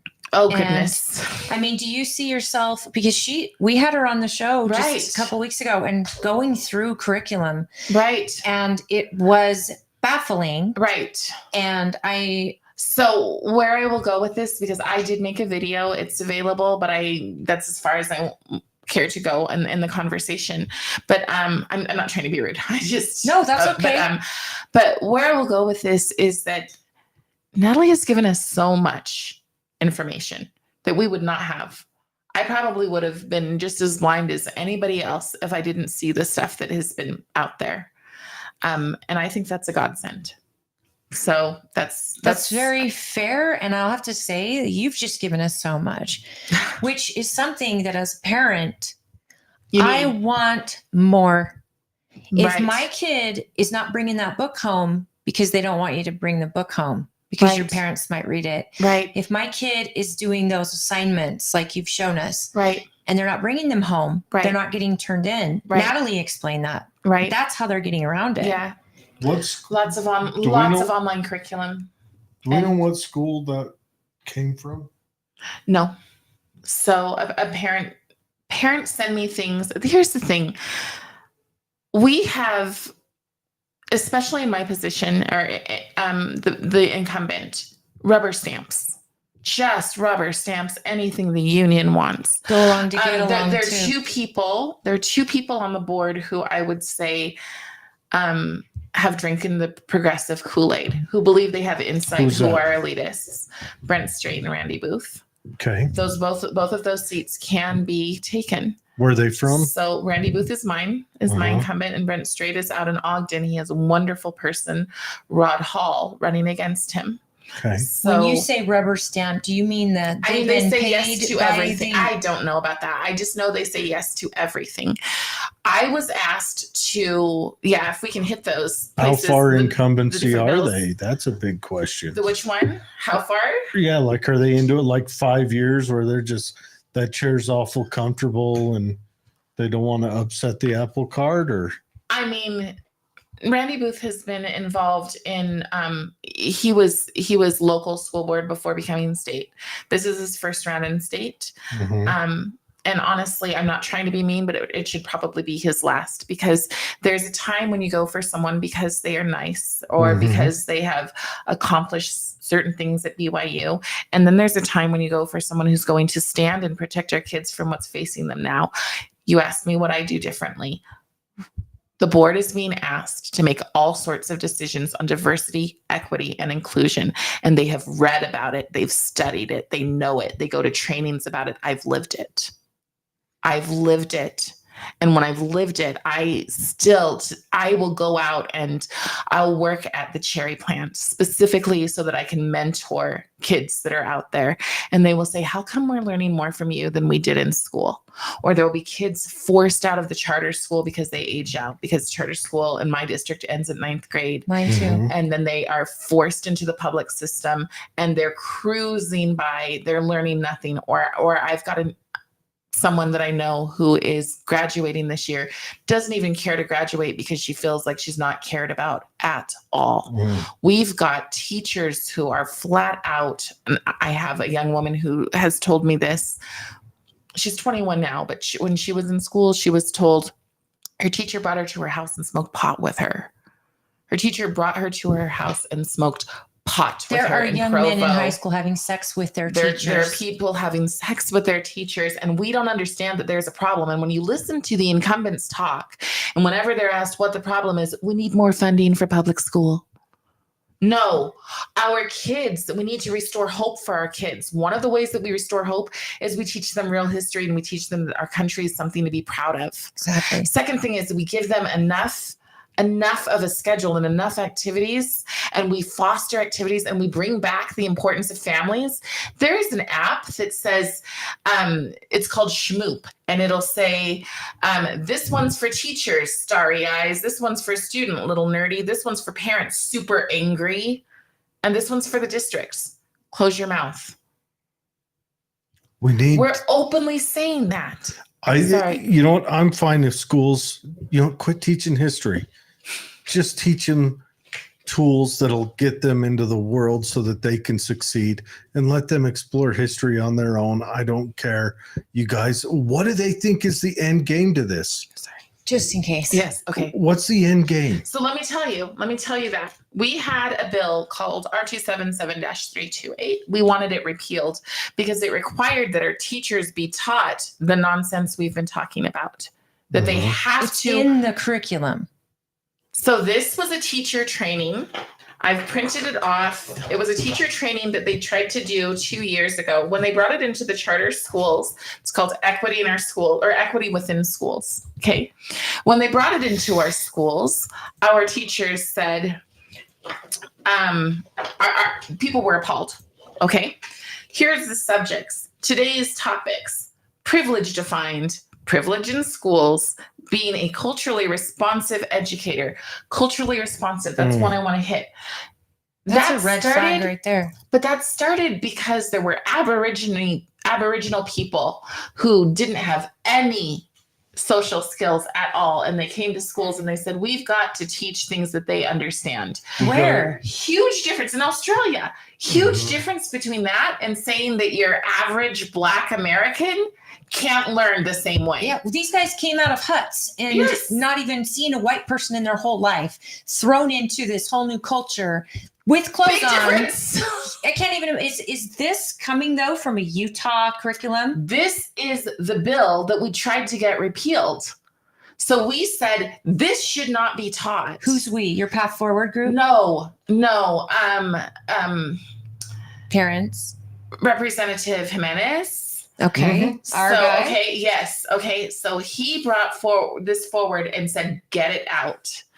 And our school board met like 3 times and they watered it down. And they said, oh, it's fine now, but it's not fine because the people haven't done the research, because there's this we're educated, we're elite, and so we don't need to, right? And Our society is being taught to listen to the experts. Yes. Don't question the experts. Absolutely. And if you learned anything at COVID, you better start listening to your gut. An expert ain't nothing but a title, because you have to think about where they're getting their expertise from. Think about the education system they're coming from and being flourished in. Fauci is the And they science. have to, if be they're not right back. activists in here, then college didn't do its job. Exactly. And so then it goes down to implicit bias, intersectionality, microaggressions. You look me in the eyes, that's offensive. You look down at the floor to avoid me, that's offensive. You open the door for me, that's offensive. Exactly. And so they're being taught these things as fact. And that's my issue. I'm a pretty reasonable person. If you want to teach, some people believe this and some people believe this, where do you fall? That's different than teaching these things as facts. And Can so, I see that? Yeah, absolutely. There's more pages to it. There's gender stuff. And so what they left in was anything related to gender. But as long as they leave in inclusive words or saying that one of the things that this bill said. Show you this. You guys, this is a list of probably the left's top talking points on most every issue. When you're talking, you've got equality, equity, trauma, historical, systemic racism, implicit bias, intersectionality, microaggressions. You guys, this is like sitting in a college right now, and they're trying to take it from the college level down to your children. How young? All the way. All the way. We're So talking- if your kindergartner knows what Yeah. microaggression is, get them out. Or if your kindergartner comes home and says, I'm suffering anxiety. Because that's also, we're talking a whole lot about feelings. One of the things the book talks about is that we should be steering kids away from using logos, i.e. logic, and instead using pathos, because people respond better to emotions. And then we wonder why our kids. And facts don't care about your emotions. Right. And They just don't. And that's, so the good thing is, because This I know is such it's mind-blowingly. It is. Yeah. And we've got like 10 minutes, but I don't mind Yes. if we go on. Oh, if sure. you have the No, time. I'm fine. So listen, yes. when we had Natalie Klein on, and we also had Monica Wilbur, who's running for our district. Yes. And Monica was a concerned parent who's going to the school board and asking the hard questions, and found a ally in Natalie, because Natalie was trying to answer the questions, and she was finding, according to her, she was standing up for what she thought was right, and she was standing alone with her school board. And so, we asked her to come on, not to discuss the arrows that have been thrown at her. That doesn't matter to us. What we wanted was, I wanted to know why the arrows. Yeah. Because you're asking to be a school board member. Right. And maybe possibly, if you do your job well and right, according to me, a parent, arrows are coming at you. Yes. And you're strong enough to take them. Right. You're ready to take them. Yes. You have lived the very single life. It's sort of like, as what a are you going to victor. throw at me? Yeah. I'm a victor. I refuse to be a victim, and I refuse to encourage that mindset in my child, let alone your children, because it only hurts them. Right. To consider themselves victim only hurts them. And I have so much love for my students. Obviously. I mean, the reason that I spoke against 261 was the biggest thing for me was that I could not teach a class of young boys, teenage boys, and tell them, work hard, study hard, but it doesn't matter because you're not going to really get to go to college because you're a white boy and you'll be the first on the chopping board. If I can stop that from happening, if I can stop them from not having opportunities, because that's what it's called, the Equal Opportunities Initiatives. So when we call it the DEI bill, it's wrong. It's the Equal Opportunities Initiatives. We took nothing from the other groups. We just said, you have to be fair. You have to be willing to listen. You cannot just bring in leftist speakers. For every leftist speaker, you need to bring in a conservative speaker. And our people That's why they wore their squad gear and did their funeral, because we wanted equal opportunities. And that's never been the plan on their side. never. Equity, it's not merit based. And this, you guys, this is the problem. We've talked about it before.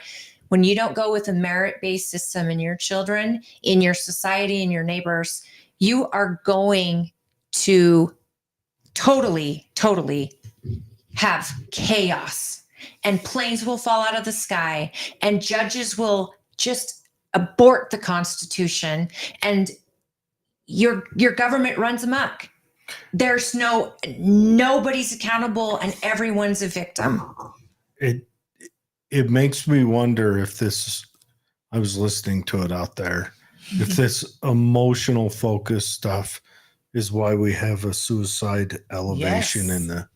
in our school children. I went through school, and I can't think of one suicide of one of my peers. Right. And my girlfriend's son is working on 2 now, and he's 2 or 3. We had a young girl in town a couple months ago at 12, and granted, the stuff that happens to these kids is It's getting younger, horrible. and There's younger. bullying, but if the teachers are only giving them tools to maintain victimhood or to express that, and not to express strength or finding avenues for strength, Right. could that be a reason? No, I think the power of a suggestion is real. So when you drive, not when I came out here, because I don't even know how I got here, but She doesn't know north and south, You go the folks. back way. But she's teaching your kids. But on this, I wish she was teaching my I kids. do too, honestly. but on these roads, you'll see signs that'll say, let me hold your pills until you feel safe. Let me hold your gun until you feel safe. And I find that extremely, like, why not change that? Why not have something super joyful? Hope. Why not, instead of something Tomorrow so is a negative? brand There's a new day. museum where the whole upstairs of the museum in Salt Lake is a dedication to mental health.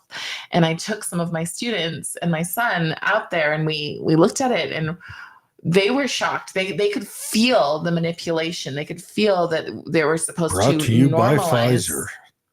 Yeah, they could feel that they were supposed to normalize mental health. Now, you should never shame somebody because they have a mental health crisis, but we also shouldn't be making the mental health crises. Have you seen the expert? Abigail Schreier? Yes, You're I on love my her. same page when Yeah. she said, why are we Yes. constantly having patients relive their trauma Yes. and then wondering why they maintain mental health when it's proven that when you keep reliving your trauma? It was Abigail that actually brought up the fact that the paperwork that's getting done in schools, Yes. she says, teachers are fielding, they keep bringing you back to trauma. What about the kids who don't have trauma? Then they start looking at what could be traumatizing. Their mom said no. Right. Their mom won't let them do this. Their dad won't let them do this. Yeah. And you keep reliving this trauma, you keep people sick. Yes. And yet Well, you need to give them hope and get them over the trauma. Don't keep reliving it. You compartmentalize it, call it what it was. What did you learn? How can you defeat? Where do you gain your power back? Take your power away from your trauma and keep moving, and then be a teacher to others about how to keep moving. We don't have that mentality. We're paying therapists for years. Well, isn't therapy supposed to be something you would graduate from because you've gone through the trauma? Well, and that is something that I was, because I was in the foster system, my one person was my therapist, Paul Martin, and he was always there, but there was always a goal. And when I was 17, he said, you don't need me anymore. You have graduated. And it was hard because I felt bonded to him. Whenever I would move to another home, he would be there, and no one else would. But how empowering. The goal was to empower. The goal was, let's find you a role model. Let's find you this. What do you want to do with your life? Everything was patterned. Now, Michelle Obama came out in 2014 with school counselors and this objective that school counselors needed to change to social justice agents. Amazing. And And back then, social justice wasn't the swear word it is today. right. But well, So Michelle, I think just always had the her idea. beginning. Oh yeah, she wanted to change history. Yes. She wanted to change your language, your Fundamentally history. change our country, right? I believe Her that's what they words. said. And so I only recently found that out, but I was very shocked to find that out. And I honestly think that we also have a problem of parents who don't want to parent. And that is the Gleefully issue. ignorant. So they feel like it's a trophy when their kid gets a diagnosis. Oh, my kid has a diagnosis. Now they get this accommodation, this accommodation, this accommodation. Oh, it's so true. Sometimes it's valid, and sometimes it's Parents are just as sick as the kids. Munchausen. Parents are Yes. they do want a kid to be transgender because it makes them special. They Yes. do want their kid to be. It's just horrible, but this is Munchausen by a cultural standard now. Yes. Look how many celebrities are praising the fact they've got 2 transgender kids or this or this, and it's like it's the new dog in a handbag. Yes. This is horrendous. These are people, and we're not teaching the value and importance of that individual spirit, that life, that Yep. God-given precious miracle of a life, that they're not a collective. These are individuals who can do extraordinary things. China and we're not won't even need to teaching invade. them their value because kids Right. don't even see themselves as valuable. No, they're pawns. They are, but Our look at kids it. are We're pawns, telling and them that's they're where- not. Right. If, well, even if this, they're not did you- standing up no against faces. something, Did you? yeah, no faces, just voices. And if they're not all together on the exact same idea, doing the exact same thing, they're not important. In fact, they're against you. Yes. This is why so many white women in America, Karens, scream loud for you, Yeah. a woman of color. I don't want who've their done all of this, saviorism. right? Yes. And then they think they're all this, and yet they'll be the ones harassing you online because Yes. you stood up for yourself. Right. And the words that are most inflaming are no, thank you. That's Oh my literally goodness. the most inflaming words to some of these people. I will replace, when I get hate, I'll replace it with Martin Luther King's hate cannot drive out hate, only love can do that. And light that can just drive out darkness. blows up. And you just sit there going, if this is how you react to things, I want you nowhere near our kids. So if I can just sum that up, the USBE is being asked to make decisions on diversity, equity, and inclusion, and they have nobody there who can really speak to that and who can speak to it having come out the other side. It's amazing. I mean, you're living the life. You are an example of a success story, and success is relative to Yes, whoever mistakes. you are. What success means to you is something different to me because each of us are individuals. I challenge people to really, really consider. I hate the fact that they have these school board meetings at 9 a.m. on a Right. Thursday. That's asinine. And I hope if you're elected, maybe you and the rest of them can get on board to have them in the evening where parents can actually attend. That would be amazing. Because I think transparency should be key. I know Natalie said she will lead with transparency. Monica has agreed to that.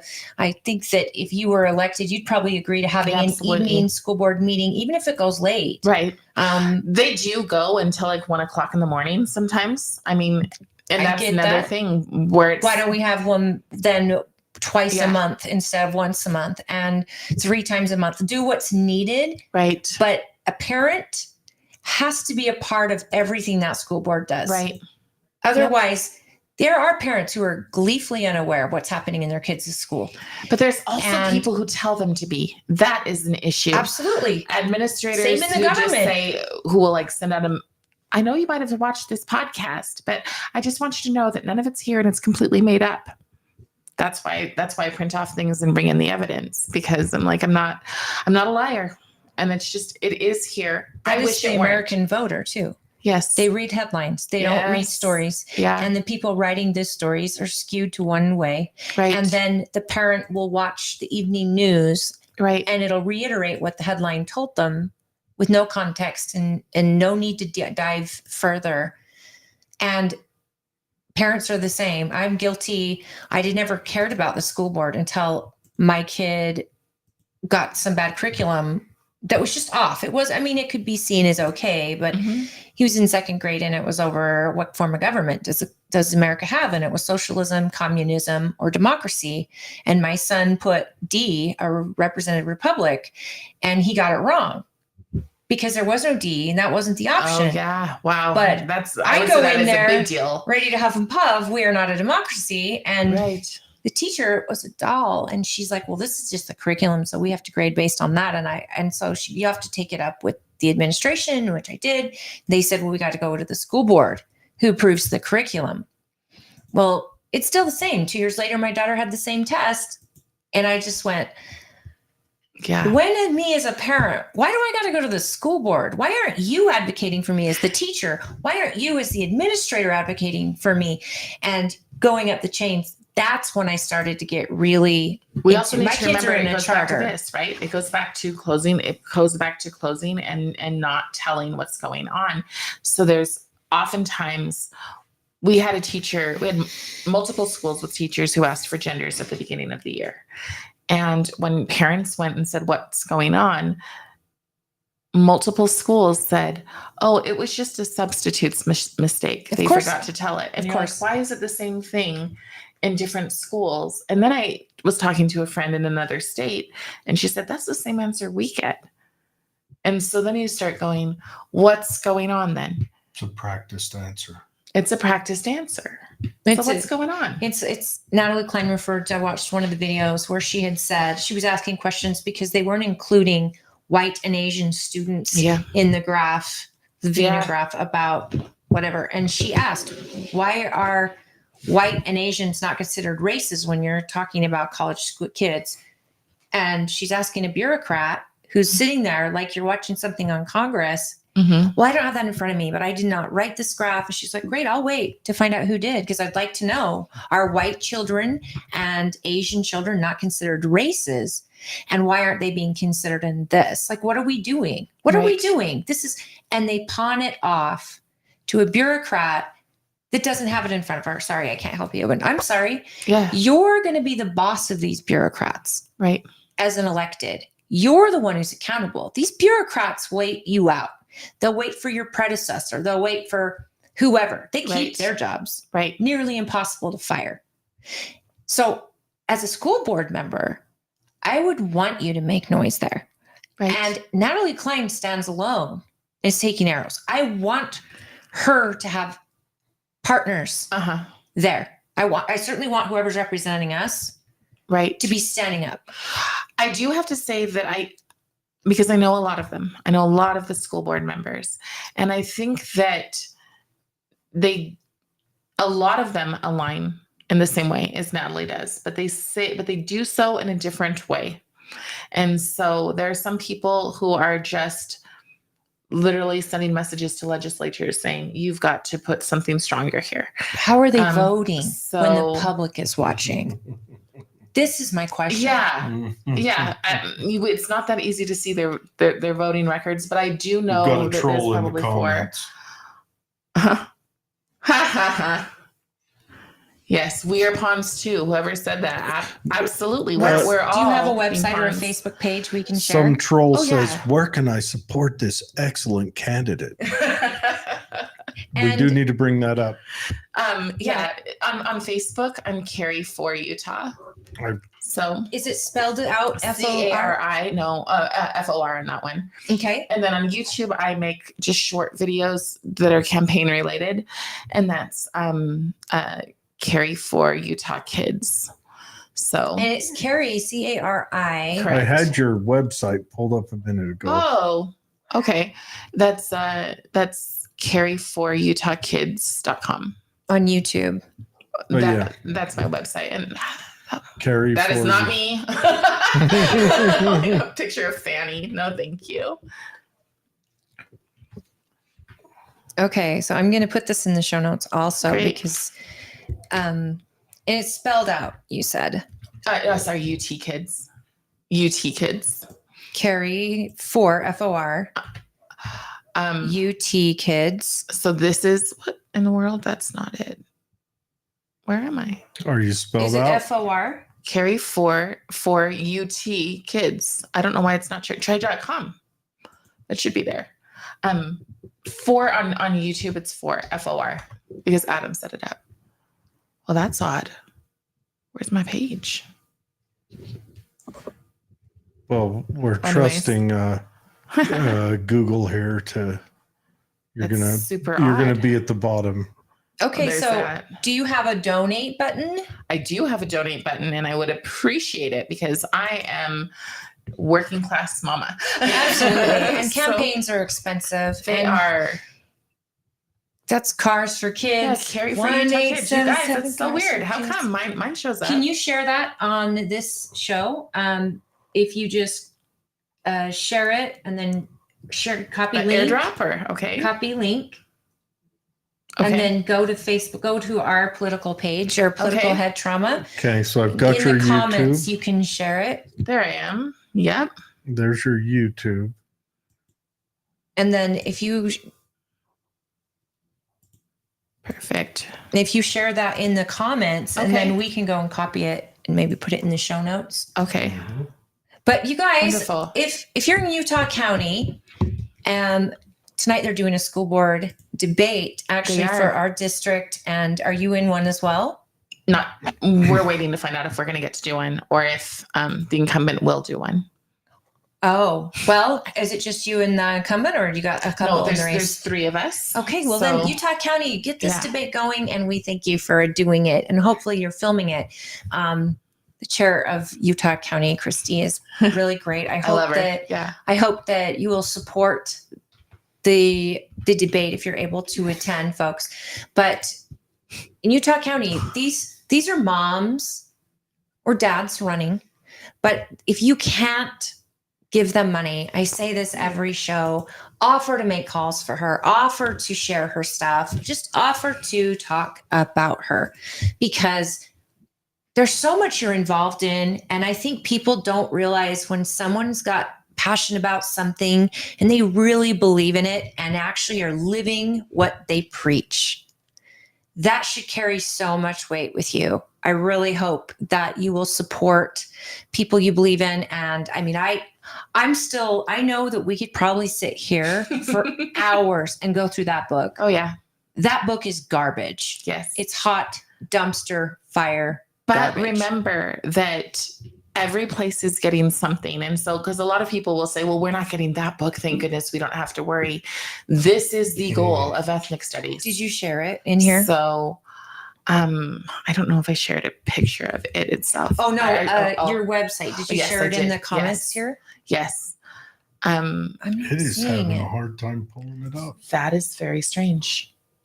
Well, Cari for So, yeah. Utah Kids, please look her up on YouTube. She's got some shorts. It's going to explain some of this.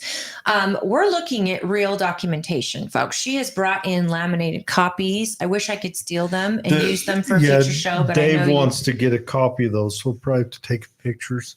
Okay. Yeah, or well, you could just share them. those pictures. You She can sent share you. them with me. Yeah. That is sad that they force children to pick apart their lives like that. Right. That's got to be. Child's not I even wonder ready. how that affects a child. They're Yeah. being colonized. Granted, me when I was That's- 10, I was almost as smart as a gnat.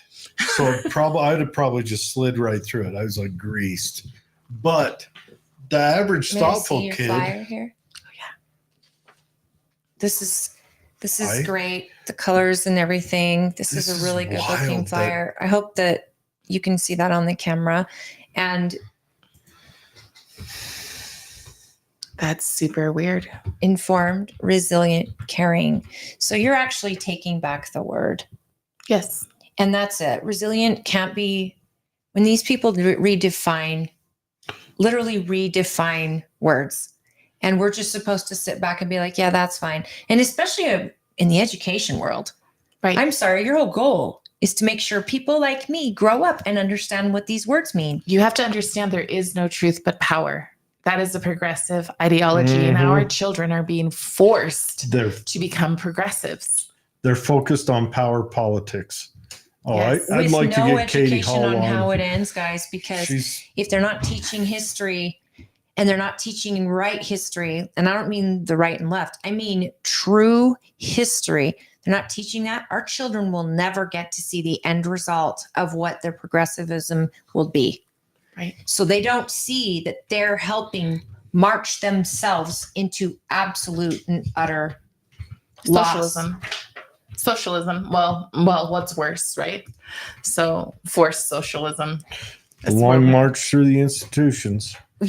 You mentioned Antifa, Yes. which you probably experienced in Washington, Yeah. if they existed. Yeah. The government says they're not even a thing. They're not a group. But They're you not absolutely know for a fact after 2020, they're not only organized, they're highly funded. Yes. And they are the biggest cowards I've ever seen. Cover your face, cover your mask, and then create absolute chaos, hurt people, burn things down, damage people, try to shut them up with physical violence. Dismantle, crush them in any way possible. And they have no idea. So I just interviewed a man, a young man who got out of Antifa.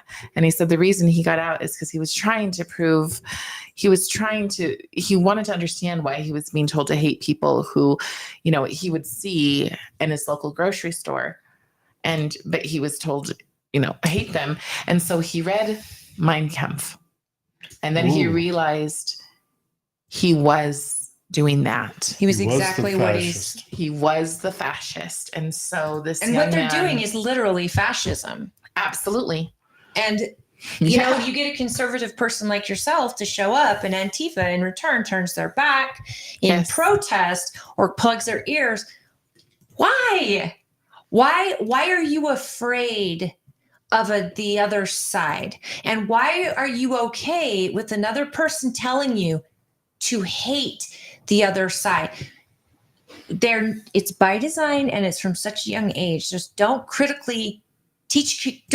teach kids critical thinking skills. Right. Don't teach them to question with boldness.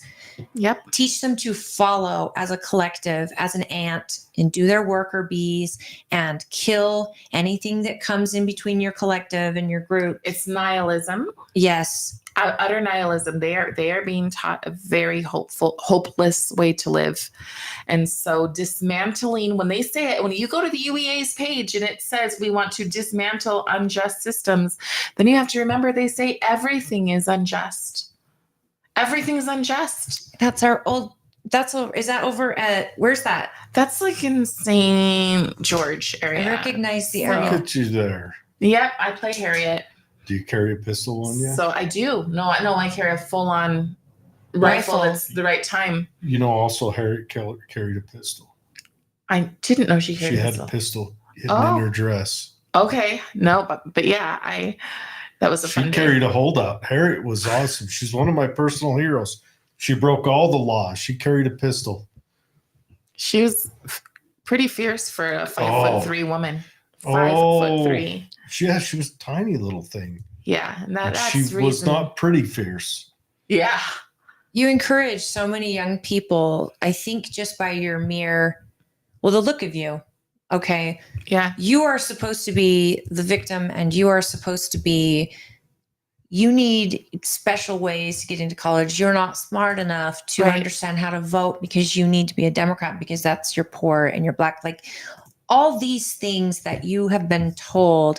And it's like Ben Carson. He's like, my parents never told me I was a victim. Right. My parents always expected the best from me. Right. In my grades, in the way I behaved, in what I did. I had to be, a pillar in my community, not the problem. My dad always said, you ain't smart enough to go to college, and I ain't rich enough to buy your way in. So I joined the army. But what I'm saying is when you are that, you're living proof that labels are bullshit. Like they are. They're full of crap, and yet you're a victor in your own story. Yeah. And I think kids can probably sense that. I think from they feel it. Yeah. I think, and they feel loved. Somebody told me fortunate enough to do Benjamin Boyce's podcast. Yes. And I watched that. I yeah, like his podcast, and you did well on there. thank you. In the comments, somebody said, she is the archetypical mother. And as somebody who couldn't have more than one child and desperately wanted to, that is how I run. Not that I'm trying to take over other people's parenting, but I want every kid to feel like they matter. Yeah. Not in some woke, fake way where I turn it off when you don't do what I want, but I want kids to thrive. They deserve to thrive. And the things, I'm sorry, I'm going to cry, but the things that they're taking away from them, Their innocence, their value. I see these kids, right? I'll see like a little, one specific situation, these two little girls. One is white, blonde hair. One is Asian. They wear the same sweater. They wear their little cardigan from school, and they put their sleeves in together, and they're like, we're twins. And one's heavy and one's not. And you're just like, okay. And taking that, walking them into a class and having them have to wrestle with the fact that they're not twins. Yeah, they shouldn't even be friends. It's cruel, and it does turn them into not being friends. It turns them into, oh, your politics are different than mine. We've got kids who are walking up and giving other kids notes that say, you're not empathetic enough to be my friend. And what they mean by empathetic is you didn't join the queer club, but I did, and so we can't be friends. But I'm virtuous now because I know what empathy is, and you don't. So kick to the curb. Kids aren't born and then we wonder racist. Kids aren't born Sexist, nothing. class identity, gender I'm calling gender Joey issues. tomorrow. Kids aren't born that way, and the problem is that it's all taught. Empathy has to be taught. Yeah, but the and right if it's way. not happening properly in a organic and real way, right? I And don't we think have to be careful with empathy because that's social and emotional learning. I just saw something, the Peaceful Playground. Be careful. Because it absolutely comes into. I think the golden rule, do unto others as you would have done yourself, is the maximum way to teach empathy. Yes. Would you like someone to treat you that way? Right. Then don't do that. Exactly. Period. The end. Exactly. I wonder if they think that anybody's sense of pride in accomplishment is not as good as pride in just inherent circumstance or body that I'm born into. Right. Or circumstance. Now, granted, there is something to be said, like there was always wealthy kids who looked down their nose at everyone and they didn't earn that. That's something that someone else and earned. they learned that from their parents. But the pride in accomplishment, the kid who wins a spelling bee or this is for you, Dave, the math bee, I don't know what they or scores a touchdown. IQ of 94. I've elevated. Did you read something in the bathroom on your way in? I read the shampoo bottle. It's in the bathroom. But anyways, but yeah, that's a sense of accomplishment versus, I mean, they're actually teaching the same thing the rich kids learned. Look down your nose because of something that you didn't earn or something that, you're born with. Look down your nose at other people instead of gain a piece of pride for an accomplishment. Your key there is other. That's my issue. Stop teaching any child. Yeah. Stop as adults othering each other. Yeah. Just stop. Look at a person as an individual. When we are told lean into collectivism, that should be the biggest red flag in the world. You have to look at the person as the individual. Understand why that person might still be wearing that mask. You might think all sorts of things, but you don't know why. Yeah. Understand why I didn't wear it. I didn't wear the mask because I was sexually assaulted for 3 days. So for me, the idea brings up trauma. It brings trauma. And to have people yell and scream at me in stores, it was like, it's not your business. It's just not your business. Leave these kids alone. They have all sorts of things that they've gone through that's not your business. Your job is to give them hope. Period. The individual spirit it matters. That's why God put us here in this time, and we're hopefully creating a generation that can save us, because we've done so much damage in the name of security, Right. in the name of progressiveness. And the truth is, we're going to need these kids strong, and we don't need we Well, need them to understand. I'm going to tell you right now, keep going. Rude. Their individual spirit is the only thing that gives them strength. Yes. I keep going this way. The kids will be made strong by the hard times that Yeah. I was these trying to kids picture make. that. It's true. But no, you keep going this way. You'll make the weak men. The hard times will be made, Yep. and then someone down the line, your great grandkids, will have to earn it. Yep. They'll have to make the good times again. It's going to be It's a- sooner, I think, than we it's a realize. circle of life. Right now, we're watching our children get marched into their own destruction, and we're not doing anything. You're No, doing we're something. trying. You're running doing- for office. You're created a part of a collective of moms and parents who want to homeschool, and you're teaching. And this is how I feel when I do the Patriot Camp, just teaching these kids. It's that light. It's that individual light you Yep. see, and each one of them start to go off. And there is no greater feeling than having an impact. I would love to have had 10 kids, but I was blessed with 2, and it was way late in my life, and it was a miracle on its own. Yeah. And I am so excited when I see young kids trying to figure something out. When my own children will bring up questions during a show that will stump me, and I'm like, let's go to the history and let's read about it, because I don't have the answer. And they look at me like, you don't have the answer. And yes, because I'm a real person. I'm up here in your eyes, but Right. I'm fallible. I'm perfectly imperfect. And you are too. So are your teachers. Be less wrong more often. Absolutely.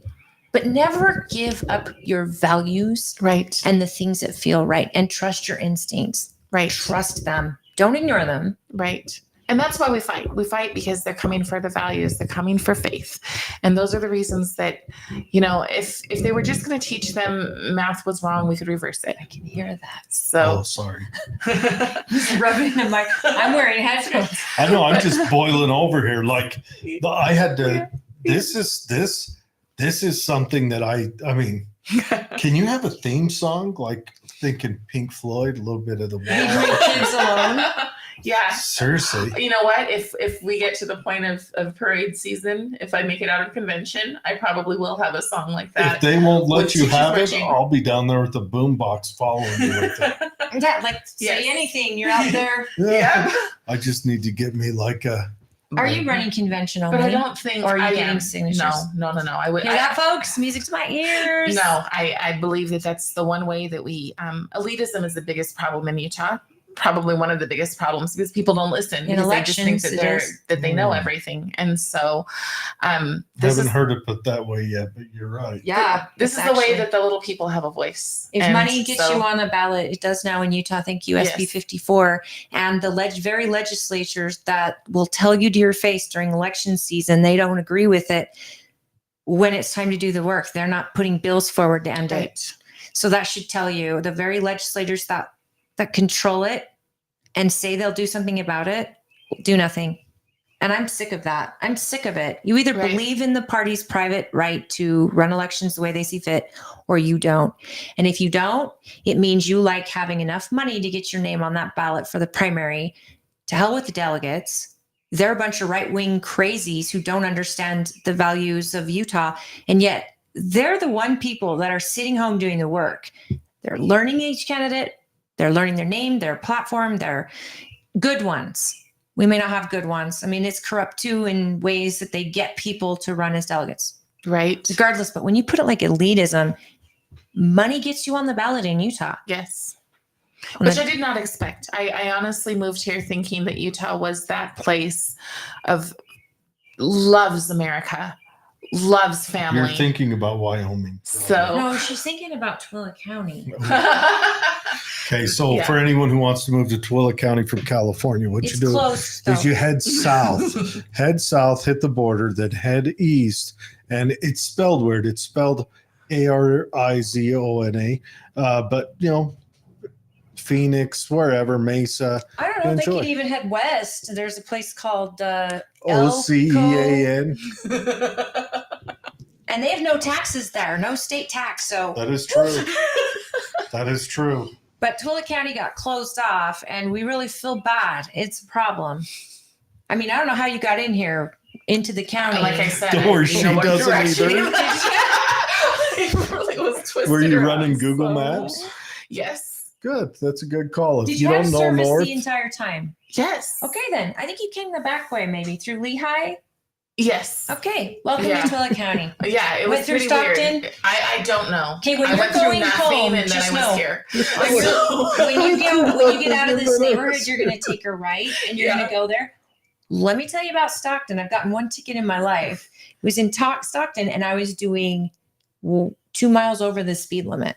So watch it's speed trap town. Yeah, but because of equity, I won't get a ticket. maybe. Oh. But also, Oh. Stockton's whole police department quit. Like, Well, what, not 6 on months ago? purpose, but or yeah, they're now gone. the county's is Okay. watching out for. So you actually might be okay now. Maybe they don't have someone watching speed there I anymore. don't know. But We'll have to ask Nando Yeah. sometime. Can I just? I watched your show before, and I already just thought you were awesome. But I feel totally amazed at this human being that is sitting here with me. Not him. You are amazing. What a Yes. light. Thank you. What a story. And I bet we could have Mm-hmm. you on for 5 different other shows. So Yeah. I hope that you will consider. I would be happy to come back anytime. Yeah. You know what though? Can I just say, and I know we're not supposed to say that on the campaign trail, but I'm a light because I'm a Christian. So I'm You're just gonna supposed to say say that. I mean that's where that's where love and that's where redemption comes from, and that's why I fight this stuff so hard, because there's no redemption in Marxism. So You're that's just speaking it. right to my heart, because my whole being and self-worth comes from my Father in heaven and the promise I have to be with people I love when this is all over. Yeah. And that we have one job in this world, guys, is to love, to be loved, to be kind, and to raise kids that feel the same and do the same, and carry out the name of God and do it with that love. You have no reason to apologize for saying No, that. I don't think you. None. I'm not even religious, and I'm saying, yeah. I mean, I really do. Like even James Lindsay will say that the way that we save ourselves from this mess is Judeo-Christian beliefs. Like that's the Oh. only It's crazy, thing. right? It's a moral people Yeah. that give us our freedom. Right. And when they're not moral, our freedoms are gone. And Yeah. that was what, George Washington who said that? Or was it No, it was Benjamin Franklin. Benjamin Franklin? And the thing is, he probably wasn't the moralist of people, Well, he was more unless you were a young French lass. but it was freedom That's of the religion. part of history they don't teach. They taught it somewhere, because I even knew that. But that's the thing. I think that your light does come from God, and yet it's so much more than that. You're a bigger individual than just your story, because you're Mhm. living by example, and I can feel it from you. And this is something that, I mean, I've seen you on video, I've heard about you, I've met your darling husband. This is You're- incredible. Lesser half. Equal. He's a very good man. Adam is a even stud. if people think that, he's a troll or No, whatever. I he's love got a it. heart of I gold. love trolls. I love trolls Well, at least because he's a troll that admits you he's got to a troll. keep it funny. Yeah. You got to keep it Right. fun, Right. and he does that. Yeah. I like Adam a lot. It's so weird in my ears. It sounds like you have a bird. There is a bird There's a outside. bird right out there It's seriously, it's coming because the through. window's open. We It could sounds close like the we have a bird. window. No, it's too late. I mean, it's too late now. We're half hour over. And I don't know. Do you have anything else you'd like to share? Because I'm just, Can I look? Do you care if I go No. through my list, see if there's any I points just that I'm told like, my- what did I miss? Go ahead. I told While my you do it, homeschool friends while we were talking, I'm like, you need to watch this, because I'm going to they share know your. that I'm on the fence about homeschooling, and I've got a big fear, and they're like, it's really a collective. We can do it all together and I'll chip in. And I'm like, Okay, but it's scary. Well, my kid's worth it. Go to Both my kids. Cari, the number 4 utkids.com. You can donate there. You can read about her, read up on this stuff, get information. And then you can also, from there, you can find her YouTube channel because she's got her links to her videos that she's put up on there. And from there, you can go and subscribe to her YouTube. You can check out the Harriet Tubman. Harriet Tubman. That's And Harriet Tubman, honestly, is an awesome story. And she's tough. She fights. And the reason we have these character actors come to Patriot Camp is so that our kids can actually, they kind of get into that place where this person, when you do this, you walk in there and that's exactly who you are. right. So when they ask you questions about, well, how did you go to school? Like, did you have to go to college or did you have to, and you give them answers as if you're her Right. in that time period. Yes. Well, we don't have computers. We don't even know what that is. So what are you referring to? What is this Google?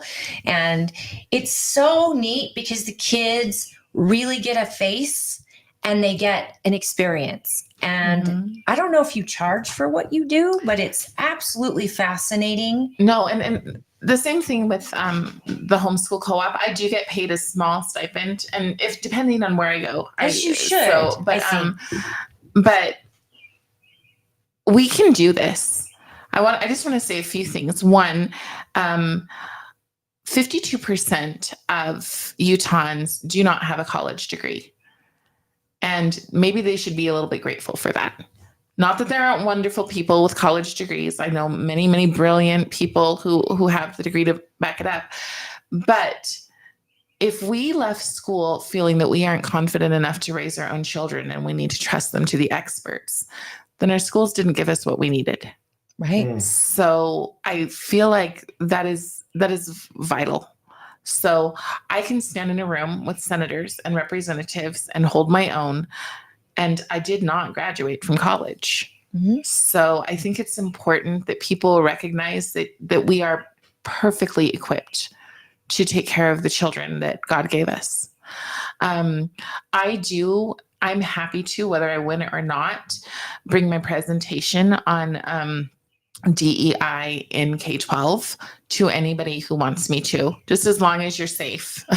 You hear that, folks? So any of you listening that would like to potentially sponsor a presentation of hers, do you charge? No. So you just have to have a venue and a group of interested, like-minded people. And if you guys are running homeschooling groups, or I'd love to have you do a parent meeting sometime on behalf of the party. Yeah, sure. After, let's probably get campaign season over. Right. But I think it's crucial that parents know what's going on. It's a mission. It's an absolute, actually, when I went to the school board and I said, I need you to hear me, and they didn't, I said, if you don't hear me, I'm going to work harder than an LDS missionary at making sure parents know what's going on. And They heard that, right? now they have. So beforehand, not so much. I think the last thing that I want to say is dignity. We are being asked in every corner to get rid of our dignity, which means that we are asked to swallow lies and pretend they're truth. The second that we knowingly accept lies as truth, we've stripped dignity. That's what's happening to our kids. That is ultimately the reason to fight, because these little people who haven't even developed, their full minds aren't even fully developed, are being told to swallow a lie. They're being told, oh, the person next to you who thinks that they're a fish, you have to respect the fact that they're a fish because that's being kind and empathetic. It's not kind and empathetic to the child who believes they're a fish. Nope. And it's not kind and empathetic to the kids who have to live in a world of insanity. I'm sorry. I'm not trying to be rude. No, it's just truth. facts. And the thing is, it's the same.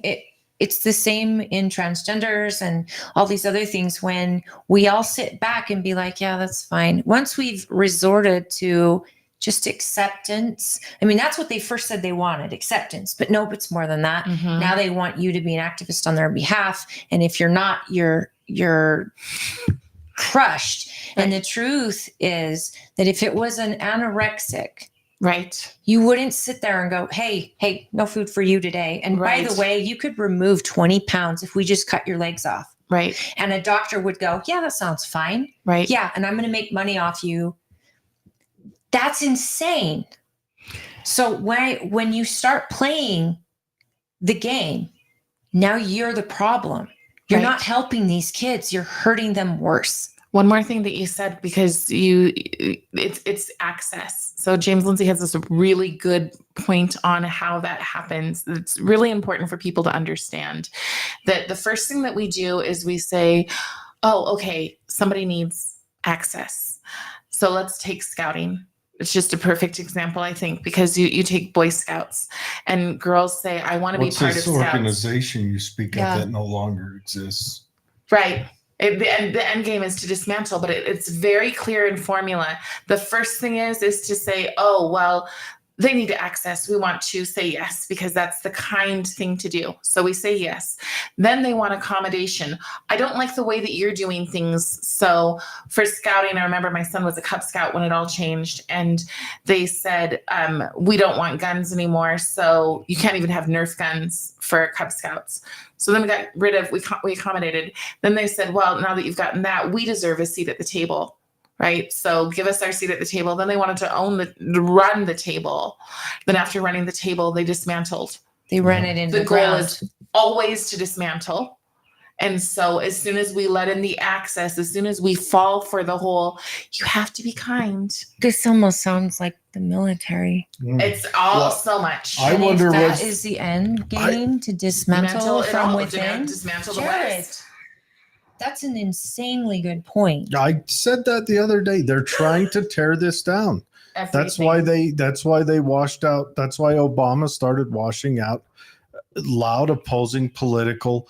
He Conservative. just did field grade officers. He did probably captain promotable through colonels, and he washed them out, 147 of them. And you're right. That's what they do. I wonder the what Sir playbook. Baden-Powell would say about what his organization became. Right. He wrote it. He initially, this is Yeah. the best story. He wrote it as a training guide for military scouts. And the British military said, that is too hardcore. So he brought it over to America, and the Americans said, we want to teach this to our kids. I love the story of that. And that's what Awesome. happened. Yeah. And now we're in a place where it's all to dismantle. So the way that we win is not to. So my son is still in Scouts because we found a group of people who weren't buying into this nonsense. Just carried on the old And school. we're keeping on the old school. Got the old Weeblo book that was still brown. But I'm like, I know Yes. women who've got their girls in Girl Scouts, Mhm. and they didn't even think about Right. joining the Boy Scout. It literally was called the Boy Scouts. Right. And so it's And like, our boys need it. why do I have to infiltrate? Why are we going back into Because we can segregation dismantle. practices again? To dismantle. And it's our very own minority citizens that are ready to bring segregation back. And yet, Only what part did of them. you fight Only a for? portion. They're just the loudest. These are luxury beliefs. Oh, right. So the people who believe in them, the people who are part of the NAACP of Utah, those are people who are at least middle class, if not higher. Those are the people And they who all believe this usually and have push a it. college degree Yes. in common. Those- Will doing that. It looks to me Yes. like doing that is them pulling the ladder up on young Yes. black and brown people coming up below them that have opportunity to learn. They Yes. just don't want competition at the top. Yes, they want it's about power for sure. And Mm. so, but the cool thing is that more and more people, the picture that you pulled up of us at the Capitol, there used to be 2 of us. Yeah. Now there's 17 of us that are just on the board of speakers. That's So- amazing. Do you hear that? Yeah. One Is this right Person. here? Yeah. So there used to be One 2 of us. person- Me and one other person spoke at everything. I'm He's telling no you longer part of guys, it, one yes. individual can move mountains. but yep. And that's with their faith, that's with their fact, their belief, their dignity intact. and they don't waver. They follow truth and they seek it, and then you are contagious. I mean, your presence. I think that's what I was trying to get across, is that I've seen you on video, but to be in your presence, it's like I want to do and be and excel and hug and love. Just by being around you, Please don't start a brought cult. I know. Here we go. Please don't. if you start a cult, She's gonna sign up and be the new But new again, Moonies. those things you're working for is what inspired all these other people. Yeah. And that's just 17. Right. How many are sitting home right now watching going, I would show up to a meeting for Well, her. there's lots. I Yeah. mean, and it is coming out. The It's best so easy. voices against this is, Coleman Hughes. I Is just listened to him. he's today. got an Yeah. amazing voice against it, and he's fighting it. And it seems, and he's not even like a conservative Nope. or a Republican. He's just, I think I've always believed this, is that Hi, Mr. Mayor. people with music degrees are like the most intelligent, holistically intelligent people we have, because they have to learn like theory and math Right. and how to make that beautiful at the same time. And Right. I think it makes And a more music has its own language. It's a like more learning a second language. well-rounded intelligence, and that's why you see a lot of people with musical talent really be able to dig into subjects. I mean, musicians have always been able to write songs that Right. explore a thought or an idea that bring other people along with them. That actually touch the human condition in a way that I mean, a speech couldn't. Well, that's the same. That's the same with theater. Having a background, it's not Mhm. exactly the same, but that It's is art why minded. you can. That's why watching people like learning take and plays making it and beautiful at the same time. Exactly. That's what I'd love to see. I'd love to see excellence restored in our schools. Mm. If we're going to bring in these speakers, then we need to bring in the very best of the best so that these kids leave feeling hopeful. 1776 Unites curriculum would be wonderful in our schools. And I say it's too political. And I sit there going, look, every time you say something's too political, you mean it's not your kind of politics. Yeah, because what's 1776 was one of the biggest, most political years in our Yes. history. So it's the Woodson cannot Institute. ignore politics. I'm sorry. Right. I don't care if you like to watch the news or not. I don't care Unites. how you feel about politics in Unites. general. Everything that touches your life involves politics. So if you're not awake and actually knowing about the politics and the people behind it, Yep. then you will never feel like you have power over your own life. Yep. Mm. So we can restore hope. I don't think it's over. I don't think our kids are lost as What- long as we tell them truth What is all the this? time. This is something you support? This Yes. is 1776 Unites. She just spoke of. I've never heard of it. You guys, it has tons and tons of curriculum. This is where I learned about the Rosenwald schools, all free. Nonpartisan, guys. An intellectually diverse alliance of writers, thinkers, and activists. But when they say activists, they are talking about, they intentionally have a pragmatic view of history. There's Coleman. Yep. So, Coleman Hughes, John McWhorter. yeah. God, how many Is other this- awesome people are you going to throw at me? Yeah. Is this organization, is it? Bob I don't Woodson know. comes, he's actually he's going to bring an office to Utah. So he feels that Utah, Is this a Black run group? what it looks so like. 1776 Unites is telling positive stories of Black history. It's telling stories. That's incredible. Yes, it's amazing. And when we brought it and said we'd like to see this in our schools, we had people say it's too political. Oh, Oh, it's the incorrect political. Exactly. Well, the then thing let's is- have it during Black History Month, shall we? Because this I is teach Black it on mine History. during Black History. We'll So, yeah. state a fact. Yeah. Yes, most of the blacks in the early Americas were brought here under awful conditions. That doesn't mean that American history is not that Black history, white history, American history, Native American history. There's tragedies in all of them, but they're all tied together. They're all tragic and beautiful. History is tragic. Yes. Everybody everybody that walks the earth comes to a tragedy in the end. And if we learn Everybody. from it, it makes our future less tragic. Right. It's when we don't learn from it that we recreate these tragedies over and over again with different titles. Yeah. I like that. I want to look more into that. Matter of fact, I'm going to have you reach out and see if that guy can't come on, and I'll just sit here and listen to, because I love history, and He's amazing. there's, yeah. you know, it's Right. and there's so many parts of history that are not taught, and most of the time it may not be because, oh, we don't like the race of this person, but you know, like the story of the Buffalo Soldiers, Mhm. right? They went down and defeated the Spanish in Cuba. They were the infantry force down there. They're not really talked about because not very long after we went into World War I, which overshadowed all of that. Right. You know, because that was a world-changing moment. But anyone who gets into the military history, especially like the Old West Cavalry side, knows about them. Lots of people do, and it's Bob Marley wrote a song about it. Yeah. yeah, but That's what I was thinking too. he did, but he didn't write one that even relatively came close to what their story is. I mean, they were stationed at Huachuca, which my Okay. brother was stationed there. It's a wild, interesting story.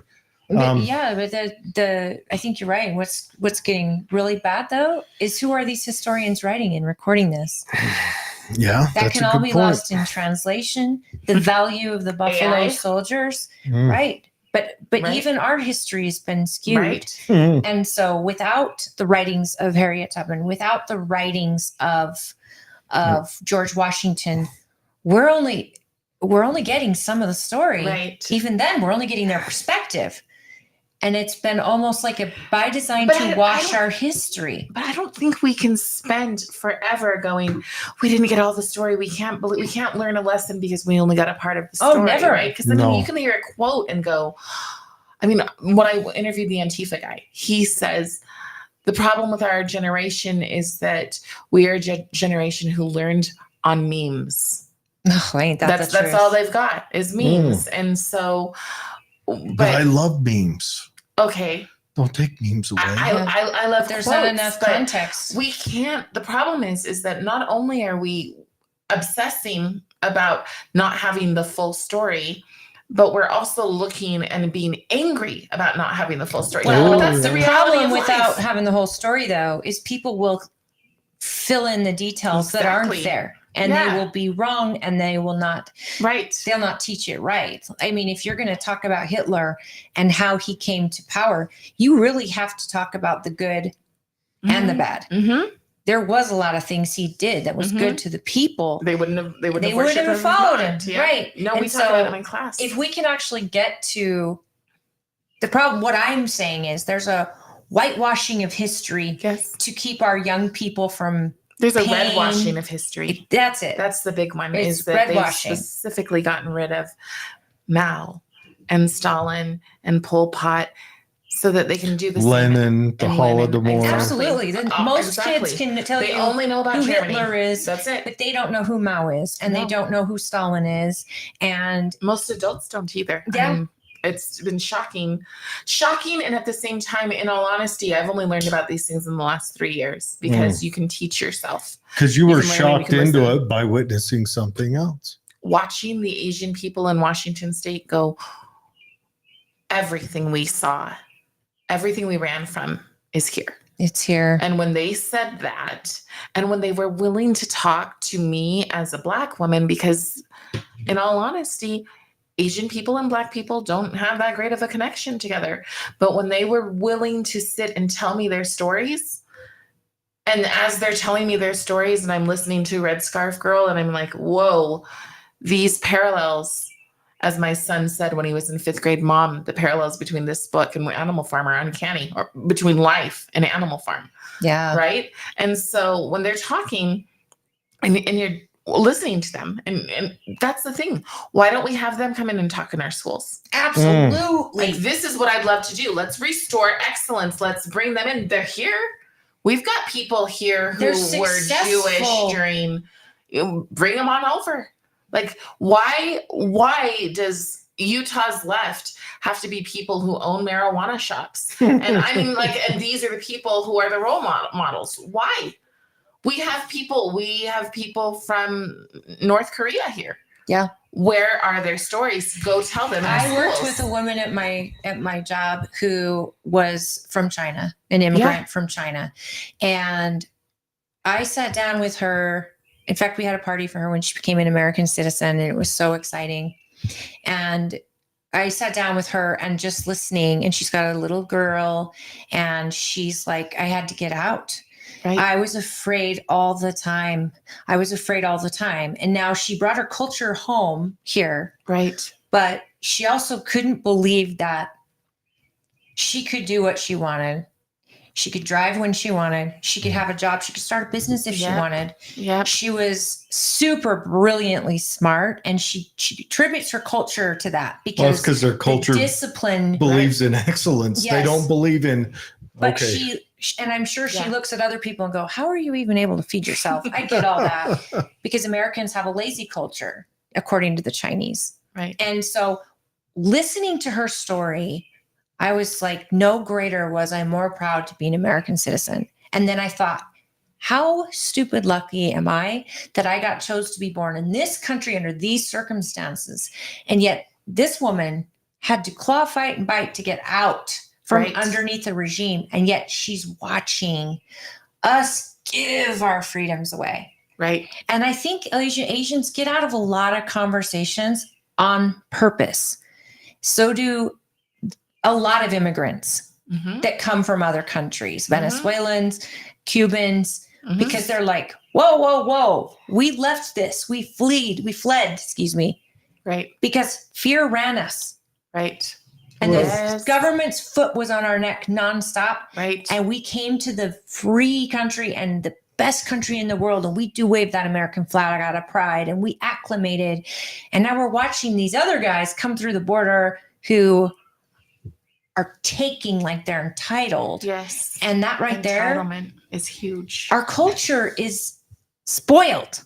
Yes. We're spoiled. Which is why when people say they want to dismantle it because they think that we're spoiled and we don't deserve to exist, they are not, their viewpoint is not invalid. Still don't want it to happen. They're I'd rather not just clean up our problems. They're not incorrect about what we're saying in the truth out we're loud. coming out of the end of the good times. Yes. Making weak men. I want to close out on this. You know how you do these book studies with your kids? I would like you to have them read Robert Heinlein's books. Who is this? Robert Heinlein. I only have a month left of school. Says Jared, telling her what curriculum to. He was I think a California state senator, Democrat, but he was a conservative senator, anti-communist in the 60s. But he wrote Starship Troopers. Okay. The Moon is a Cruel Mistress. Oh, okay. But each book, he explores a different political theory through a fictional story. Like Starship Troopers is pure republicanism. Okay. And Moon is a Cruel Mistress is about communism or techno-communism. But read those books. This might be something you have to embark on next year, but read those books and compare and write down. I'll at least have Liam. I mean, my son. Come to our podcast. Leave with homework. But have him break down what he thinks the positives are. Yeah. But don't get it from the movie because the movie was made by a leftist that wanted to poke fun at fascists. I like Starship Troopers. Okay. Read the book. The book's Actually, 1,000 I'll probably times. go buy it for him on my way home. Yeah. Wow. Those are Robert Heinlein's an doer. interesting cat. He's really interesting. He's one of my favorite politicians. So we should probably cut her loose because we're an hour over. Yes, and she's over here yawning behind the mic. No, She's it's got okay. a long drive through she's nowhere. going on walkabout to God knows where, but we pray that she arrives safely home.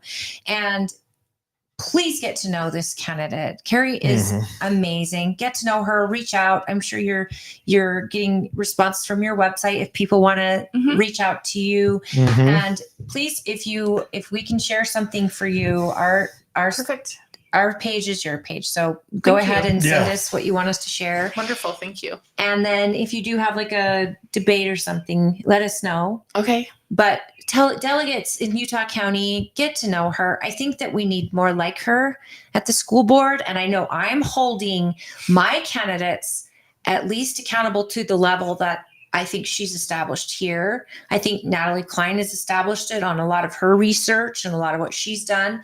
And I think if you're doing your job right, then it's the kids and the future of these kids that is the very top of your list. Yes. And that should be simple. That's what it used to be in small little schoolhouses. That's what it was about, is making functional, good Contributing citizens, members of society. that would contribute to society, procreate, and live and grab their piece of their property and live till they're good and fat and happy and old. Well, when you nationalize stuff, it ruins But it. that's it. Now it's turned into this. Everyone's a victim, and we're going to tell you how, and you can only change it by setting it afire and getting to the streets and kicking God out of your life and your mom and dad out of your life because they were wrong. And believe us, the experts, the elites, the college educated. But remember, the ladder that we climbed is gone because we've taken it because you're a victim. But we're the ones telling you that you're a victim. In the meanwhile, we're victimizing you day after day after day. And I hope people will get to know you because I've enjoyed this thoroughly. And I thank you for coming out and spending this extra hour with us. Thanks for coming in person. That was outstanding. It's my pleasure. I know it's a heck of a drive. That was fine. When Adam came on the show too, he come up here and bedraggled the drive. I'm like, you be okay to drive home? Because we did it later back then too. Right. Yeah. Back then, like 3 months ago. No, I think his was like 2 years. Yeah, it Well, in would the have old been. days, back then was like 3 months the way they had the Yeah. format. Then we got called to Fridays and we're like, wait. And Hard. everyone else said, how are we going to do 4 hours? And Jared and I are like, how are we going to do 4 hours? We go way over and the other Every people time. don't have Right. enough time. So Yeah. Every time. All right, everyone. We're going to cut you loose. Next week, we're looking forward to Camille Knudsen. Who else we got? next week, I think we're reaching out to Gowd if possible. Oh, yeah, and Gowd. We try to get Gowd on. He's actually running for office instead of just being a thorn in their side. So And a we wanna- topic of conversation constantly with our other guests. Yeah, we want wanna to get him on. Gowd's an outstanding guy. I always enjoy chatting And with him. Camille is from Stansbury Park, and she is running for our district school board here Yep. in Tooele County. So we have been trying to get her on, and we are just really excited to have Yep. her. We're also extending an invitation to Matt Hines, Yes. who's also running, so that we get all of them. And you Yeah. let us know. If you watch the debate tonight, it's going to be in Utah County for our district. Yes. They're all debating there. They're in Lehigh High School tonight, right? I believe so. Lehigh is all I know, but I'm excited. We have it shared Yeah. on the Tooele County Republican Party page, and I believe it might be shared on our page. Yes. But go watch, go watch, go ask questions, get in front of these candidates. And she is a Utah County candidate. So get to know her. I hope you're at the debate maybe. Then you can answer questions of people that maybe just in attendance. At a Utah County debate? She's out of Utah County. Yeah, but no, they're having a debate tonight from our district. It's just, Right. Our But district. last night we went to Trent Stagg's event. uh-huh. And look at all the candidates that showed up just to Yes. be there, because Oh, you'll yeah. have state delegates there. If you I want was to, at a commissioner one yesterday. Okay. So, See? yeah. Excellent exposure. yeah. Get I'm wondering if exposure. they're going to have a debate for your, you and the other two that are running, the incumbent. We'll see. I hope so. I might sell popcorn. Girl, all you have to bring You might is that just sell- little stack, Might and have I to would sell. make copies of it, Yeah. because every time you hold it up, especially to that incumbent, you hold it up and then you say to the crowd, if you want a copy of this, it'll be over there at my table, and make sure you've got lots of them, because people Yeah. don't believe it till they see it. Right. I That know. is that I know. that looking at that, what that little girl had to fill out was rough. I know. I'm like, that little girl had to go home with so many questions on her Kids are mind. not equipped for this, nor Yeah. should they be. All Let them right. be kids. Guys, have a good weekend. Be safe. Humming. Hey, happy Easter. Oh, yeah, it's Easter this memory weekend. of our Savior Jesus Christ. Yes. At least for me, I'm grateful. I'm super grateful. And I hope that all of you enjoy your Easter with your family. Yes. And thank you for being part of our show. Yeah. Everyone have a good one. We will be back, I think, Wednesday I think so. I think All we're right. going to start taking on a Wednesday night show. So, guys, for a little while from to get 6 through to this. 8, we will go live, and we're bringing on special guests for those nights if we can't get everyone in, and that's what we want to do. So if you have a candidate you'd like us to bring on and you might be able to have a connection with them, reach out to them and invite them to talk to us, because we want to get everyone on, and that includes Democrats, independents. Educating our populace is what we're all about. Mm-hmm. Have a good night. We'll talk to you guys